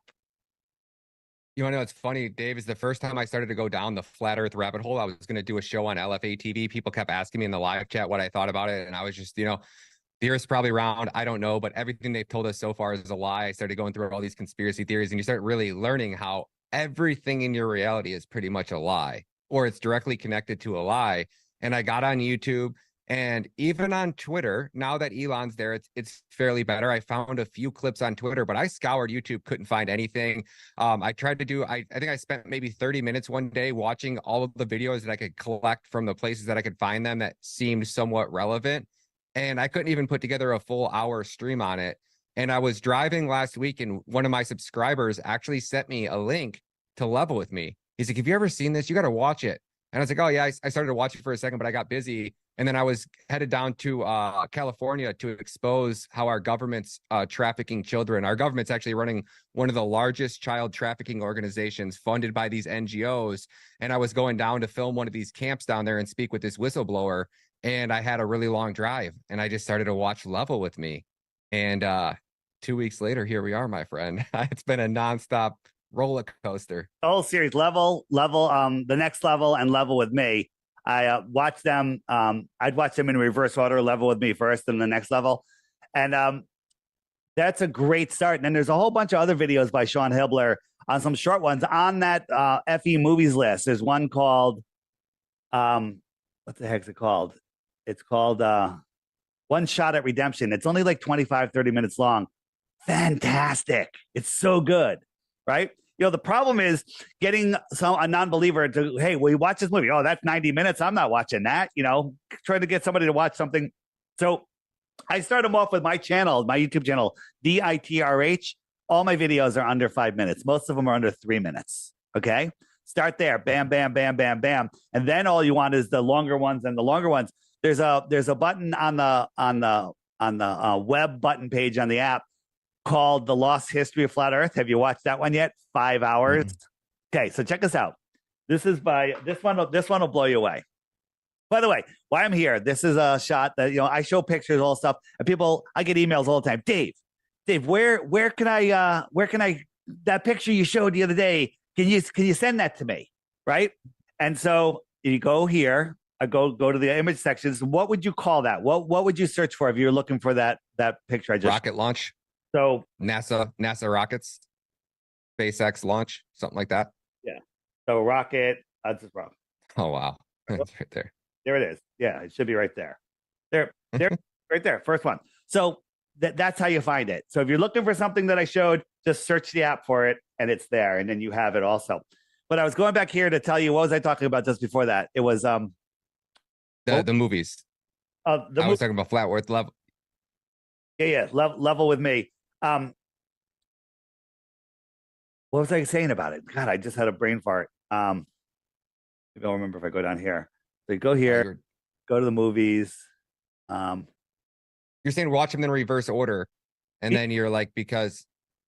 Yeah, no, that's okay. That's good. Watch them in reverse order. It really doesn't matter. But the right up near the top, this one is One Shot at Redemption, 25 minutes. It'll blow you away. Oh no, you're on the 5-hour video. That's what you said. Yeah. Woo, going down. I'm standing on a wobble board, right? Couldn't do that if you were spinning. So if you go to the web button page and scroll down right here. So when and there's a whole series here, but the first one is 5 hours. So you gotta hold on one second. I just gotta grab my power cord. Hold on. Yeah, go ahead. Take it down.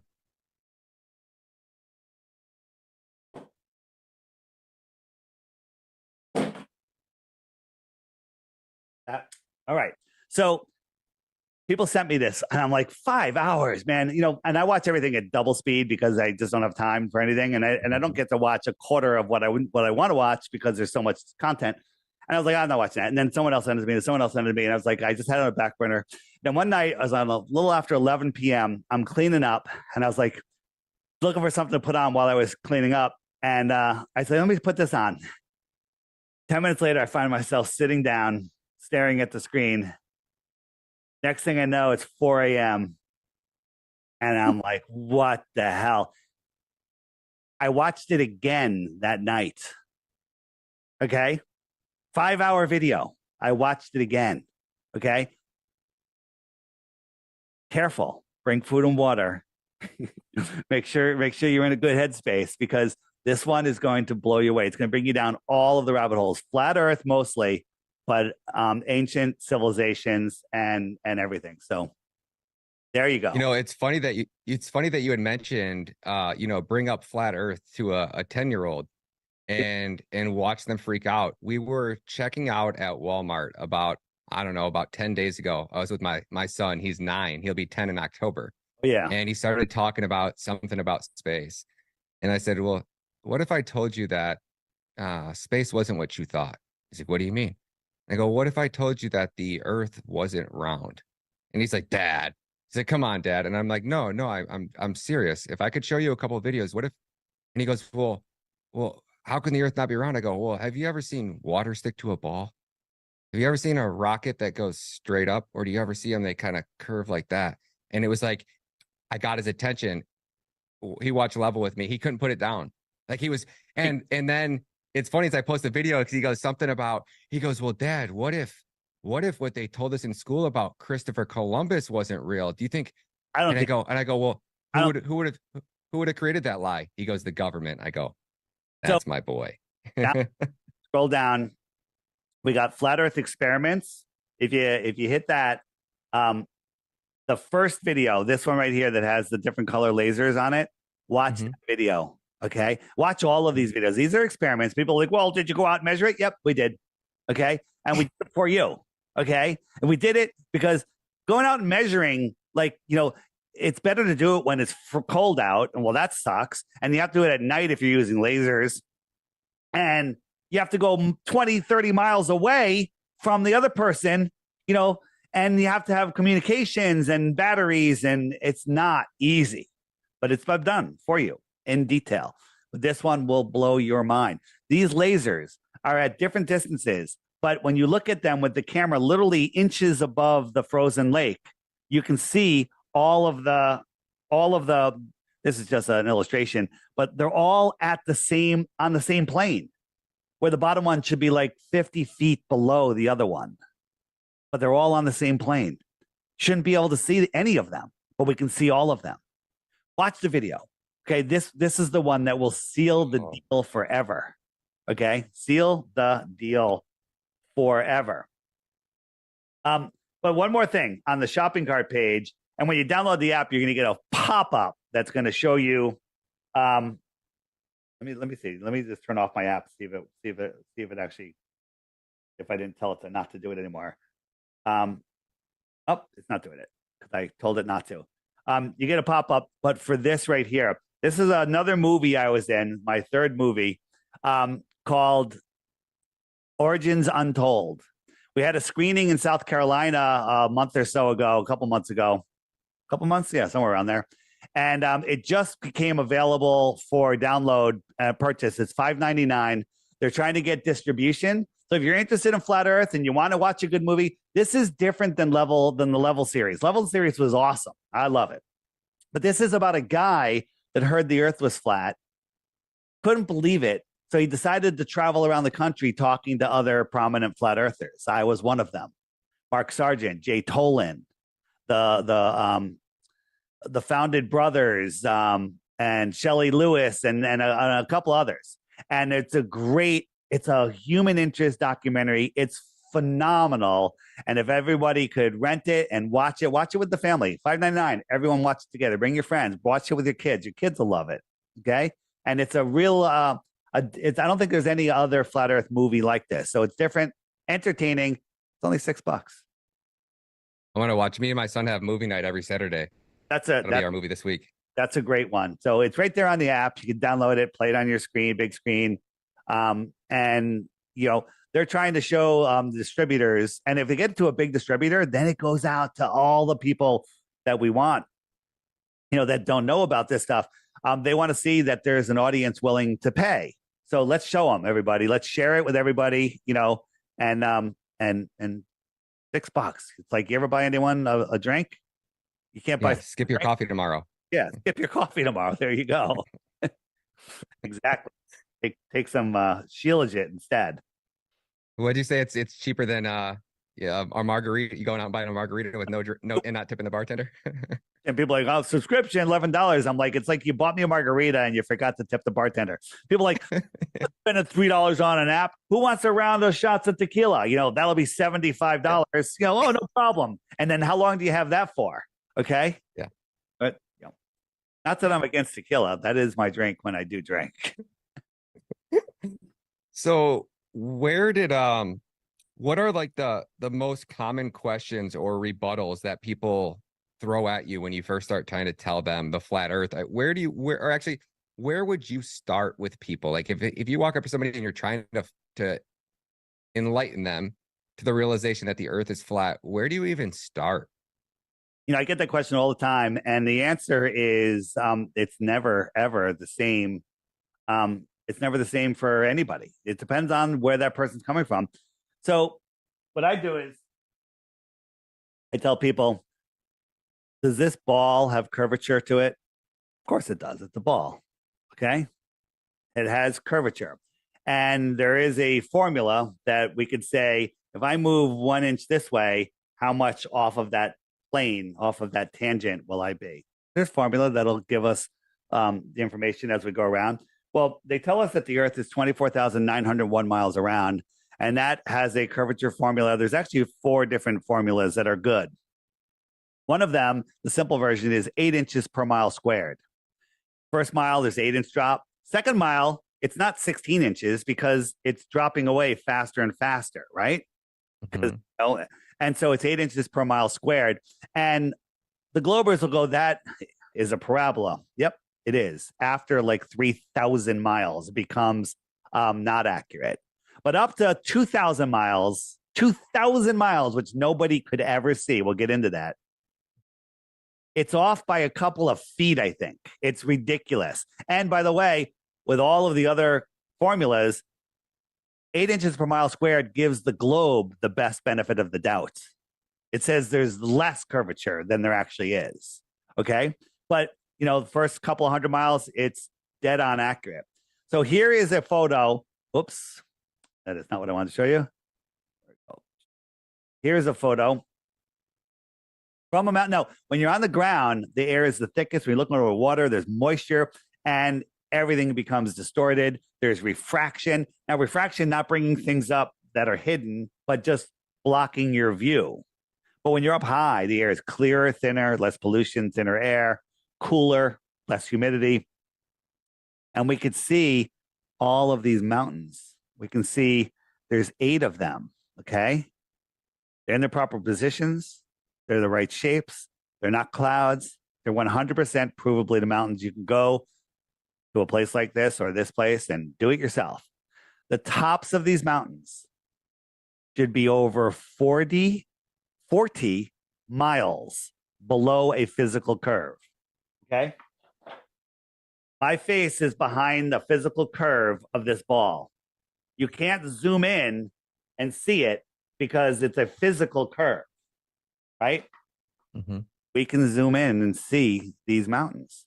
They should be behind 40 miles of curvature. There is no explanation for this other than they're magically all rising up, refracting, and they look clear as day, sitting right at eye level. Why don't they refract up higher so you're looking up at them?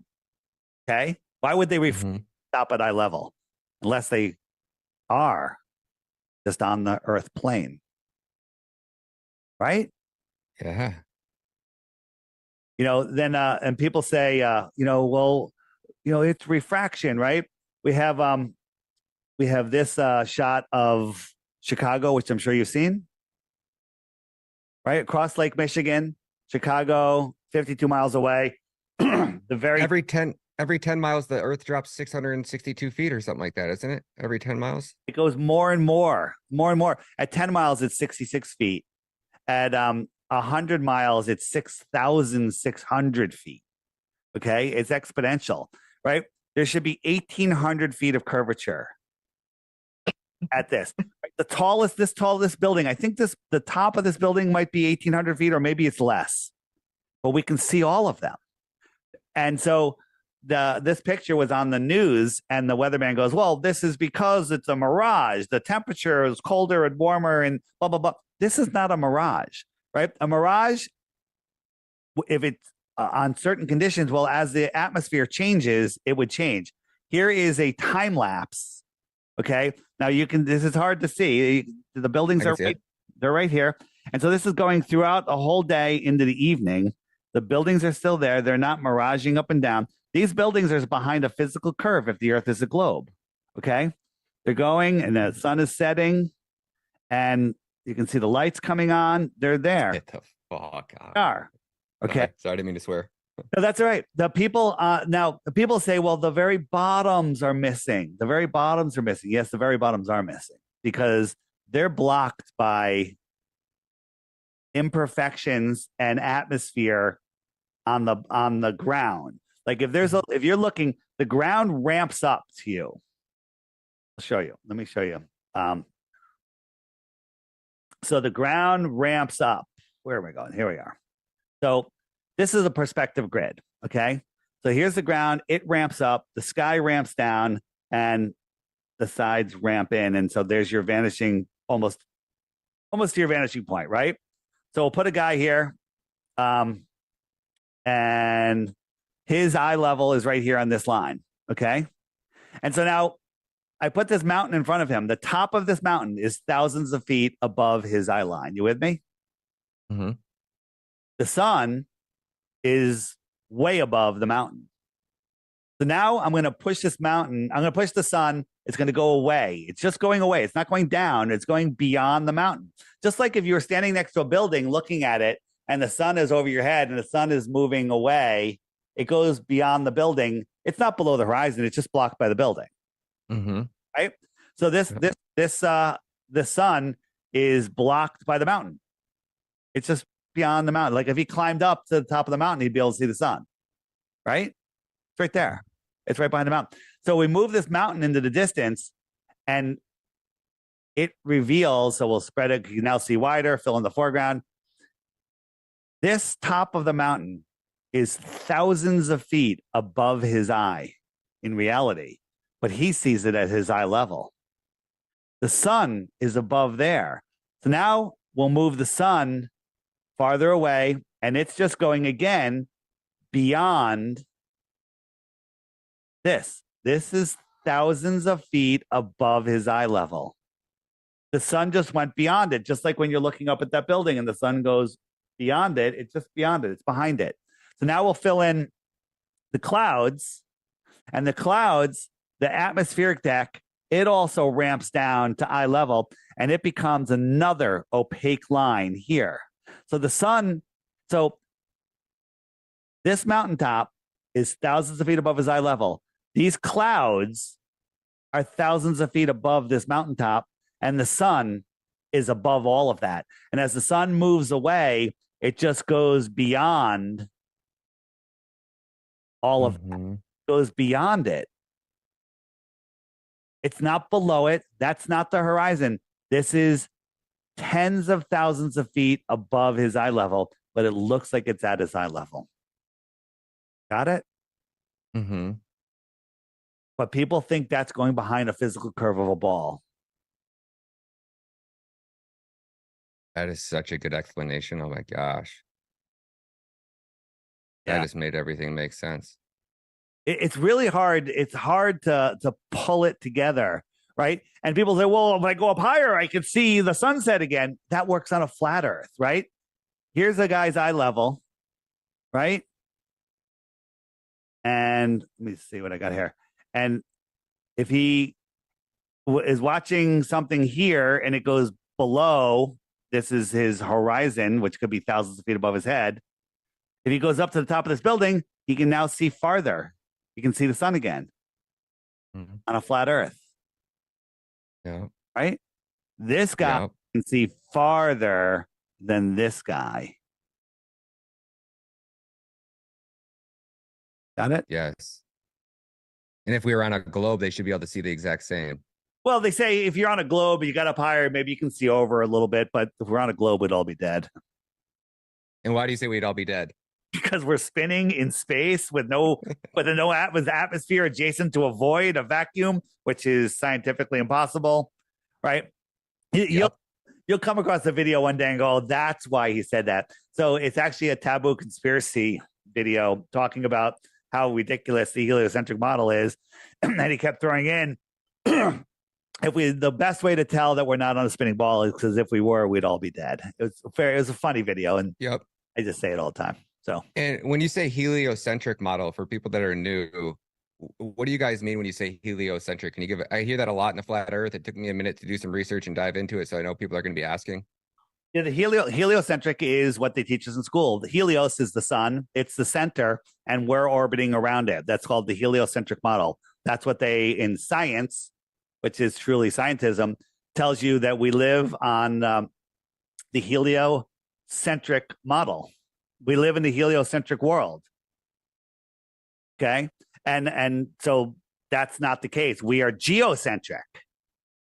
We're not a disk floating in space. We're not a planet floating in space. We are the center. All of the luminaries in the sky are within the Earth system. While we're on perspective, let's stay on perspective for a minute. All right, yeah, let's go. So what do you see here? I see a boat, a pier, maybe a road into the ocean. A boat, a pier. Did you say a pier? Oh, I meant like a boardwalk, not a pier. Yeah, a boardwalk. You got a boat, you got some clouds. Now, these clouds in your mind, you know that they're the same height. It's just perspective that brings them down, right? Got a boat here. This grass could be the same or maybe slightly higher than the pier, right? And the pier, of course, is higher than the water because the water would be going over the pier, right? This is an illustration also. And these lights are all the same size. They just look like they're getting smaller because of perspective. This is how we see, right? Mm-hmm. Right? You see the Great Pyramid of Giza? No. Wow. What? Do that again. This is the Great Pyramid of Giza. This is a photograph. This pyramid is way higher than this person, right? Yeah. Here it is. It's all how we perceive things. Okay. Do another one. Got another one for you. Okay. Let's see how smart you are. Got a yellow line, an orange line, and a red line. Which is the higher line? I'm going to say yellow. What's the highest line? It makes sense. Yep. Okay. Which one is the longest line? Red line. Red line. Okay. What if I told you you're wrong? Okay. I don't believe you. I'm sitting on my patio in Mexico, and this bush is about 5 feet above the deck. So I have this red line. Mm-hmm. This deck is the edge before the beach, the orange line, and this is the water, which is 10 feet below the deck. So this line is 15 feet lower than this line.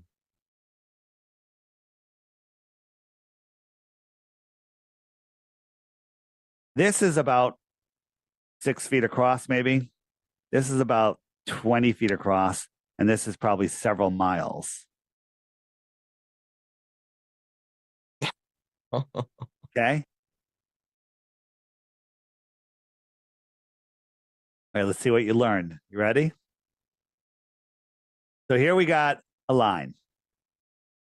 And I'm going to add some more lines. Right? These lines appear to be getting higher and higher. Okay? Mm-hmm. Which is the highest line? The highest as in height or the highest line? Oh, shit. Now I'm going down that rabbit hole. I would say the highest line would be the very, very bottom one. This one here, right? Mm-hmm. In reality, you're wrong. They're all the same height. They're all the same height as. Oh, got me. That's what I was wondering. I was like, height, length. I know length. I'm like, height. I don't know. And when you look at it, this line here doesn't even make it between the two lights. So this line here, this is way longer. Right? So these lines are all wider, wider, wider, getting thinner, thinner, and thinner, smaller and smaller. This is how we see. Okay? And this also happens, you know, when you watch the huge moonrise. Wow, look at the moon. Right? If you catch a moonrise, it's gigantic. It looks amazing, right? Take a picture of it. It looks tiny. It looks horrible. It's like, what happened to the giant moon? You can't take a giant moon, right? Next time there's a giant moon on the horizon, turn around backwards, bend over, look at the moon upside down through your legs, and it will be tiny.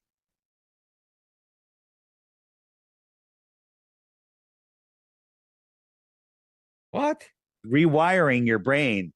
Your brain makes all sorts of assumptions. It's how we navigate through this world, in this three-dimensional world, right? Where, you know, these are all the same height. Your brain has to know that to navigate, right? Your brain has to know that this area here is just as wide as this area here, okay, for you to navigate. So you're processing all this information, but you're seeing the world in a different way. And if you don't understand what you're seeing, you can't navigate this world. So again, the giant moon thing, it's quite amazing, because one of the big arguments is, why doesn't the sun get smaller and smaller on your flat Earth, you know, as it goes away? And the quick answer is it does, but you don't always see it that way. But there's several things that are happening, and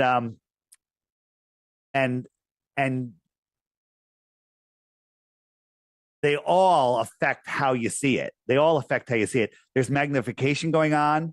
There's the thing that your mind does that makes things bigger as they're closer to the horizon. There's a whole bunch of things. I'm trying to find my sunsets videos. Oh, and I got another one. You're new. I got a lot. I can blow you away with a lot of things. So I got one for you in a minute when you finish this one. I got a question for you. No problem. Here we go. So here's one in a soldier filmed this in Afghanistan, and the sun is just going away. It's not going down. It's going away. There's no humidity. It's dry. They're up on a high plane, and the sun's just going away, getting smaller and smaller, taking its light with it. This is just going away. Why do I have Paul McCartney up here? Because he's singing, "The fool on the hill sees the sun going down, but the eyes in his head see the world spinning round."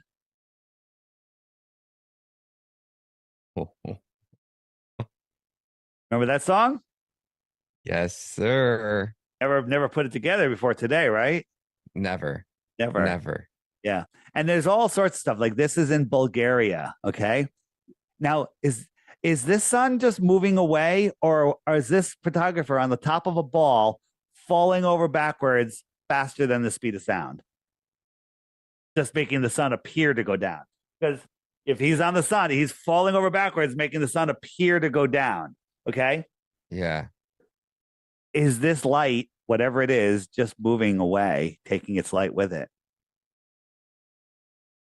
You're going to go with B, right? Yeah. Okay. So, you know, and there's tons of people that have taken the time and done these time lapses. Look at this sun. Are we spinning towards it, or is it just coming towards us? It's just coming towards us. Perspective is making it look higher in the sky, right? Yeah. Right. And have you ever seen my sun fade out? I'm not. I might have, but forget what you were going to tell. You wanted to tell me something. So here's the sun. Pause for a second. Yep. We watch the sun. It's going down, down, down, down, down, down, down. Now, if the Earth was spinning, it should just keep on going, and it shouldn't stop. But what it did is it went down, down, down, down, down, down, and it stopped. I'm filming this. It's below freezing with my drone. Got it up super high, super clear day, and it just stopped. And I have this sped up like 2,500 speed. Okay, it's just sitting here. And now this you think is your horizon, but this is an optical horizon. It's a apparent horizon. And the sun isn't going down. It's just going away. And at some point, its light can no longer push through. Repeat it again over here. Its light can no longer push through, and it just takes its light away with it. Going back and forth. Yeah. Isn't that crazy? Dude. There's a button So how on the app that has a whole bunch of those. Go ahead. So my question was this. So we have a solar eclipse and we have a lunar eclipse. One is where the sun is in front of the moon and the other where the moon is in front of the sun, correct? Is that are you trying to trick me? No, I'm asking, like, I'm trying to remember what they taught us in school. Like, I remember in school, like, making these little boxes and we'd go out there and watch a sun. Like, if they're saying, well, which one is where the moon is in front of the sun? If the sun is 92 million miles away, how is the moon getting in front of the sun? Or the sun getting in front of the moon for the opposite? Well, they tell us that the sun is 400 times bigger than the moon and 400 times farther away. Therefore, they look like they're the same size. Or maybe they're just the same size. Okay. Kind of weird. Right. So they tell us the sun's 400 times bigger, 400 times farther. And the chances of that happening are slim. And the chances of them lining up to form a solar eclipse are 0. Okay. But let's say it's 0.0001. The chances of them doing that a second time are infinitesimally small. The problem is there's solar eclipses all the time.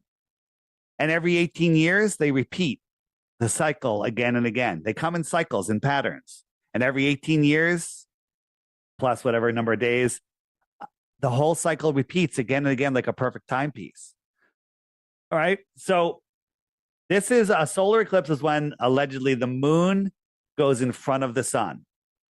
But nobody has ever seen the moon approach the sun, eclipse the sun, or exit the sun. Right?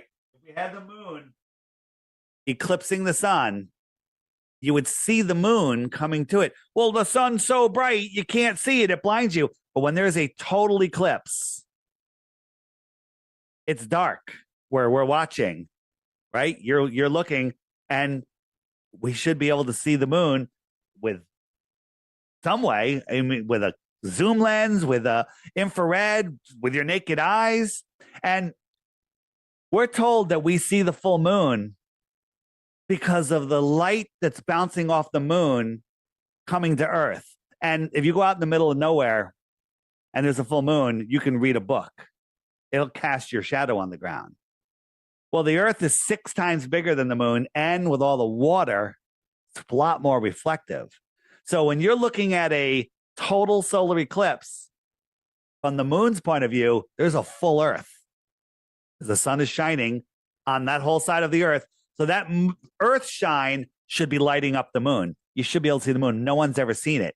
But when we look at eclipses, are you seeing the moon? Are you seeing just missing sun? At any point in any of these, do you see the moon, or do you just see sky and missing sun? There's just missing sun here. Missing sun. Missing sun. You don't see the moon. You see something you assume is the moon, and it very well might have something to do with the moon. I personally, and I don't know, a lot of flat earthers say the moon has nothing to do. It's a whole nother nodal thing, dark bodies. Very well might be true. But I think whatever it is that's blocking the sun is not in front of it. It's behind it. Okay? Do you see the moon, or do you see missing sun?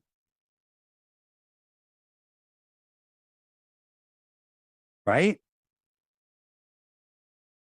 Mind-blowing, because we were always taught, right? Think of this. If the moon was eclipsing the sun, how come they don't have a camera on the moon filming eclipses? Think about the learning for every kid in school. A camera filming the Earth spinning in space, filming the eclipse from the moon. Never. From the space station. Never. Okay? Never, never, never, never, never. Right? So let me show you how I think that the eclipse happens. Right? Here it is. So this is on the app under the eclipse section. Right? So this is an actual eclipse. I filmed it. There happened to be a lot of haziness in the sky, so it was really easy to film without any glare. And this is an eclipse that's going on. It went to like 85%, right? This is a model eclipse where I have a light on the other side and I'm projecting it and I'm blocking the light with a round object. And I'll show you how that's done in a second, right? So this is an eclipse that was filmed prior to that, and we saw this. What is this? It's locked to position with the sun. This is a lens flare. It's moving around as we move the camera, but this is staying in perfect sync with the sun. Now, this was happening. There was like a 90% eclipse at this time. The reason you don't see it here is just because it's so bright, but if you looked with sunglasses, you would see that this eclipse is just about that much. But what is this eclipse here? And if it was a lens flare, it would be moving around, but it's not. So I say that the sun that we see is not the actual source of the sun. It's a projection. It's like we're seeing a rear projection on our sky screen, just like my experiment here. The paper towel is the sky screen, and I have the rear projector, which is here. This is the source of the sun, and I'm eclipsing it with a dark body. Now, I don't see that dark body coming in here. I only see the missing sun. I don't see that dark body because there's no light coming off of that dark body. It's just blocking the light. I don't see it. I don't see it exit. And so I did it again with a thinner tissue. And as I bring it in, we see it right here. There's the source. I'm seeing through the sheet. I'm not being blinded by the bright sun. And I'm blocking the source. And that's exactly what we see. And when we compare it to what reality actually showed us, looks pretty damn close.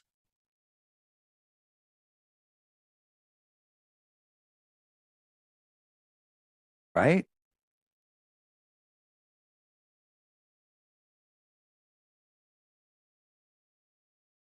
You're muted.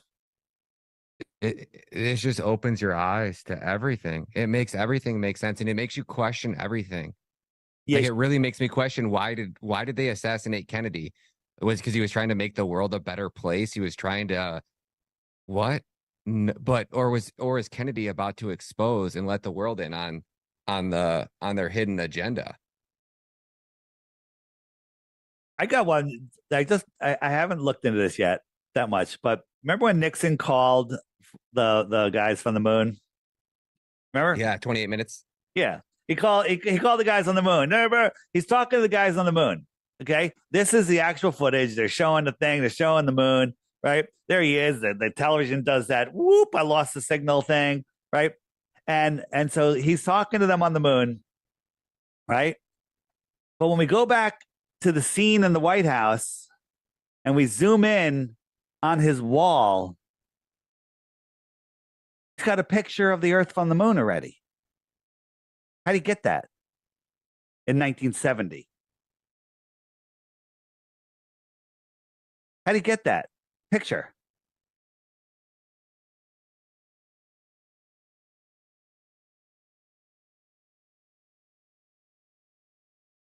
Whoa.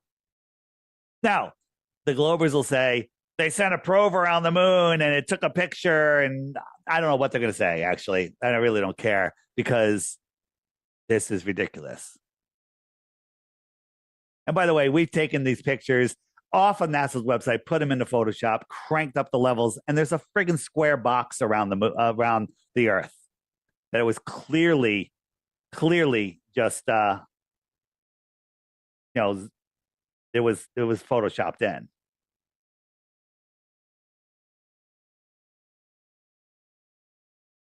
Right? And wasn't there a video you guys showed of was it Reagan on Air Force One, where on the back of the Air Force One or in one of the rooms there, he's standing next to a map, which is a flat Earth map? I think that was Admiral Byrd, wasn't it? Where do I have that? It was definitely Reagan. I'm almost positive it was Reagan. Maybe. But there's a couple. There's one with Kennedy on Air Force One, I think. Oh, I haven't seen that one yet. Yeah. So, where do you want to go from here? So let's talk a little bit about what might be out there. These other worlds. I have a video, and I'll probably insert it right here, right now. You have this map, and it's what is outside the Arctic Circle. I know I had asked you if they could go under the Arctic Circle. Yeah. So what's outside now? Again, this is speculation. Where am I going here?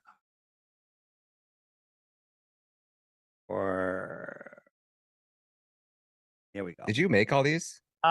Some of them. That was made by an anti-flat earther that was claiming that the flat Earth was just pulled off the globe when it's actually the other way around. They took the flat Earth and wrapped it around a sphere. So here we are, right? Africa, United States, South America, right? Antarctica. What's out here? We don't know. We're not allowed to go. We want the right to go. Is there more land out there, or is there no more land out there? I don't know. If you said, Dave, we're going to find out tomorrow, let's make a bet, I'd bet you $1 million there's more land out there. Okay? But again, making no hard claims, right? You know, a lot of biblical people say, well, God said he created the earth. Well, maybe the earth goes out for another 100,000 miles. And the controllers have just said, no, this is Earth. This is all there is, right? This is the heliocentric, nonsensical model, right? So what else could be out there, right? So here is how they do it. So they take this, they cut out, and they wrap it around a sphere. And they say, this is where you live. You're not allowed to explore down here. You're not allowed to explore down there, right? So imagine this. We have you're in school, and they say, here's the world, and they actually just cut out this part of the world. You got a little bit of South America, Mexico, a little bit of Canada, United States, right? They get rid of the rest of the map, and they wrap it around a sphere. Now, we don't have any communications with anybody in any other country. There's no radio, there's no internet, there's no telephones. We just have no planes, just boats. You can sail anywhere you want out here, but you can't go beyond 60 degrees south, which they say is right here. Okay? GPS says that, and they're guarding it. You can't go explore here because we have to protect the penguins. This doesn't exist. This is all that there is. You don't know about Australia, Africa, England. You don't know anything about it. And if one day somebody from England landed on an airplane on the White House lawn, you'd be like, oh my God, an extraterrestrial. Damn right they're extraterrestrial. They're from the extra terra, the extra territory. What if the world was set up like this?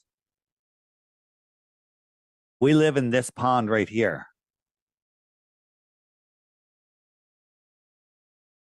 We live in this pond. And they did the same thing. They wrapped it around a sphere, and they said, you can't go down and explore this area. You're not allowed to go beyond 60 degrees south. We'll show you this little point right there, but that's it. This is a prison for your mind. This stops you from reaching your full potential, knowing that you're at the center of creation, knowing that your thoughts create your reality. Evil in this world knows how this world works, and they know that they can't break our free will. They know that they need our permission. That's why they have to tell us what they're doing. I know it sounds crazy, but they have to tell us what they're doing. And if we don't say no, we're saying yes. We live in this world of offers and contracts, and basically they can offer us anything. And we don't just say no, we have to say, yes, I'll do that under these conditions. And the conditions have to meet, your conditions. Hey, I want you to take that funny thing stuck in your arm, and you'll say, I'll gladly do it as soon as you show me that all of those ingredients have been tested and actually show benefit to the person that takes it. Mm-hmm. Right? And they can't do that. Right? So that's how this world works. I believe, and it's not just me, it's not new age thinking, that our thoughts create our reality, because it's actually a proven fact. Look at your life. Everything you have in your life is because of the way that you think. You are your worst enemy and your best ally, right? All of the things that you have in your life, you thought them into your life. You thought them and brought them in. Your car, somebody thought about that car and then ended up making the car. And then you thought about the car and ended up getting the car. And whatever it is not just material things, physical things, relationships. Everything is the way that you think. Your vibration attracts other like vibrating things. Well, if that was true, how come I don't have $1 million? It's because you're sitting there saying, I don't have $1 million, saying I want $1 million. But in reality, the energy you're sending out is saying, I'll never deserve $1 million. Right? When you understand that your thoughts create your reality, there's great abundance. Nobody has control over you. You have God-given free will, and that you're at the center of creation. You've now become a way stronger person. I have another theory. I believe that the population is less than they say. I also believe that 150, 200 years ago, there could have been 100 billion people on Earth. Certainly big enough. Can certainly support all of that, especially with free energy technology, which I believe they had then. But I believe that when you have that many people on Earth, your thoughts become an interconnected web of manifestation, and the elite can't control that. They need to keep our numbers very small. This is me talking. This is my thought. Maybe I'll be proven wrong one day. I don't think so. But I think by keeping our numbers low, keeping us separated, keeping us in fear, it lowers our ability to have the great power that the Creator gave us. And so that's why they do these depopulation resets all the time. You know, it's funny that we're talking about that funny thing that they put in your arm.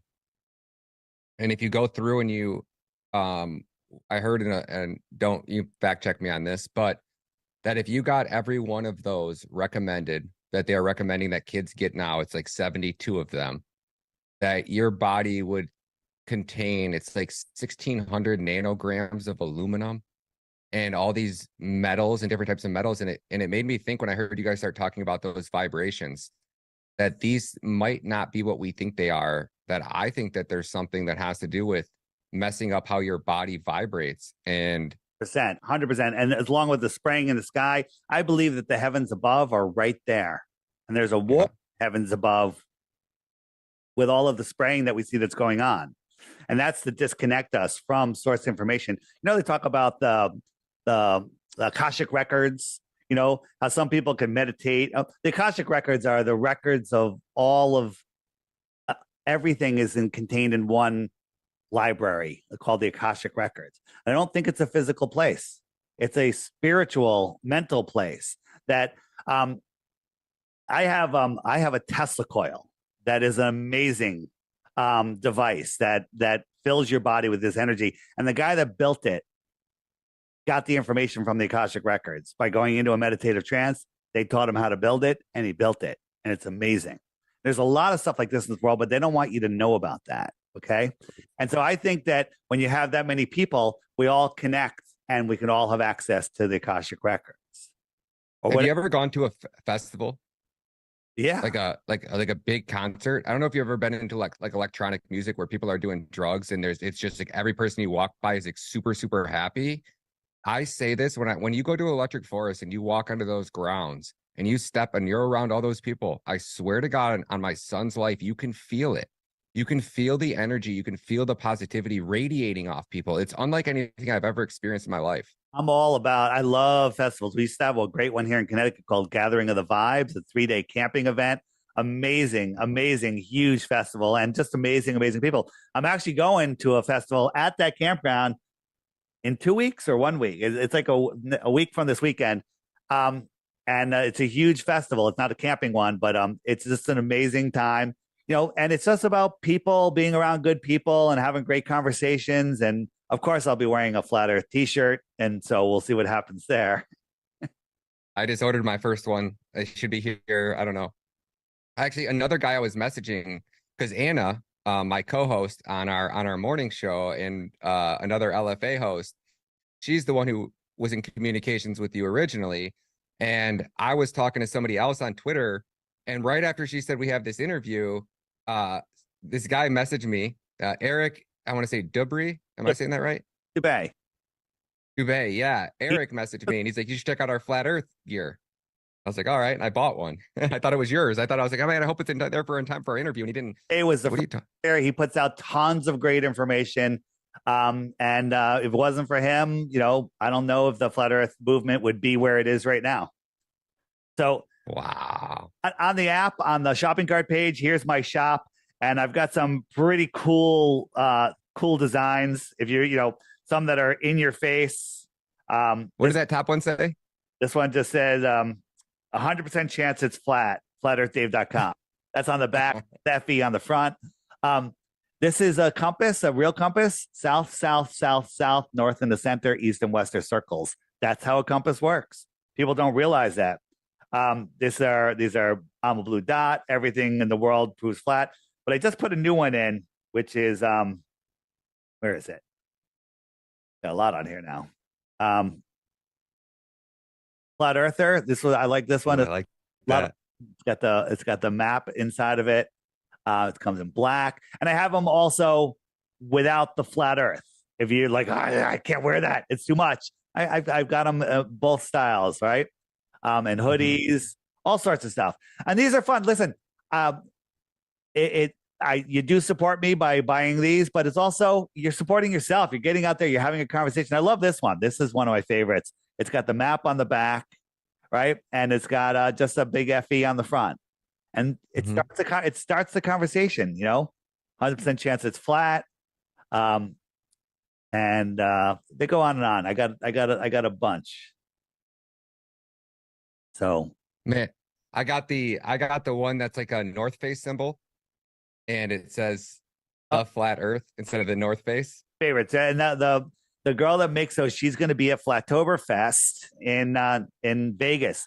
You should make it if you can. I actually think I can make it, honestly. Perfect. So on the app, if you go, hold on, I just want to show you. This is one I make. Flat Earth Life. That's kind of cool. Yep. Right.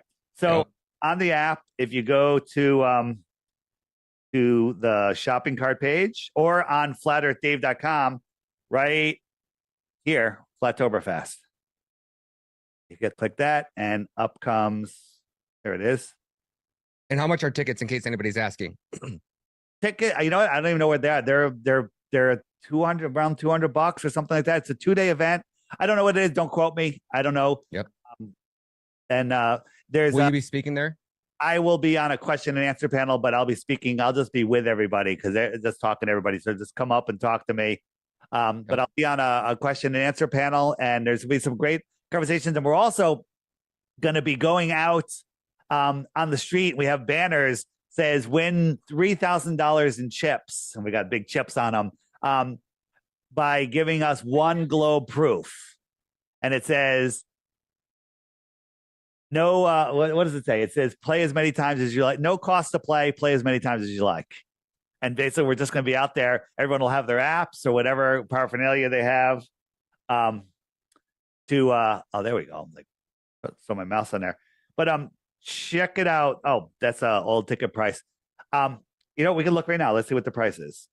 So let's check it out. Flattoberfest. Get tickets. And tickets are buy tickets. Oops. Where is it? $254. But there's ain't bad at all. I think you can get there's a 10% discount if you use the code Thanks Bob, all one word. Thanks Bob. Spell that? Thanks, THANKS, Bob, B-O-B. Thanks Bob. Got you. And definitely come, and it's at Samstown. I'm not sure how much room is left in the hotel, but if there is, I recommend staying right there because you're just going to want to be around everybody.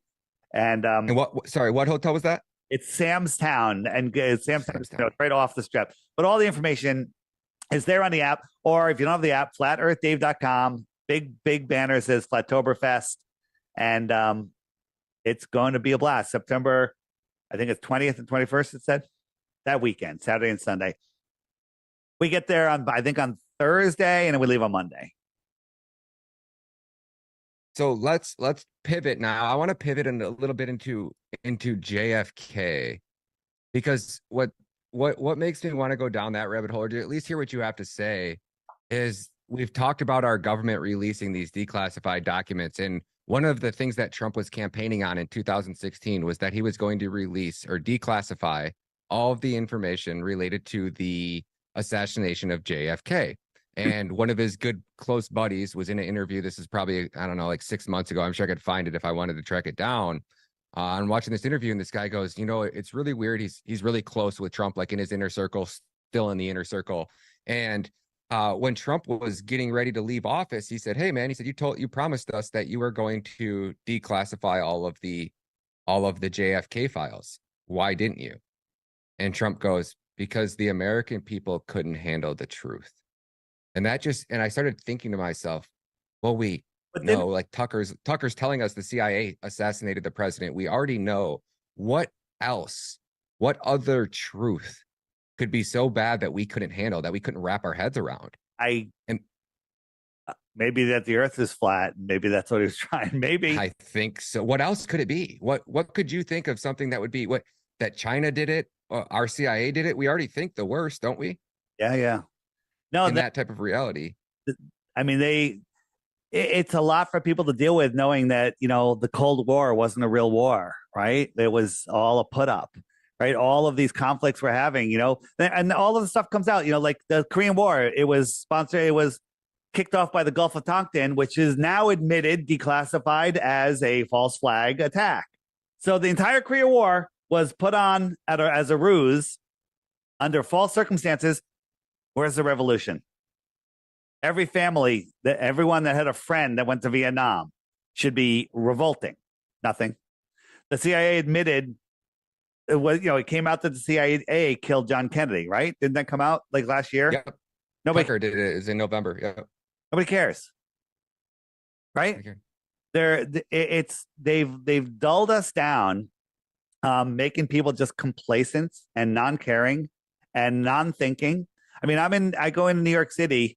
When I was doing my Deep Inside the Rabbit Hole podcast on 9/11, we're out there with clipboards taking a survey how many buildings fell in 9/11, and nobody heard of Building 7. A couple people did, but they didn't really know that it fell or what really happened.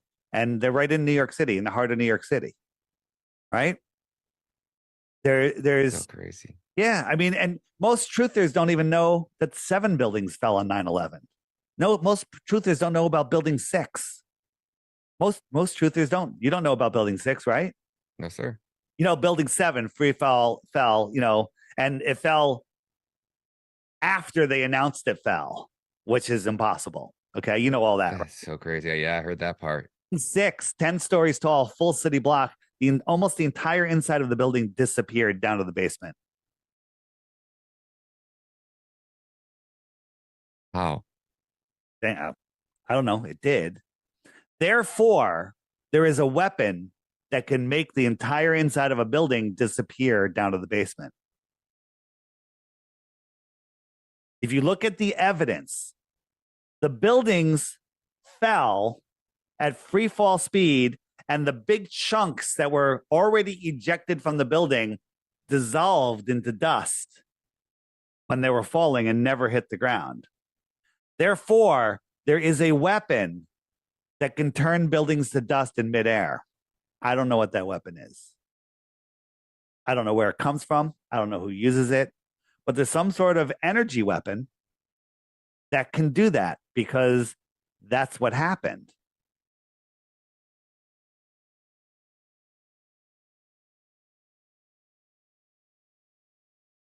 I don't doubt it one bit. After watching what we just watched happen in Hawaii. Yeah. Have you seen the cars in Hawaii versus the cars on 9/11? They look exactly the same. You couldn't tell the difference.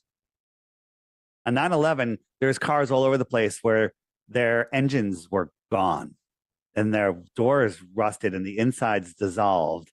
But on one part, the car was perfect, right? Yeah, there was papers in the back seat of a car that was fried or something crazy. Yeah, there is a picture. I don't know if you follow Lincoln Kareem in New York City. He just showed a video of a truck in New York City that literally looked like a melted car in Hawaii, and there was cardboard in the back of it. It was completely burned out, but there was cardboard in the truck. In New York City yesterday, literally yesterday, right? I don't know what's going on, but something's going on, right? Do you think that?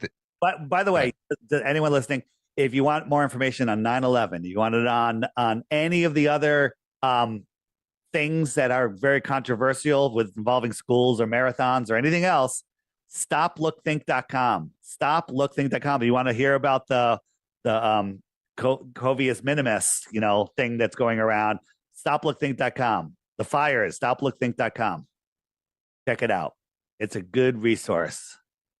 Stuff that's being hidden from you. Do you ever get the feeling that civilization was way more advanced back in the day and that something was done to, like, I always ask people the question, I said, if, like, say you're in the world that we're living in today with the, I don't even want to say those 5 letters here, but you guys know what I'm saying, with the dyed pink hair and all of the craziness that's going on and how it feels like AI and technology is outpacing humans. I think about if I could get in a spaceship, like, so let's say you were traveling from another planet, right, quote unquote planet, and you were able to escape this planet because your planet was collapsing, and you found Earth, knowing how detrimental all of that technology was to the civilization you came from. Would you give everybody here that technology to bring it right back to this Earth, or would you kind of just say, hey, we're going to let these people figure out how to start a fire again and everything from scratch? I feel like that. In the middle of the movie Idiocracy right now. We're literally in the, have you seen the Idiocracy? You haven't seen Idiocracy? All right. Do you smoke weed? Yeah. Or I shouldn't say that on here, but yeah. Whatever. Have a beer, relax, and watch the movie Idiocracy. All one word, Idiocracy. It's basically about how the world just got dumber and dumber and dumber. And it's literally to the point where we're in the middle of that movie right now. It used to be a comedy, but now it's a documentary. That's what I say. It's just funny. So yes, there was way more advanced people 150 years ago. Okay, way more advanced. You ever see my interview with Ruth, 102-year-old woman back in February 2020, and I was interviewing her about the World's Fairs. What's that? Is that the one where the girl walks by with the cell phone? No. I'm interviewing. Okay. I'm interviewing a 102-year-old woman, and oh, I have that. And basically, she was telling me about the World's Fairs and that she had gone to, and then I asked her what they taught her in school, and she said about the Earth, and she said she was taught the Earth was flat in the mid-1920s here in public school in Connecticut. Right? That she was taught the Earth was flat. And then we found people later, other countries in the 30s and 40s that said they were taught the Earth was flat. And then even here in America in the 1950s and early 60s, they were teaching both flat Earth and globe Earth. And then all of a sudden, the Rockefellers took over the school systems and flat Earth disappeared. The Gleason's map that was in every encyclopedia and every library disappeared. And, they literally just made it go away. That's crazy that you say that, because that's what made me think about that, knowing that the Rothschilds funded Byrd's expedition to Antarctica. That's what made me think that the Rothschilds named that island after them. Like, these people that are basically running the world today have been in control of things for way longer than most people think. United Nations uses the flat Earth map, right? The World Meteorological Organization, these are the organizations that run the world, right? The International Civil Aviation Organization, flat Earth map, right? And then we have our flat Earth map. Like, okay, we got our maps. This is good, this is good, this is good, and oh no, this is no good. No good, right? It's the same map. Why are they all using it, but we can't? Right? You ever see the in Africa, the United Nations building? No way, dude. Yeah. Seeing a lot of 6s there too. So what is their logic? Do you think that you can go under Antarctica? Is that the edge of the firmament where it freezes because it's technically hitting whatever the firmament is, I guess? Or I don't know what's going on underground because, there's a lot going on underground here. That's provable. But if you wanted to have a way to connect, right? Let's go back here. Because they don't have any radars for the water, right? They're only above Earth, right? So like you couldn't fly because your plane's going to be on radar unless you made it into quote unquote out of. Well, there's buoys, beyond 6 degrees south that'll detect any boats going towards Antarctica, and they'll be intercepted. But imagine if the world was like this, and we have all of these ponds. These ponds, each pond is a world. This is our world. We're just at the center of this pond. Okay. And these are all occupying a piece of the plane. Might call that a planet, if you will. Okay. What would be the best way to travel between them? Flying in the air? Well, that's difficult because weather and maybe there's a dome. Who knows? Water becomes frozen, but underneath in tunnels, to me, there could be a whole network of tunnels connecting all of these lands. That's so crazy because Elon's talking about like vacuum sealing these tunnels that he's building under California that'll allow humans to travel at like thousands of miles per hour. Well, they already have those. We find these pneumatic tunnels that they can send pods through with people in them that were here hundreds of years ago, all across the world. Right? They're here. There was a great civilization here. Again, in the homeschool section, check out I'm the Improbable Dreamer. Check out John Levy. Check out My Lunch Break. Trust me, check it out, and then use your own mind. Use your own mind. I keep out something I'm like 5 times I'm going to tell you, then I get sidetracked and I forget it each time. It'll come back. It'll come back. Wait for it. I was talking about beforehand. I was talking about going under, and you're like, I can't go under, and that's speculation. I keep want to just shut Elon down real quick. So Elon Musk and his SpaceX. Have you seen this? Oops, what the heck happened? And down. Where is it? Transition. Not coming. Lost my. That's interesting. Oh, here it is. Is that right? Gone. Why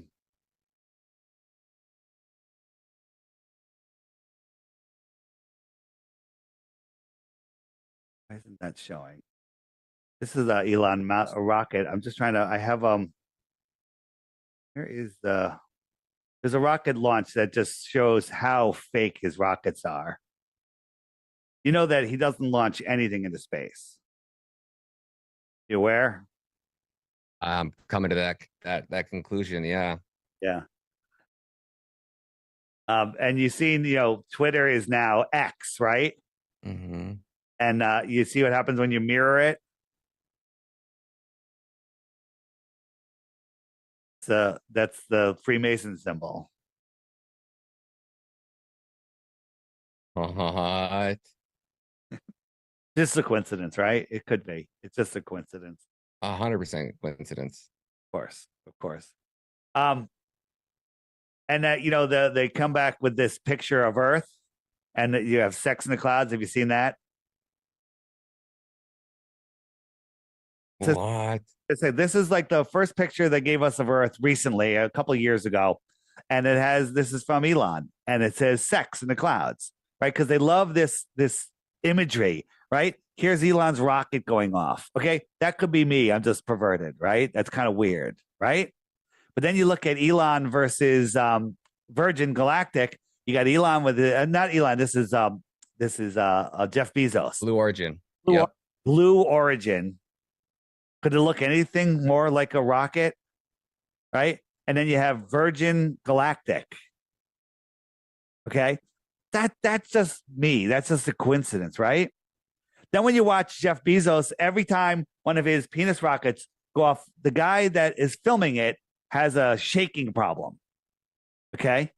This motion look a little obscene. Right?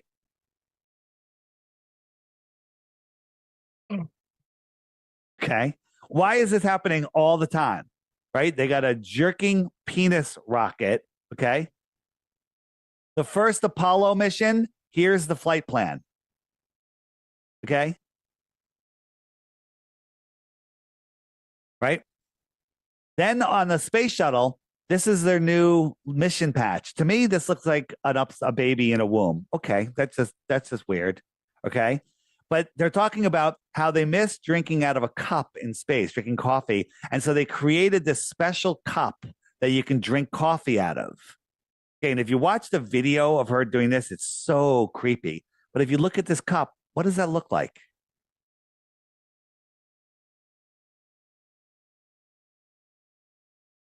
Oh, a vagina? Yeah. I mean, look at it. It's bizarre. And then, wow. Yeah. Yeah. Pretty weird, right? Do you think they all the people in these positions of power is like they get off on this? Like they're just like, all right, let's Totally.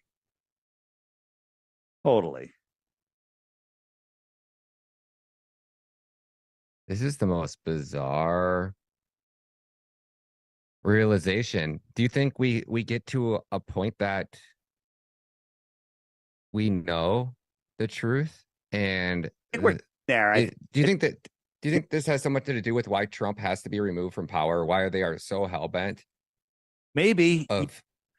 Some people say that the whole system is rigged and everyone's in on it and Trump's in on it. And I can't rule that out. But, Trump says some things that are so good. Maybe they're just to give us hope. Like I watched something. He did a speech a couple days ago or a day ago. He said everything that we'd want to hear him saying. But is it all just nonsense? Could be. Could be. I don't know. I don't know what it is. But let's go back to good. I think that was one of the only reasons that he's still alive. I think he has their dirt. He has their secrets. They know he has them. That's why they raided his house, his agent's house, his lawyer's house, his doctor's house. They took all of his communications. They are on a mission to find out where he has this information hidden at, who has it, so that they can take him out. Now, that's my personal opinion. Says he's playing 5D chess. Mm-hmm. If he's playing 6D chess now, maybe that's a point. What you got there? I don't know. I'm just kind of stepping it up a little bit.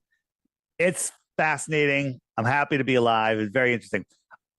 So you have the Tropic of Cancer here. You have the Tropic of Capricorn here, right? You have the North Pole, the Arctic, and the South, which is the Antarctic on the flat Earth. You with me? Yep.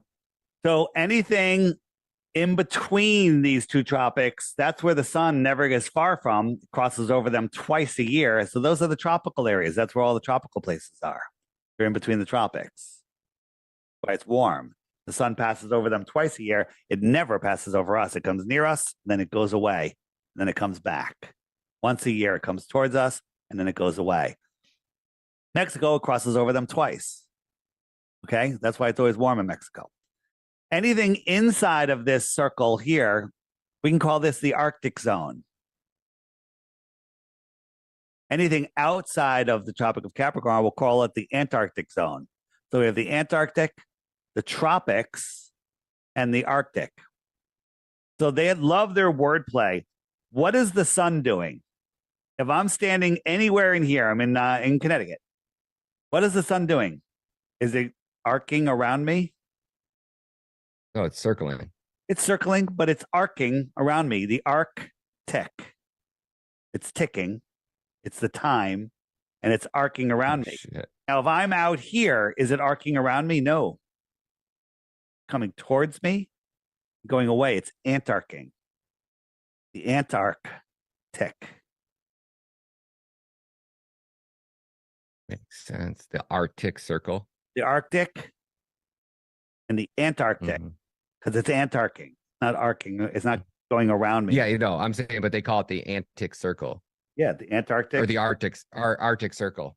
That's what I just. Right. So I have a question. We were supposed to do the show today with Anna, and she got tied up doing something.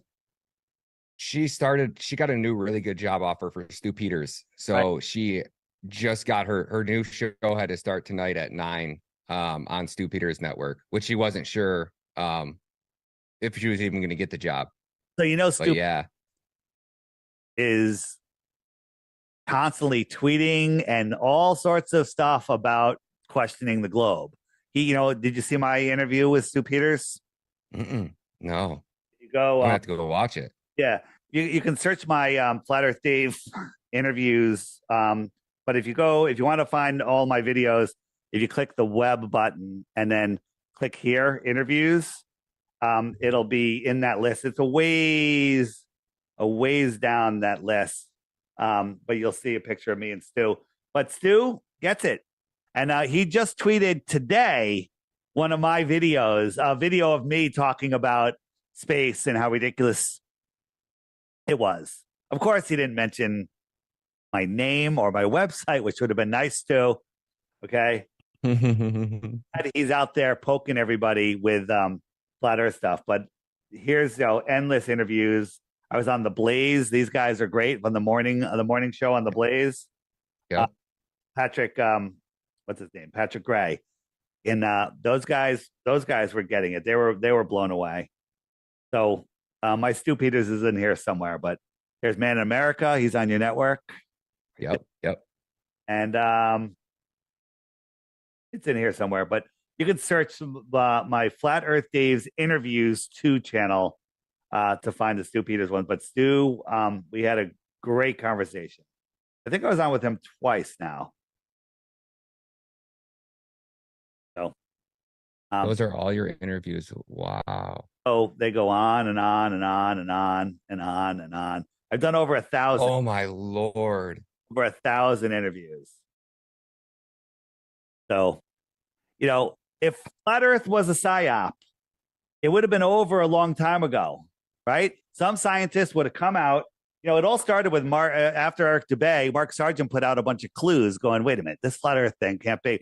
So he put out a bunch of 10-minute videos going, what about this? What about that? How come this? How come that? And he expected some PhD, some scientist, someone to come back and go, well, here's why. Silence. Nothing. Okay? You have to watch out, though, because there's evil forces in this world. The way they get away with their nonsense is there is evil. There are evil spirits, if you will. There are possessions, if you will.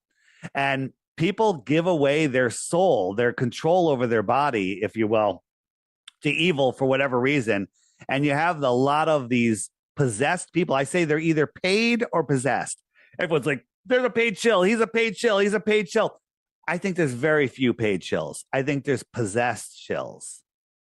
Okay? They're out there pushing. They don't even know why they're defending it. Right? There's people that are so lost in the sauce. They think that we're scammers. We're out here and we're a danger to the world. And they want to scare you into not looking into this. You Google Flat Earth, you get all nonsense. You end up at the Flat Earth Society, which is a government-run disinformation site to make Flat Earth look stupid. Why is it that you can Google fairies and Bigfoot and aliens and Loch Ness Monster and anything you want, it'll show up. But if you search Flat Earth, nonsense. Check this out. You can go into your YouTube history and say, I was checking out bicep workouts, It'll show you all the videos that you pulled up on bicep workouts in all of your history. It'll show you all of them. Then you can search for, giraffe videos because, oh yeah, I watched this giraffe video 6 months ago. There it is. That's the one I was looking for. You can search your history. It's fantastic. So I recommend people go to my YouTube channel, DITRH, watch 10 videos that have the word flat earth in it. They all do. Then go to your history and you'll see that they're there. But then search your history for flat earth. Well, those videos should show up. None of them will show up. Only troll videos will show up. The pushed propaganda videos will show up. All of the real won't show. Why is that happening? Only the flat earth. There's no other topic. You can search up COVIDs, or whatever you want to call that thing that goes in your arm. And all the videos you watch, search it. They'll all come up in your history, whether you watched it 2 weeks ago or 2 months ago or 2 days ago or 2 minutes ago. Right? Watch my videos for a couple of weeks, couple of days, couple of hours. Go and search your history for flat earth. None of them will show up. Not just mine, any of the videos on the app. All of the real videos. So when someone's hiding something from you like that and lying to you, that should be a red flag and get you to, get you to look. Unless, of course, Jeez, opiates. What's that? They don't. YouTube never give like fact checks anything. Like I could say unicorns are real, and I could make a video about how unicorns are walking this earth, and there's leprechauns at the end of a rainbow, and map it out and tell you that at this exact location there's a leprechaun with a pot of gold. Nobody's gonna community note me. Nobody's gonna go out of their way to fact check me or put out any relevant that I'm spreading misinformation. If flat Earth is just this conspiracy theory, why would YouTube go out of their way? Because they've only done that a handful of times on very specific topics, which years later always turn out to be true facts. So just flat earther and then becomes a globe earther after. It's only people that cling to their ball. Don't take my ball away, right? You asked earlier why, or maybe I asked, there's you build a life around your beliefs, especially women and men too. You build a world that you feel safe in. Like you're safe walking out through your neighborhood at night because you just have this world understanding, right? But someone says, "Oh, by the way, there's mountain lions in your neighborhood all the time, and they eat people." You're gonna question that, and it's gonna change your view of the world. You're not gonna want to believe it, But if your whole world is based on heliocentrism, the spinning globe, and that's where you think you live, and someone tells you that the foundation, that from your kindergarten teachers and everything you've ever seen in your entire life is a lie, that's a hard one. That's a really emotional one. Wow, your ego. You have to realize that your life is a lie. They said. What's the quote? It's easy to lie to somebody, but it's harder to convince them they've been lied to. You've been lied to. And people say, well, why does it matter? Why does it matter? You know what? I can tell you why it matters. And I have been telling you why it matters. But in the frequently asked questions, one of my favorite, why the lie, right here. Hit that. Mm-hmm. Great videos there. That's worth the price of the app anyway. That's worth the app's only $3. So everything's worth the price of the app. Yeah. Right. So watch the Why the Lie videos. Watch them. Right? By the way, the app only works on smartphones, tablets, iPads, and that's it. It will also, you can emulate it on the newer Macs with the M1 and up chip, but there's some glitches there, and I can't really help you with that. But it's just for mobile devices at this time. Have you ever met anybody that has basically came to you and actually had an open mind and sat down with you for a couple hours that you weren't able to convince that the Earth is not a globe? Yeah, one of my best neighborhood friends. But he refuses to watch any videos or listen to anything. He's chosen not to believe it because it's too emotional for him. There are people that are just unable. And here's the thing: there are people that will never wake up because they don't want to wake up. And it's not your job to wake them up. It's your job to say, hey, have you ever wondered about this? And then if they bite, you have a conversation, you go back and forth, but you can't shove it down someone's throat because they'll fight you tooth and nail, right? You want to just pose it as a question and have a conversation, but some people will not wake up. Like my brother and sister will never wake up, ever. Okay? And I have to accept that. I've had some lifelong friends, friends that I've literally raised their children for them. A single mom or kid, like I was literally their father, and she won't even talk to me because I think the Earth is flat, and I think that 9/11 was an inside job and other things, right? But that's her journey. It's not my problem. The thing is, when you become a flat earther in 2014, when you become a flat earther, it's like, wow, I'm really alone. Now, I think we're going to be the majority. In reality, I don't really want to hang out with people that are unwilling to learn to expand their minds and really appreciate this realm that we're in. It's funny that you say that because I'm around people in this industry. I mean, LFA TV is probably the most raw, unfiltered, straight news network that you're going to get. It's very, very, very new, so it's not nearly as big as Newsmax or RAV or even Fox News or CNN or any of these bigger networks. But we're not filtered, and we're truth seekers. We're 9/11 truthers. The they've seen every conspiracy theory, or at the very least understand that all these conspiracy theories that turned out to be true, all of the CIA operations that our government was involved in, and they'll believe anything, right? They'll believe that 9/11 was an inside job all day. But I bring up flat Earth, and they are like, it looks at me like I'm the taboo one. Yeah. So I'm like, so you trust our government? No. Okay. So why does the Earth have to be round? Well, it has to be. Or they go, it doesn't matter, and that's the one I really can't wrap my head around. Even if it is true, it just doesn't matter.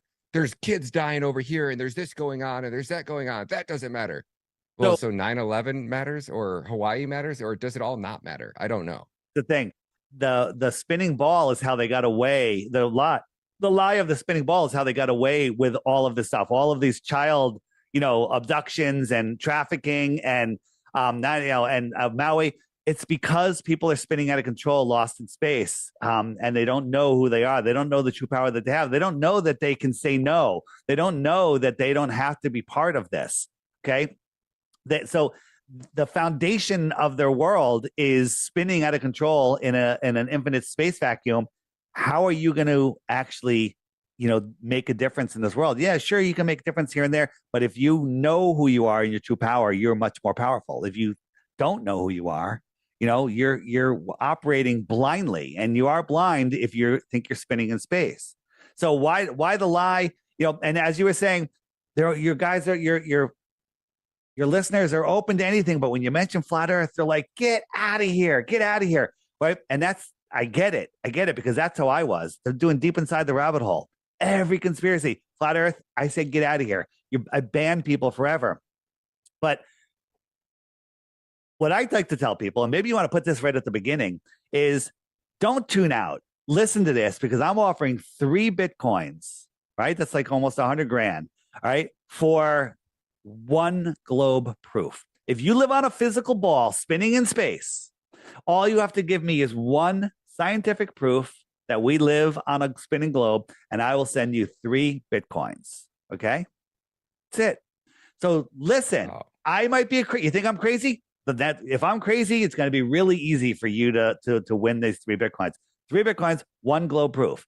Okay? Here are the rules. The rules are be concise, send me your proof, and allow me to answer. Now, I'm not going to go, oh, that's fake. I'm going to show you why it's fake. I'm going to show you why it's wrong. When you say Eratosthenes, I'm going to show you. But before you send it to me, you have to hit the frequently asked questions button and make sure your question isn't answered in there already, which it probably is. Okay? Mm-hmm. Then if you do this, I have to warn you that you're going to end up as a flat earther. Ooh, that is a great way to open this. That is the best way to open it. 100 grand, 3 Bitcoin. I don't know, you probably don't know, but I'm a Bitcoin maxi. I keep 90% of my wealth in crypto. So I'm a huge believer in blockchain technology, or just a Bitcoin. Can't put it in fiat. In maxi, does that mean 90% in Bitcoin or just blockchain? I'm a blockchain maxi. I think that there's only actually 2. I would say out of the 21,000 blockchains that are out there now, I only believe in 2. Bitcoin was the right start. Ethereum took it to the next level.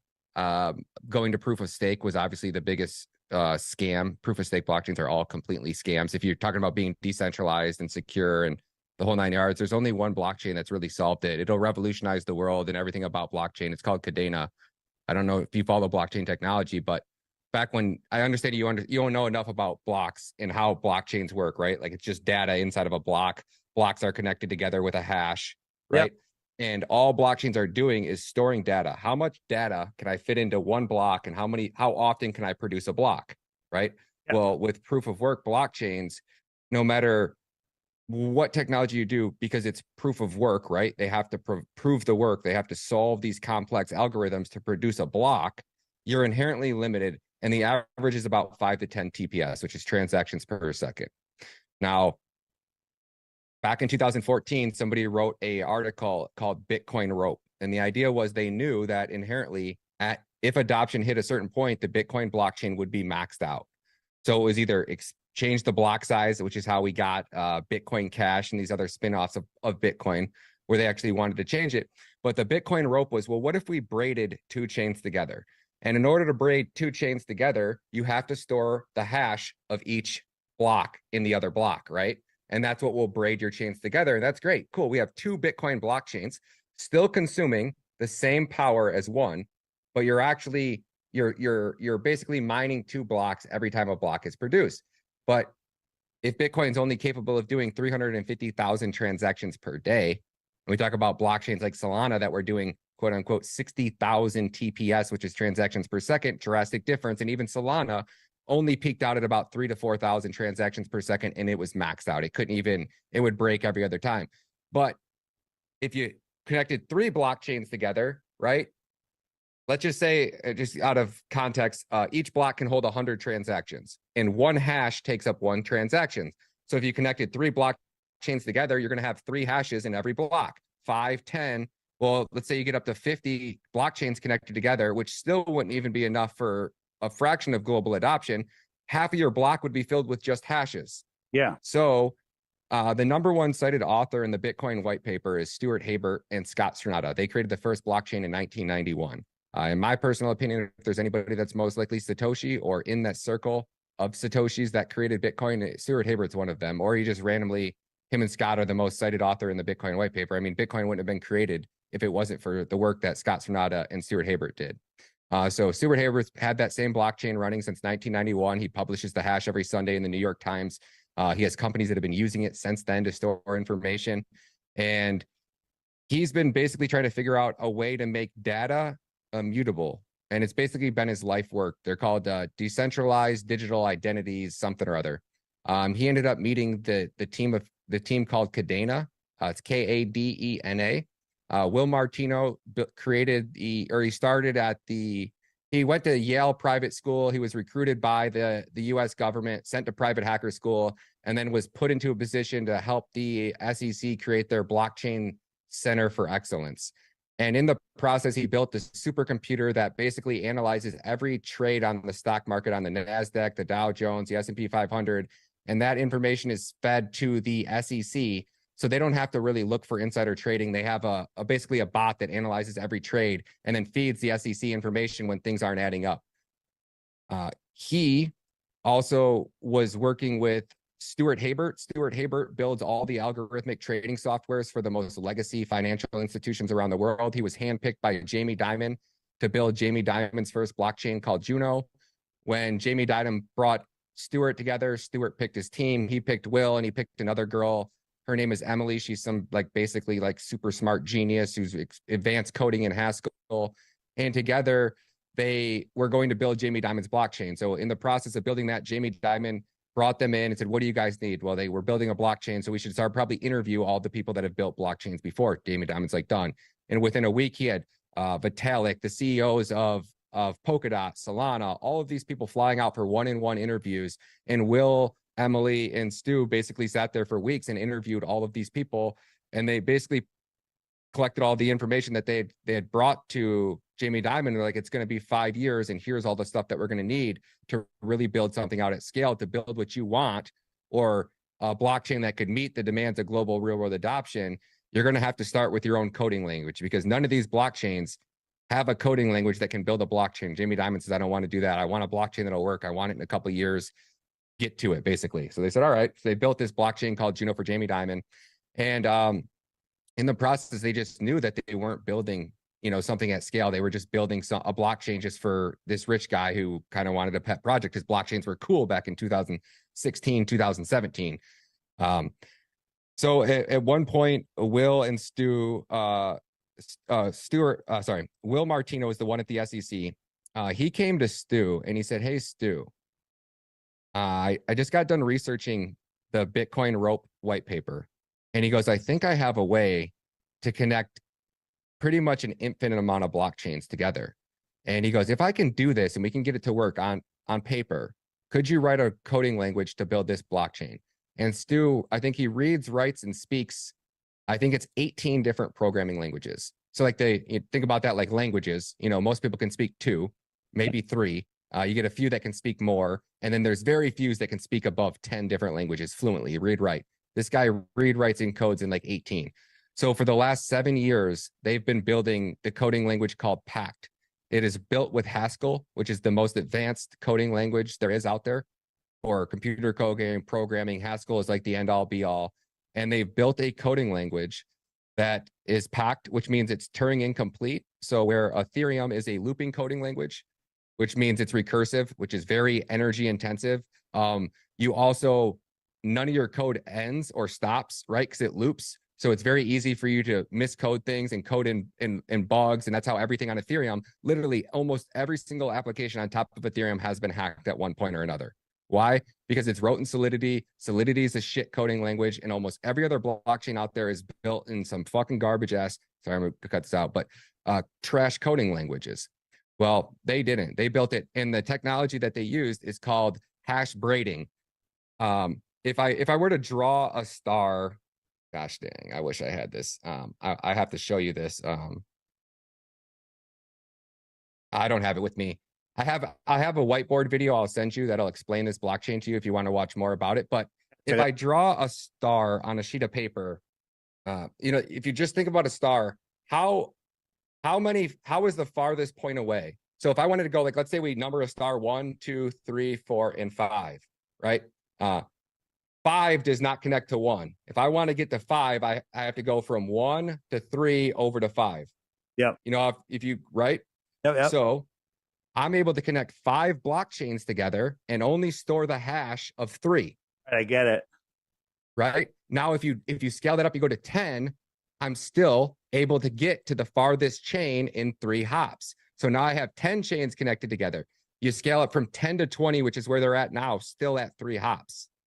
Now, when I go from 20 to 50, I am 4 hops. So now I have 50 blockchains, the same as Ethereum and Bitcoin, smart contracts, proof of work blockchains, with 20 blockchains running simultaneously side by side right now, consuming less energy than one Bitcoin blockchain. And then the technique that they use is called hash braiding, and they have a patent on it, which is good, I think, for the next 8 years. So we talk about why Amazon is Amazon, because in any other industry that you come out in, when you basically create the Holy Grail, you have about a 2-year runway before some competition goes, oh, I see what they did. We already know how they did it because their business is running. If we dedicate resources, we can pretty much replicate that business, fix all the issues they failed at, and make the same business but better. And it takes about 2 years. So normal businesses get about a 2-year runway when they're the first in any industry. Amazon came out. There has been no other Amazon, right? eBay was there. Amazon destroyed it. And Amazon hasn't had any competition for basically 7 years. And they're so big now that anybody that tries to catch up to them, they're just being basically laughed at. Like, get out of here, little kid. You're not going to mess with Amazon. Well, Kadena and them now have 8 years, basically, from 2020. Right? Which is just crazy to think about. So it's the future of all blockchain technology. But just like every other industry, who owns Cointelegraph?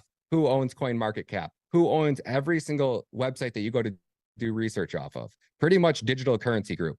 Digital Currency Group is the BlackRock of crypto. They own the media, they own the network, they own the PR firms, they own the influencers, they own the reporting agencies that collect and analyze all the data and give that data to the government. And then the government uses that data to take away your freedoms based off of fake lies propagated from the companies that are selling them the data, which are running the companies. I go on for it forever.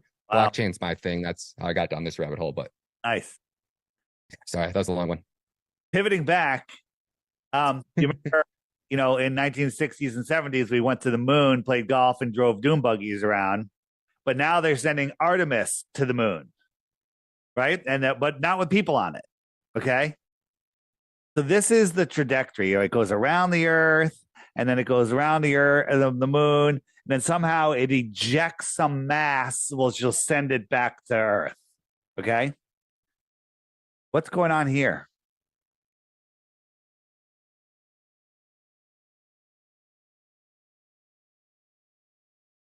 This is their Artemis flight path, and it's the flat Earth map. They didn't even bother to rotate it, right? They stuck in the flat Earth map. Now that we pointed this out, they changed it to a globe on their website. What is Artemis? Artemis is the we just went to the moon. See, nobody cares. Nobody cares. Nobody cares that CIA killed John F. Kennedy, and no one cares that we just sent a ship back to the moon. Like earlier this year. they sent the Artemis, and it's eventually they're going to send people to the moon. We went in 1960s and 70s and played golf and rode dune buggies, but now it's coming soon. We're going to send people to the moon. It's such a jar. It's such a joke. But they changed it. They had their profile with the flat Earth map on it. And now that we pointed it out, they had to change it. Right? And Artemis went to the moon. It was orbiting the moon, right? Artemis got this picture of the moon from, well, how far is it? Wait, I can see that. $1 billion. 2,000. Go ahead. No, go ahead. So 238,000, yeah. Yeah. Then this is from me, 238,000 miles away with my P900. Okay. Mm-hmm. They just spent a friggin' $1 billion to send the ship to the moon, and this is the picture it gets. I got this from my porch. Get out of here. You haven't got a P1000 yet, have you? No, I don't have a P1000. The best zoom lens I have is the 100-400, the G Master, Sony G Master 100-400. Right, and this is some footage from Artemis. This just nonsense. And you see that computer glitch? No way. Yeah, it happens all the time. Here, I'll show you again. Right here. And look at that curve. What's up with this curve? What kind of sphere is this? Right? What is? It's so bad. It's so bad. But they know nobody's watching. You pay attention. They teach you up to like what, 5th grade, and then after 5th grade, you pretty much don't really learn much about. Right, and then we're supposed to believe this is real. So there's a camera somehow staying out here. I mean, could you do this yourself in a dark room with a camera? I bet you can get this done in an hour. Better. Right? You're looking in amazement. I just can't believe that. Like this it's right in front of your face the whole time, and you don't ever. Right. This is what they show. Right? And then they show us this view of the Earth. Nonsense. Right? And then Artemis, right? The ISS travels at 17,500 miles per hour, right? Artemis made it to the moon in 8 days, a distance of 238,000 miles. That's 1,239 miles per hour. Okay? The ISS is supposedly going 17,500 miles an hour. Artemis traveled 1,200 miles an hour to the moon. Apollo made it in 3 days. 3,000, of course, 3,300 miles per hour. Right? What's going on here?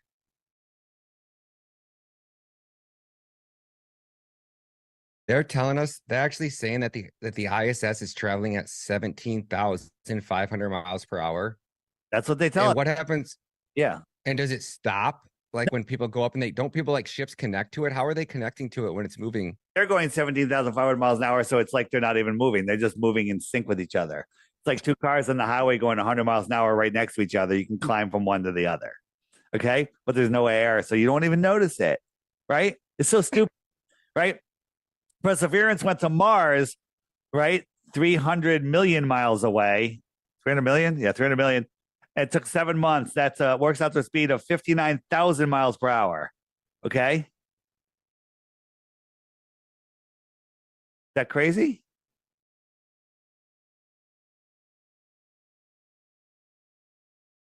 It's a little crazy. And what is the stuff I've seen about that nobody's ever actually taken a picture of Mars, that it's like a gas ball? Is there any truth to that? Well, I mean, the stuff that NASA shows us is all just computer graphics. But when you look at Mars, here's a P1000 shot of Mars. Now people say it's out of focus. What are we seeing here? It is a little out of focus. But sometimes putting something a little out of focus will show you things that you can't see. But this doesn't look like a solid ball to me. Right? Here's a little Mars thing. You know, the rover's on Mars, so this is a picture. A bug zooming in. Yeah, you saw the bug. You saw this, right? I played that on LFA TV last week. Just as like a little teaser, just that one little second of that. So there's two responses. Life on Mars. That the sick space fans have is, it's not a bug, and the other one is, yeah, there's life on Mars. Or there's life on Mars. That's what I said. This is Devon Island. This is just Devon Island. So this is Google Earth, and we're going to zoom in to Devon Island on Greenland, and we were just looking around there, and we saw some weird stuff. Right? So zoom in. We found this little camp, and this is way out there. And when you look around, there's some interesting vehicles, and everyone's faces are blurred out, but that just might be a thing. But this vehicle right here has the Mars has a NASA Mars logo mission patch on it. That yeah. And then there's the other one. Hold on, let me find the other one.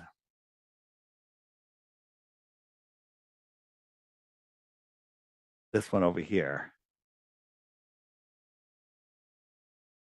Oops. Oh. Well, that has the Mars mission patch on it. I can't get it to stop right there. But then another funny thing is, if you look at these pictures, these look like Mars, but when we zoom out, there's a little tag, and when I click it, it says the Arctic Camp. That's it. And then we found another one, Roving the Arctic. And then we have pictures of the rover on Mars, on here, them testing the rover on Devon Island. Isn't that crazy? I mean, when you look at stuff, this is the rover landing on Mars. Now, Mars has 1% of the atmosphere. You know anything about parachutes? They don't work in 1% atmosphere. Like when, the Red Bull jump, when he jumped from 127,000 feet, his parachute wouldn't open until like 50,000 feet. There wasn't enough air. Right? There's only 1% air. And this is supposed to be the sun. What is this? I mean, this is all the proof that people need. They're just not willing to accept it. Yeah. They can't handle it. You notice, have you ever looked on Google Trends? You got your computer in front of you? I do, but I can't pull anything up, unfortunately. What do you need? No, just when you get done, look at flat Earth. Search flat Earth on Google Trends and go back to 1980 and look at the graph, and you tell me what you see. You don't have to do it right now. Just whenever you get time, you'll be interested. In 2017, the search term for flat Earth on YouTube beat everything. It beat Donald Trump, which was number one. And when it overtook Donald Trump, same day, they took down the scoreboard. No longer do you get the number of results when you search on YouTube. The day that flat Earth became the number one search term on YouTube.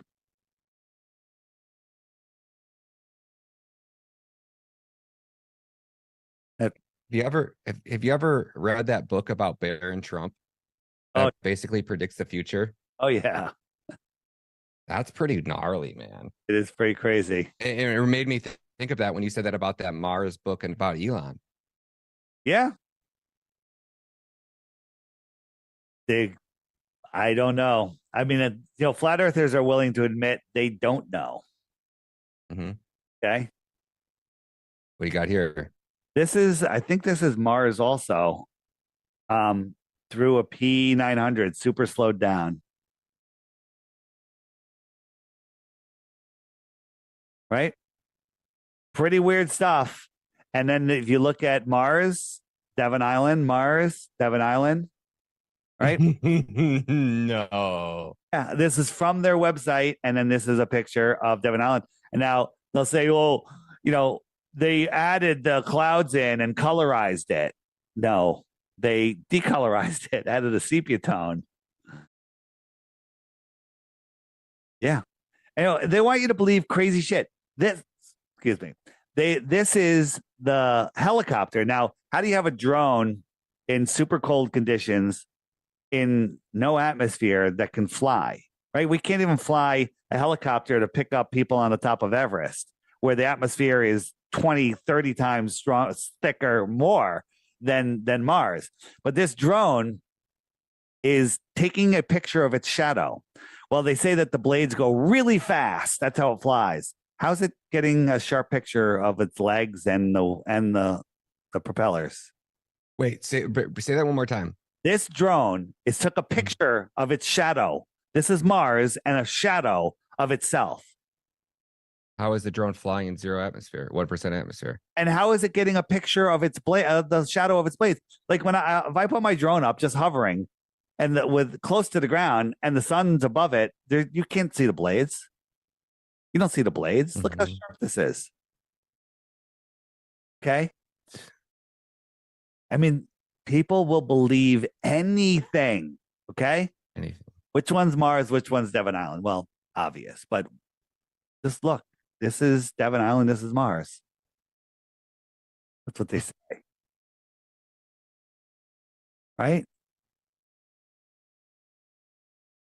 Mars. So do you watch every, now when NASA puts anything out or SpaceX, you got do you even get to watch it? If you don't watch it live, how long before people are sending to you in your community or tagging you in things? 2 seconds? 2 seconds. But whenever we watch stuff, there's just so much nonsense. So much nonsense. It's unbearable. It's literally unbearable. Couple more, and then unless you have more questions, we can probably start to wrap it up. Yeah. There it is. Rockets. This is, where is my, where's it going? I'm looking for, oh, here we go. So, have you ever watched any of the SpaceX rockets? Where this thing's falling back to Earth, these little milk crates are steering it, and it's going to land on a raft in the middle of the ocean, 800 miles off of Florida. And somehow it's never big swells out there, and it lands perfectly, right? Here's the video on the raft. What's this square that showed up? What is this? See it? Mm-hmm. While it was landing, this layering square. Watch. What do you think about that? What in the hell is that? Yeah, it's a layering issue. This is all CGI. And I don't know if you've ever been out in the ocean.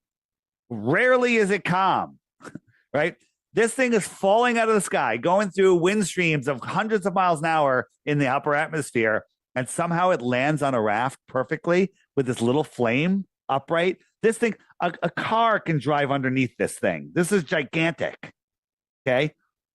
Right? I was at SpaceX last week or last month. It's all a show, man. It's all a show.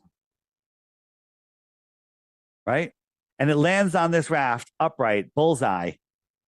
Doesn't tip over. This thing is, multiple stories tall. A person can walk underneath here. This thing just lands out in the middle of the ocean. It's always calm. Right? What sea is that in? What's that? What ocean is that in?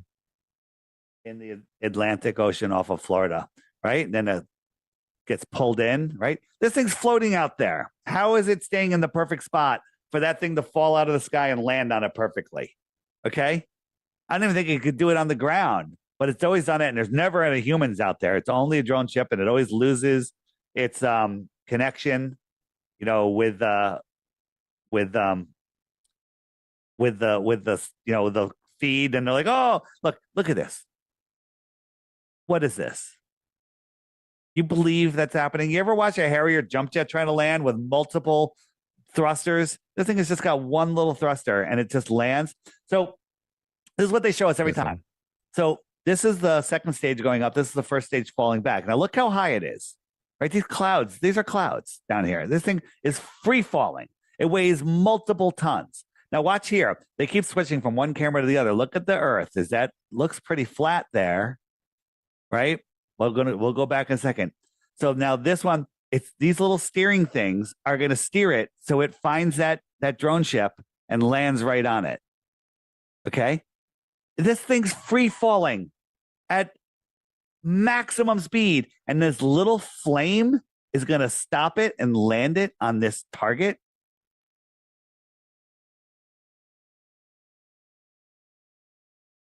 Are you going to believe that? Right? And then it cuts out, right? So here, now watch. Look at this curve. Oh, look, there's the curve of the Earth. And then they cut to the next camera. Oh, but I'm not going to show it again. It'll come back. So here we go. This is the onboard camera. This is the drone camera. It's coming. It's finding this thing. There's no currents. There's no winds knocking it off target. And this is all we see. And people are like, oh, yeah, he landed it on a ship in the middle of nowhere with no people watching. All by computer. Okay? Here we go again. This is what they show us. Oh, this one blew up. Therefore, it has to be real. Oh, no, that one is one that blew up. Sorry. But this is what this is. This is all the evidence they show us, and people just eat it up. Oh, look, it landed. I'm sorry you didn't get to see it land. The camera cut out. It's a little off center. Okay, but the raft doesn't tilt at all. Right? So here we go. We got a concave Earth. And now we have a curved Earth. Watch again. This thing is going to just land on that raft. Here's the raft. It starts shaking for some reason. And it lands. Isn't that beautiful? Where are the engineers that can come out and say that this is impossible? Just because you don't understand it, Dave, doesn't mean it's impossible. Maybe this one will show it. Look, we have a convex Earth, right? Nobody sees that.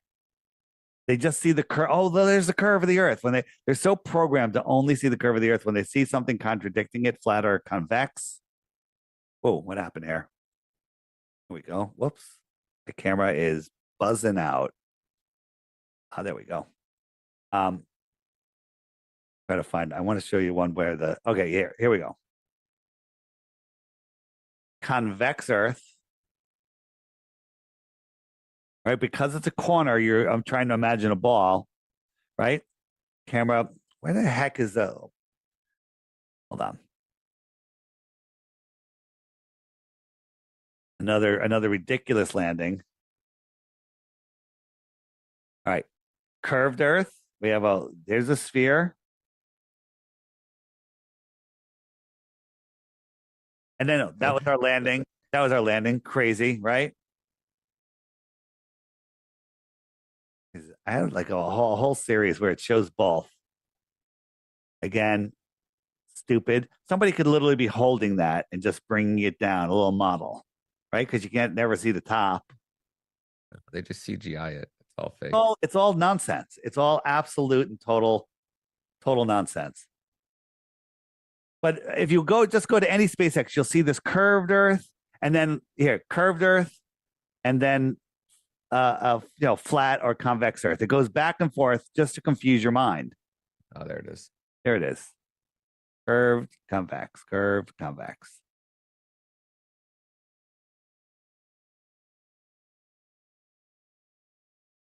Yeah.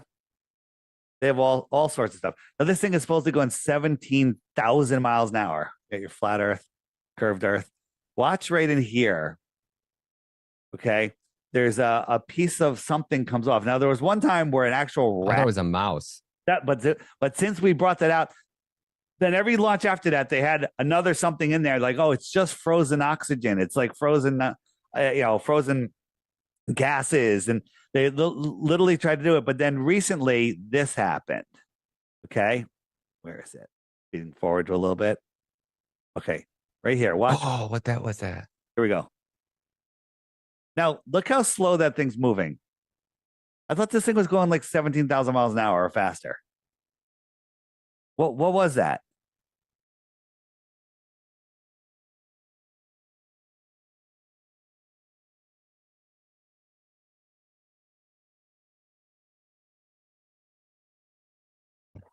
Right?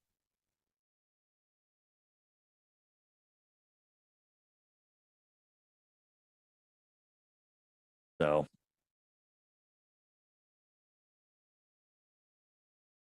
good.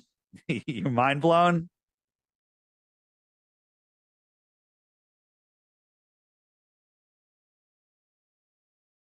Are you there? Are you muted? No, my mind's just running. I'm thinking, I don't know where I'm even thinking. I got so many thoughts going through my head. I can't even keep them organized. Right. My buddy Kyle that I told you about, that's the FBI whistleblower. There's 3 of these FBI whistleblowers that came out, and one of them is a flat earther, and he's able to have a conversation with me. So I thought, like, I kind of just feel how people are, you kind of talk about it a little bit. And Kyle's one of my good buddies, and he just is the one that's like, man, I don't have time. Like, I'm dealing with this. We got this going on around the world. He's like, I just don't have the mental capacity to waste 2 hours talking about something that's just obviously not true or doesn't matter. And I'm just like, I'm just curious if like I could get him to come in an interview with you and sit down for a couple hours and see, because he's like an FBI agent. He asks questions. He's a lot more intelligent than me. I'm sure he thinks that he could prove that the Earth is a globe. I'm almost confident that he is. And I'm just curious if I could get that set up, I could convince him to spend a couple hours with us and sit here with you in an interview and have you just. We could do that. And I'd like to bring actually a couple other guys with me. And we could really have an amazing conversation. Wow. He actually might be open to that. If I could do that, that would be a really good video, I think, because he's an investigator. I mean, I want to say it on here because I'm recorded, but I'll tell you a story about just, people that we meet online that claim to be their so-and-so. And this guy, in a matter of like an hour, had everything about these people. I mean, their histories, their parents, their relatives, their houses, their cars, their taxes. I mean, everything. I was like, oh my gosh, it like blew my mind. I'm like, I don't want to get on the wrong side of you, man. Like, he's really good at what he does. And I would be very interested to have that conversation, just to, the people that I look up to and respect, and I give weight to their opinion on things. It's those people that you kind of like, I want to wake up and I would like to have on our side and realize that this is a lie. And I just, when I was able to wrap my head around that the Earth was not a globe, it was like, am I crazy kind of feeling? Like, I didn't want to be, like, it's like taboo. And then I just kind of kept going back to, well, I mean, everything else was taboo 6 months ago and now it's all true. So I feel like that this makes more sense than anything. And I don't know how you can learn about it and then go back. Like, I can't shut my brain off now. I can't not see it. I can't not laugh every time I'm go to my dad's house and he's watching the news and NASA's taken off. It's just like the India moon landing last week was that was my first one, like being awake and actually watching. And I was just like, oh my gosh, dude. Yeah, they do it. It's a little mind trick they do. They show you something ridiculous, like the graphic of the moon landing. And then a little while later, they show you a video of the rover coming out. That's an actual video. And it's horrible. It's literally a briefcase on a stage somewhere. And your mind says, that was fake. This is real video. Okay. And so you have this false binary in your head. If that was fake, this is real. No, they're both fake. One of them's a fake animation. The other one's just a fake stage prop. Right. And they're doing the same thing with, aliens. For example, the Mexicans just showed you these paper mache friggin' ETs. Okay. And you're like, oh, that's fake. Then they'll do something that looks real, like a Bluebeam, Project Bluebeam or something. And you'll be like, oh my God, that was fake. This is real. When in fact, they're both fake. Even if the alien things in Mexico were real, I'm not saying that they are, they look fake. So it doesn't matter. It does the same mind trick. Because if you show somebody something so obviously fake, then you show them something that's, looks pretty good. If you showed them that first, they'd be like, that looks fake. But their comparison is something so stupid, so fake, so 1970s Atari, that they look at the other thing and go, oh, that must be real. That must be real. And earlier you had mentioned that back in like the 1920s, they were teaching us that the Earth was flat. Has anybody? I know you had showed me a list on your app there about all the flat Earth books. I just actually ordered a bunch of science magazines from the 1930s off eBay, which I was just trying to do a little bit of research and see if they left something in one of these old antique magazines. Have you guys come across any educational content from like the 1920s that they were actually teaching in schools, books that had flat Earth? We're actually looking at stuff like that. We found a 1959 Encyclopedia Americana that talks about the dome, and somebody just sent me an ebook today, a PDF of pictures of an old book that showed the flat Earth in it and all sorts of stuff from the mid 1900s. Yeah, so there is stuff out there that we're slowly finding more and more, but they're good at eliminating stuff. Like the story of the Iron Republic was in Florida Magazine in a series of articles, and you can't find a single copy of that magazine anywhere, which is weird, right? You can find a copy of anything, right? Go on eBay, whatever. It might cost you a lot of money, but every single real copy of that magazine has been removed from the public. And what was that topic? It was the Iron Republic, which is, there's a book in the book section. It's about a politician out of excuse me, out of New York. That guy in the 1800s got tired of politics and sold everything, bought a ship, went to Antarctica, found some opening, goes through that, and then back out in the sea. And then they were lost for a couple of months.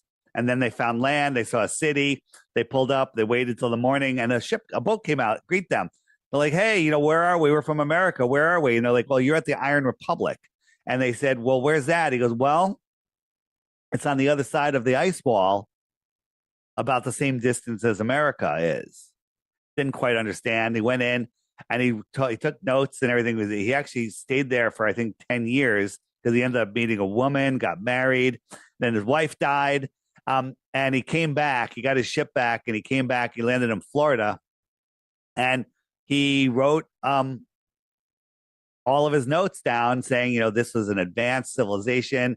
They had flat screens and electric cars that hovered in midair, and all sorts of stuff that, like, he's writing that in 1901, right when it was published, and it was quite an interesting story that rings true. Whether it's true or not, kind of doesn't matter. It kind of does matter, but he was talking about more land beyond Antarctica in the late 1800s.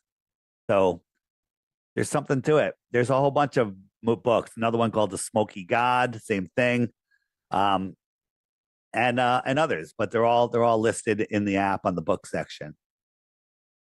Here is when I was interviewed Ruth, I interviewed her in Florida, and she was telling me about how they taught her the Earth was flat. And when I told her, that the Earth is flat, because she just believed it when they told her it wasn't afterwards, and that we're at the center of creation, she literally broke down in tears of joy, so happy.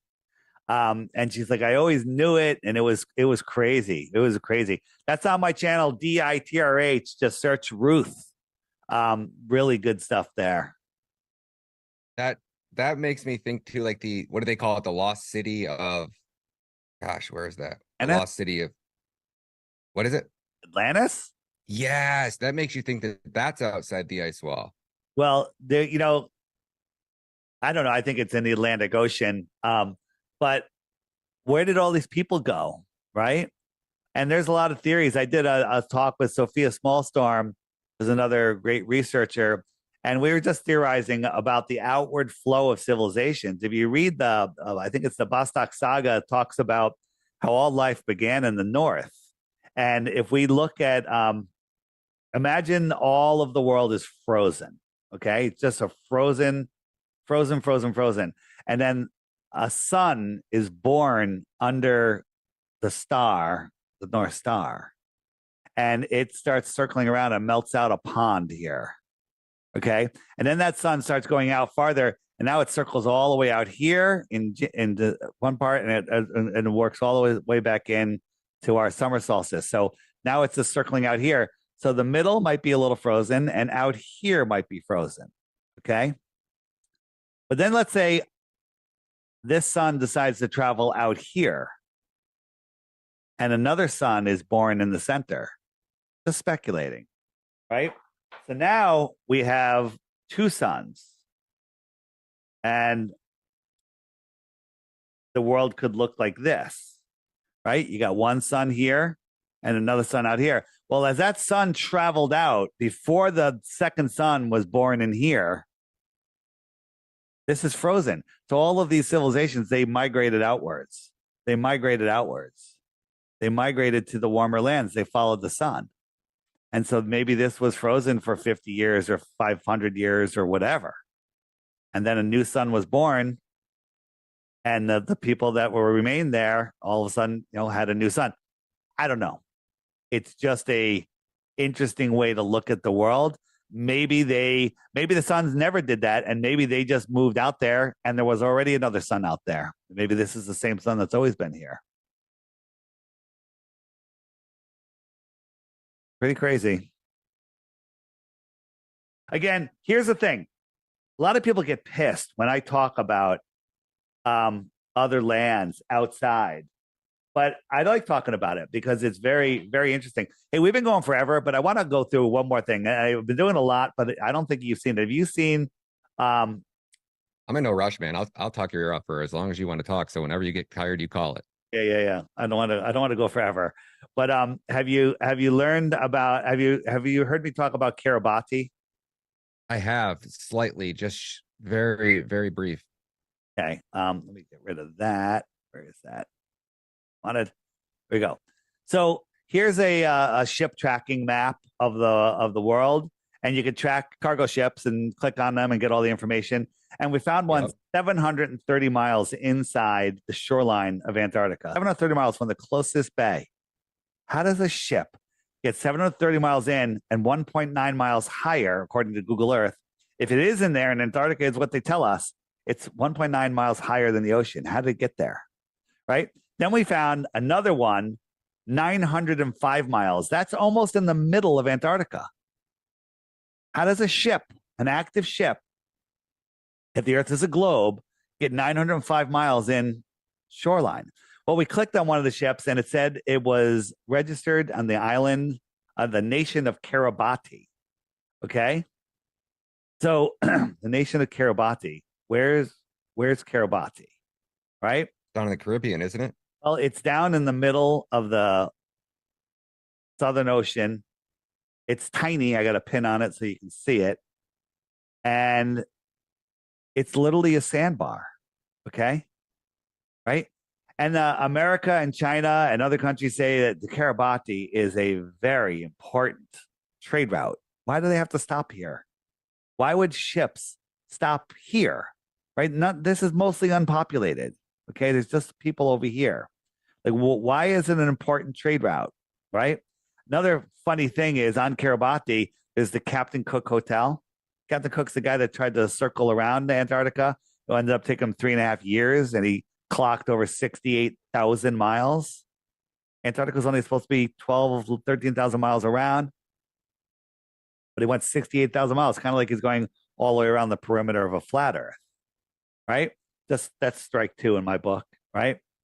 And then when we checked the ships that were actually at Kiribati and at their port, they all had their destination either unknown or Christmas Island. That's weird. Okay, unknown or Christmas Island. So where are these ships? Where are they migrating? Where are they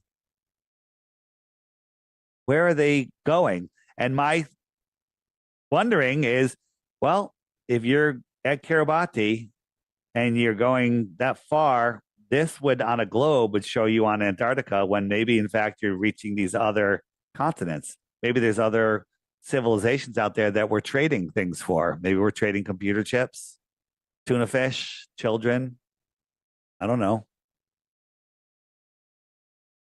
Maybe there's several trade routes. Maybe there's another one from here that goes out here, right? Maybe there's one from here that goes out here.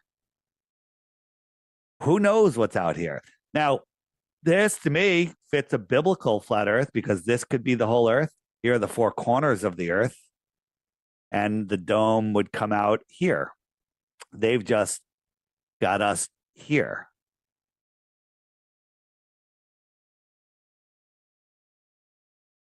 These are possibilities. These aren't reasons to believe the earth is flat. This is just going beyond flat earth, trying to figure out what's going on. We want the right to go explore. We want airships back. There was giant airships in the 1800s and before that traveled worldwide, the size of cruise ships with thousands of people on them. Okay? Traveled all over the world. We want those to go explore, but they won't let us. We want the right to go explore and verify if any of this is true. We don't need to go anywhere to prove that the earth is a level stationary plane. I've given you all the tools. I've shown you the experiments. You can do them yourself, and we've done them for you. They prove that we're on a level horizontal plane. Why can't you fly over Antarctica? I get you can't walk over it. Why can you not fly over it? And couldn't you fly to the left or right of it? So they've got us, I don't know where you are with the jet fuel hoax, but they have us believing, only having vehicles. Like they demonized airships by blowing up the Hindenburg, and demonizing hydrogen. And guess who controls all the helium in the world? That would be NASA. NASA. Yeah. So they don't want you having access to these technologies this way. Let's say they're like, okay, get any plane you want. We'll even give you free fuel. We'll fill you up. You want a 747? All right, we'll fill it up. You're going to fly. Where are you going to fly? Well, you fill it up in Santiago. When you get out about here, you're going to run out of fuel. Okay? How are you going to come back? Where are you going to land? How are you going to navigate? There's no GPS. There's no compasses don't work. Where are you going? Right? It's not technically possible for you to fly out there. And there's also all sorts of interesting stuff where there's like places in Antarctica that nothing works, no engines work. They call it the dead zone or something. Again, we don't know because we can't verify because we're not allowed to go. We want the right to go explore. That's all. Right?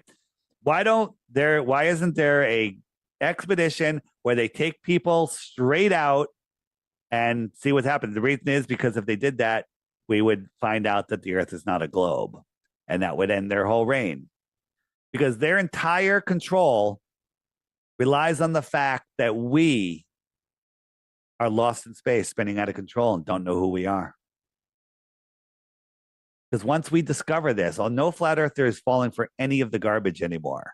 We don't fall for it. We've learned how to take ourselves out of the system. There's so many things. People are like, well, there's nothing I can do about that. Death and taxes and this and that. But everything is not what they say it is. Where do you think Elon is going with his actual, like the spaceships that take off and we see kind of arc and then just disappear?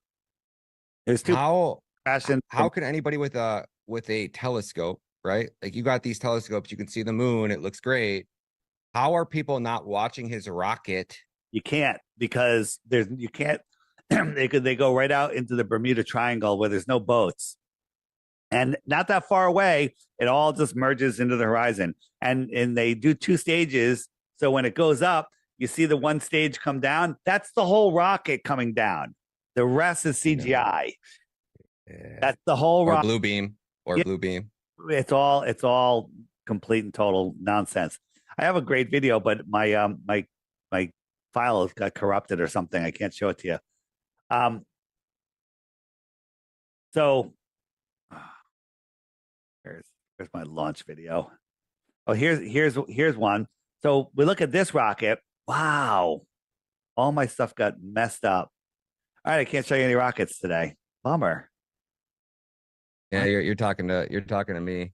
I'm pretty much on the FBI's hit list. So anytime I do any type of big interviews, they normally end up having issues.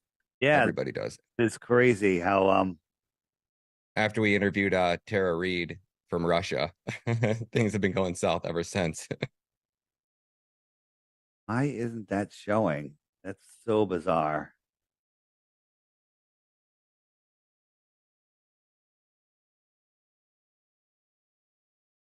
Can you clear cat? Are you on a Mac or Windows? On a Mac, but all my rocket videos are not showing. You don't have your website on an AWS server somewhere, do you? No, I don't. Okay, good. All right, so I think we're gonna wrap it up because I'm kind of losing my voice. And anybody that wants to have me, I also do shows with Jaron from Jaronism. The two of us together, we go over a lot more stuff. So if anybody wants to have us, just go on my website, say find book Flat Earth Dave. We'll start a conversation there. Send me a link to your show and tell me what you want to do, and then we'll get you scheduled. Check out the app. Check out the crash course on my website. Check out Flattoberfest. You should come to Flattoberfest. You'll have a great time. I'm gonna make that happen. I want to ask you a few more questions. Where are your regular shows? Do you do a show once a week, once a day? What is your schedule for posting? Tell us all about that because I want to promote it all. Yeah, no, I don't. I used to have a show that I do regularly, but now because so many people want to interview me, I just go on other people's shows because it breaks the algorithm. My show is so shadow banned and hidden that we're really just preaching to the choir. But when I go on shows like yours and Stu Peters and all of these other shows, the algorithm doesn't know what to do, and it goes all over the place. That's how you found me. So the Andrew Tate model. That's exactly what Tate did. He became the most Googled man on the planet. Oh yeah.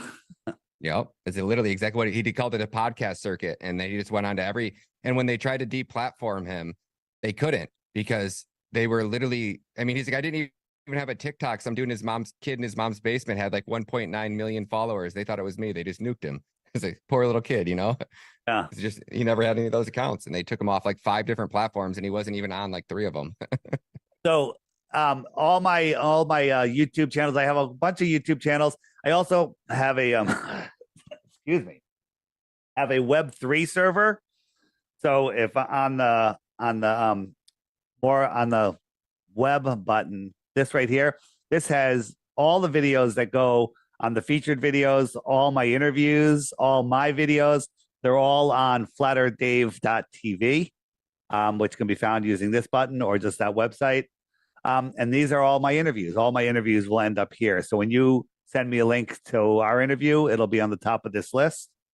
And that's how people can find it. Everything for me can be found at flatearthdave.com. Check out my Twitter, my Instagram, everything. All the links are on flatearthdave.com. Dave, it's an honor to have you on the show, man. And I look forward to anytime you want to come back. Hopefully I'll be at Flattoberfest. I'm going to bring out all my gear. I'm a professional videographer and photographer, documentary maker. I'm big into all those things. So I'll bring out all my gear and film a bunch of stuff and post it everywhere and promote the conference and promote your channels and stuff for you. So I really appreciate what you're doing, man. Thank you. Sounds good, Dave. Thank you, man. Have a great day.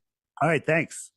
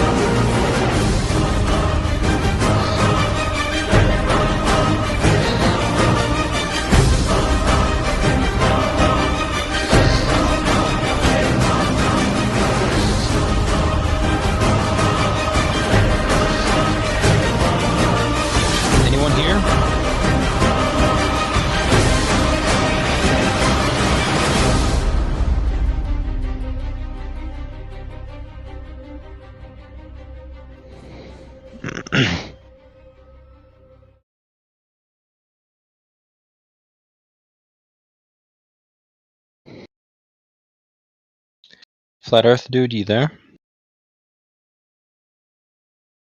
Davey? No, Davey is deafened.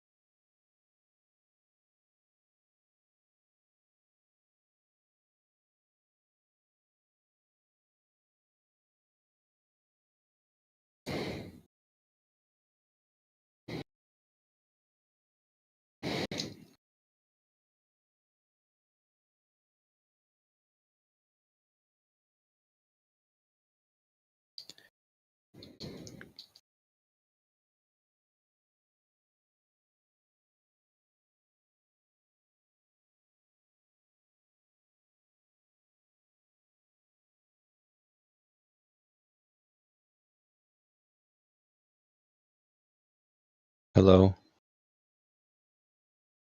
Test. Test.